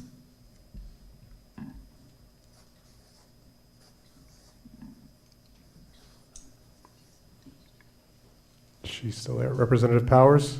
Kay? Oh, sorry. Yes. S. Powers. No. Pulaski. Yes. Robertson. No. Umries. No. V.C. Williams. Yes. Watson. Yes. Wells. Yes. Whitney. Yes. Amboise abstains.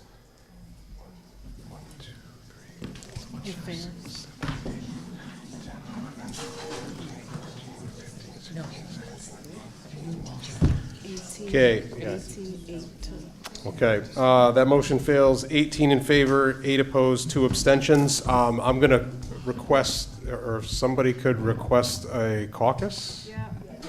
All right, we're going to take a caucus for till 11 o'clock, okay? So Republicans, you can caucus in one room. Democrats, you can caucus in another. Let's try to gather back in the next 12 minutes, please. Thank you. Fail.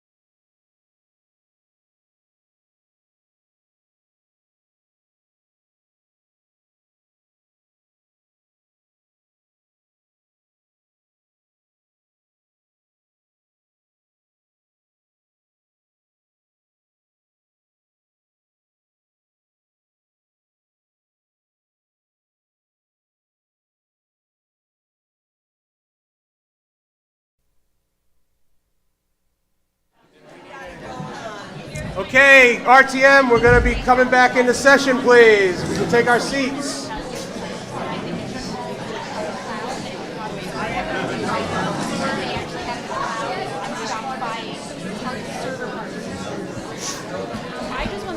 I just want them to grow that number. That's what I want. It shouldn't be in the basement, but also it just should. Yeah, I did that. Yours and my phone.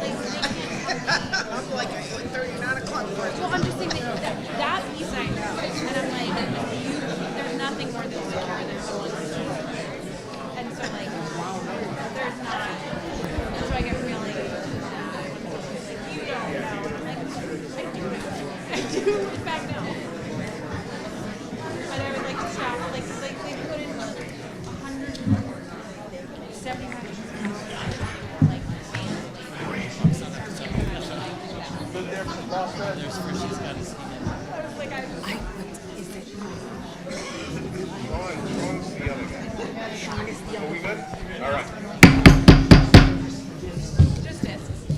All right, we are back from our party caucuses. It is a little past 11. 11:10, we're going to call this meeting back to order. Again, with our last motion being failed, we have no number on the floor. And I believe that... Recording in progress. Oh, the recording's in progress. So again, we're back. We still have 28 members present. Representative Fritchie, you have your hand up. Do you have a question, sir? Or can we just put that hand down? I wanted to say, can you hear me? Yes. Okay, I wanted to say that I was under a misunderstanding about the exactness of what we were trying to achieve. Sean now to listen to what I explained. He's going to have to. All right, can you put your hand down then, sir, Representative Fritchie? Yeah. Thank you. All right, so again, account 1080 does not have a motion on the floor. Representative Powers, you have the floor. Yeah, Mr. Moderator, I'd like to make a motion to reconsider and put $87,958,484 back on the board, please. Second. Okay, I didn't get the second. Can we get a hand? Oh, okay. Okay, so right now, there's a motion to reconsider, the main motion that was just failing. For the people that don't know what's going on, believe me, I do. We've done this in the past. There's a motion to reconsider. Okay, so I'm going to summarize. Before I get to that, we got to talk about the motion on the floor. That is the reconsideration. Okay, so for the public, for the RTM who's new to this is what's going on. A motion to reconsider can be made by an individual voter who was on the prevailing side of the vote. Okay, the prevailing side on the vote was that it was no, because we needed 2/3 vote. Representative S. Powers was on the prevailing side. He has exercised his right and made a motion to reconsider this motion, and it was seconded. So now we are going to open up debate on whether we want to reconsider the motion, okay? From there, we can open up discussion on whether we want to or we don't, and what we need to have happen at the end of our discussion on this reconsideration is a majority vote whether we reconsider or it fails. Does that make sense for everyone? We do not need, I'm looking here and it says we don't need 2/3. Reconsider, it says majority, okay? I did my homework a little bit.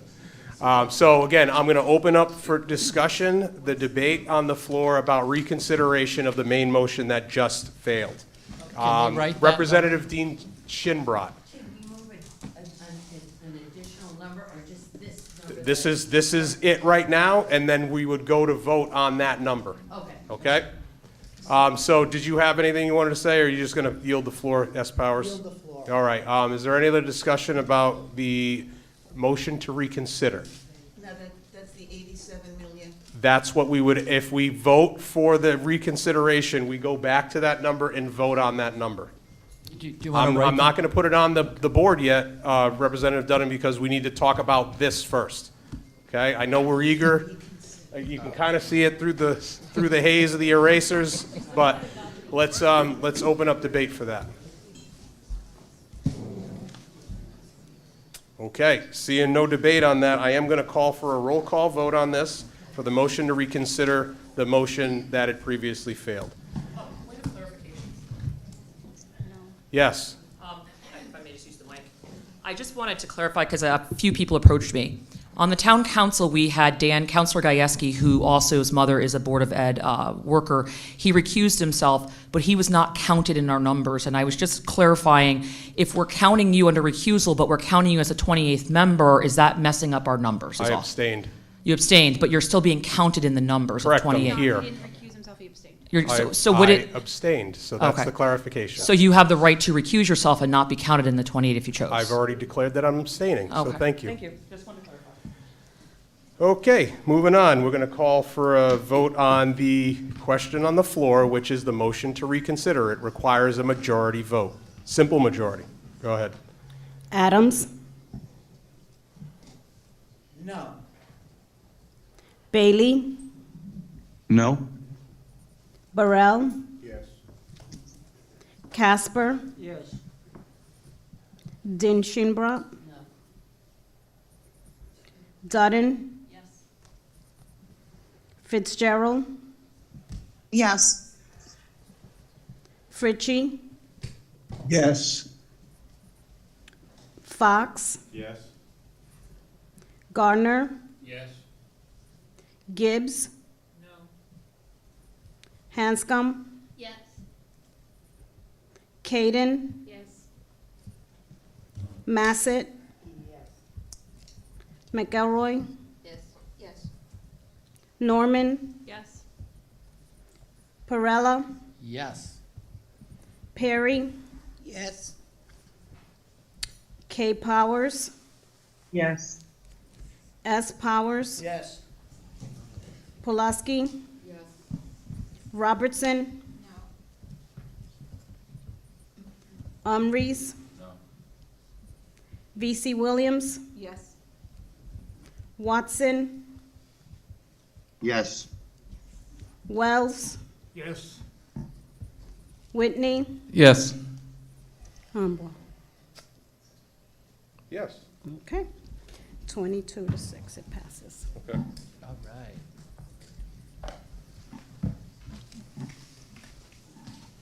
Okay, so that motion passes 22-6. 22-6. 22 in favor, 6 opposed, no abstention. No abstentions. Okay, so that brings us back. Now I can put the number back up, all right?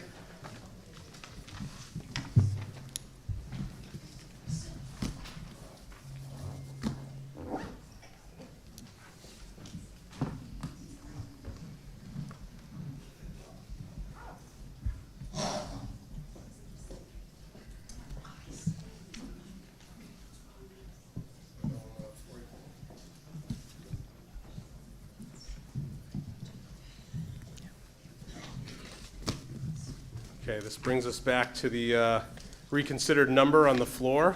Is there any other discussion on that number on the floor? So before we vote, remember, it's still a two-thirds majority because it's a restoration of funds for, from the town council's number. 87,958,484. Still requires. Two-thirds, which is going to be we have 28 members, right? Yes, so it'll be 19. And we need 19 to pass. Okay, so I'm going to call for a roll call on, from the town clerk, please. Adams, No. Bailey, No? Burrell, Yes. Casper, Yes. Dinshinbrook, Dutton, Yes. Fitzgerald, Yes. Fritchie, He went off. Oh, no, he's on there. Representative Fritchie? I think his mic might be on. Oh, there he is. Yes, sorry, I was muted. What's your vote on the main motion on the floor? Yes, no? Abstain?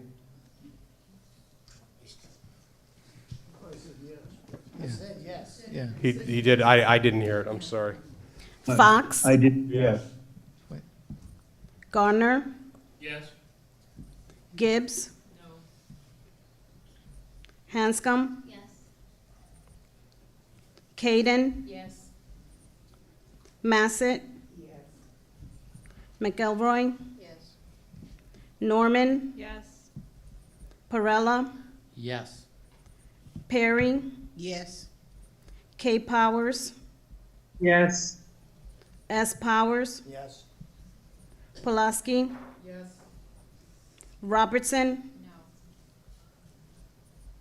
Umries, V.C. Williams, Yes. Watson, Yes. Wells, Yes. Whitney. Yes. Abstain. It passes 22, 21.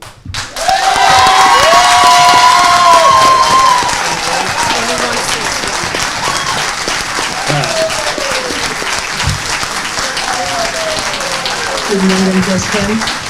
Oh, yeah, Jackie changed the vote. Jackie's that way, though. She absolutely did that. You know what I'm saying? She voted no before.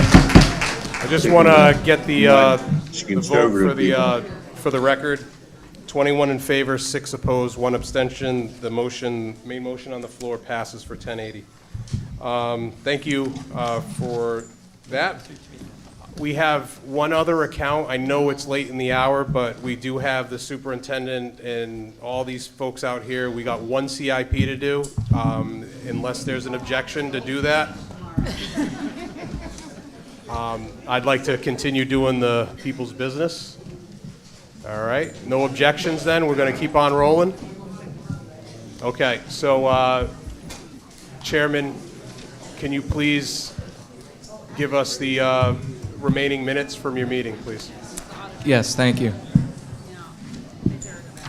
So this is CIP 5F, Fitch High School Auditorium. Excuse me, audience, could you please be quiet? We're still doing some work here. Thank you. And thank you. So it's page 233 in the budget book, the main budget book.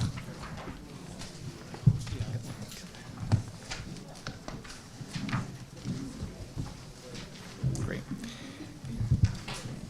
Motion by Representative Perella to recommend $141,000 for CIP 5F, Fitch High School Auditorium, seconded by Representative Dudden. Rationale: this is the amount in the town manager's budget and was moved for discussion. It passed 6 in favor, 0 opposed, and no abstentions. The recommended amount is higher than the town council amount of $0 and requires a 2/3 vote of the RTM for approval. This CIP covers replacing light fixtures, speakers and sound mixers, a video projector, and some seating. Half of the lighting is currently inoperable due to broken bulbs and no ability to find replacements for antiquated fixtures. Current speakers are over 15 years old and have poor sound quality. All speakers would be replaced and sound mixers would be improved to allow for control in the booth, stage wings, and orchestral pit. Seats are old and broken ones need to be fixed to avoid safety hazards. The clear need for these improvements was described.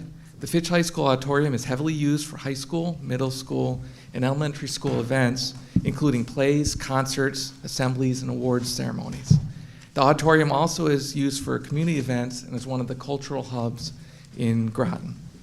A competitive grant has been applied for that pairs community projects with funding from businesses such as Groton Utilities. The award decision for this grant will be known in the next several months. The town council zeroed this account in part to await this external grant decision. Town Manager Burt provided background on the grant and expects to have additional information when the full RTM considers this CIP, so now. Work on the CIP can begin as soon as the summer. Funding the CIP now does not affect chances of getting the grant. It is likely that any work done prior to getting a grant would not be reimbursed by the grant. If work is started after getting a grant, Those grant funds would be used instead of town funds, and the allocated CIP monies would go back into the general fund. The committee recommends funding because of the need for improvements and the current uncertainties surrounding the grant details and outcome. And I'll just say we also adjourned at 9:10 p.m., which is earlier than this. Okay, very well. If you don't mind moving to accept those minutes.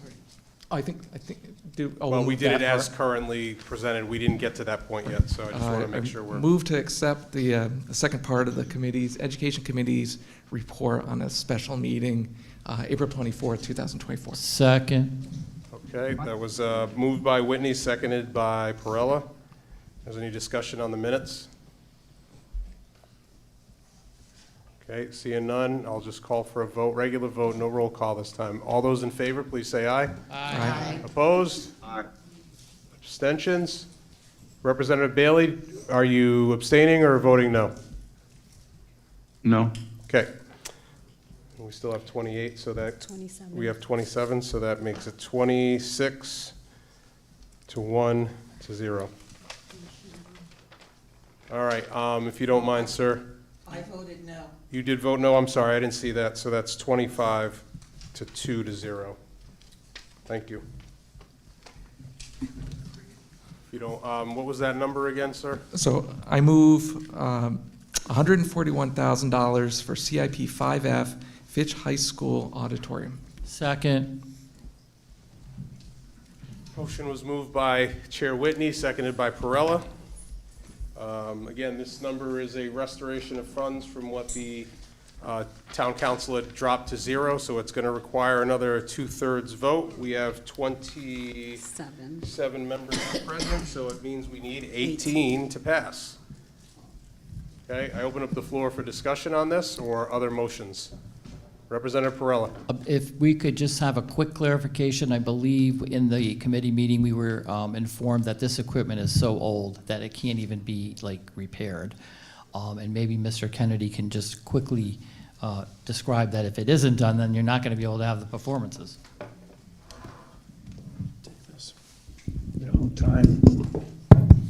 Hi, everybody. That is indeed true for the light fixtures and so forth. Because of the age of them, we are not able to get replacement bulbs for those. The sound equipment is operable, but we have been using every means necessary to keep it afloat and running and so forth, and it doesn't fit our digital system for AV cameras and broadcasting it live on YouTube and so forth. Projection, we do have a working projector. We took it out of a classroom. It is on a cart that we move in and out of the pit, the orchestral pit, when we do that. So we're looking for a mounted solution that could be accessible from the orchestra pit, the left and right wings of the stage, as well as the booth in the back. And as far as the seating goes, we're looking to remove some for handicap access and so forth. And we're also dealing with many seats that, especially down in the front, that are no longer operable, are in desperate need of cleaning and replacement and so forth. So those are really those 4 buckets. So certainly we are doing the best we can with the equipment that we currently own, but some of that is just not able to be fixed because of its age. Thank you. Any other discussion, Rep. Whitney? I was just wondering if they could describe, I think it was a neighborhood grant that's being applied for. We talked about it at the Education Committee, but it still seemed like there are more details that we could benefit from. So. Town Manager Burt? The only question was really asked that night, though, was about incurring costs prior. I couldn't get a definitive answer, but I don't believe so. But the Neighborhood Assistance Act is basically a partnership with businesses. It's not grant dollars, it's not town dollars. So for certain items like energy efficiency, other things, a business will pair up with a nonprofit, and whatever amount of taxes are owed, if you agree to fund the project, that amount's reduced from your taxes. So really, instead of paying taxes, you're paying for a project. So, and we've been pretty successful in the past on these. And I had one more question, actually. I just realized if we were to if we were to get the grant, if we were waiting to see if we get the grant, is there a possibility to consider this off budget cycle? It feels like with CIPs we can't, but I wasn't sure on that. I was just wondering, you know, if we were to wait and see what happens with the grant, could we come back? Could you bring it up? Yeah, I don't know. Yeah, yes, it technically you can. We've done a couple CIPs mid-year before, so yes. Representative Perella? And I believe we were told in the committee meeting that if we do this now, that it will be able to be done fairly quickly, so you would be able to go into the new school year and have this ready to go. And if it's delayed, we wouldn't know that for a while. There'd be a time lag.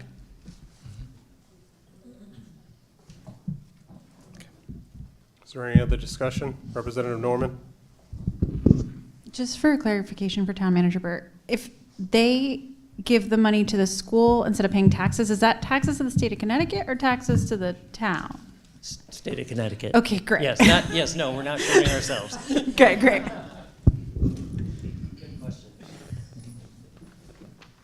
Is there any other discussion on this motion for CIP 5F?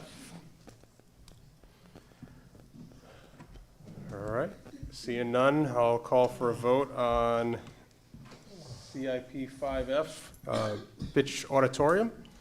You want to do a roll call vote? Okay. All right, let's do a roll call vote, please. And again, it needs 2/3 in order to pass. So we need 18. 18, correct. Adams, Abstain. Bailey, No?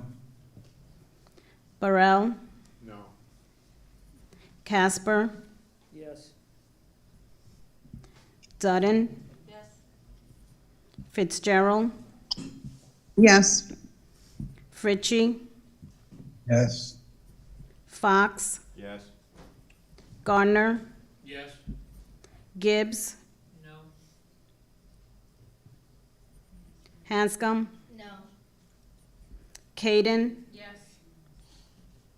Massett, Yes. McElroy, Yes. Norman, Yes. Perella, Yes. Perry, Yes. K. Powers, Yes. S. Powers, No. Pulaski, Yes. Robertson, Yes. Umries, Yes. V.C. Williams, No. Watson, Yes. Wells, Yes. Whitney, Yes. 18, yes. So that passes 20 to 6 to 20 0. to 6 to 0. No, there was one abstention. Oh, sorry, Representative one. Adams abstained. Yes, sorry. So, okay, that motion 26, passes 20 in Six. favor, 6 opposed, 1 abstention. One abstention. Okay? Thank you all, Board of Ed, Superintendent Austin, Chairman Whitelock, and the teachers, and RTM. Thank you for gutting it out and getting this done. I am going to move to recess, and we will recess until Monday, 6:30. Be here or be square, all right? Thank you. Second? Wow.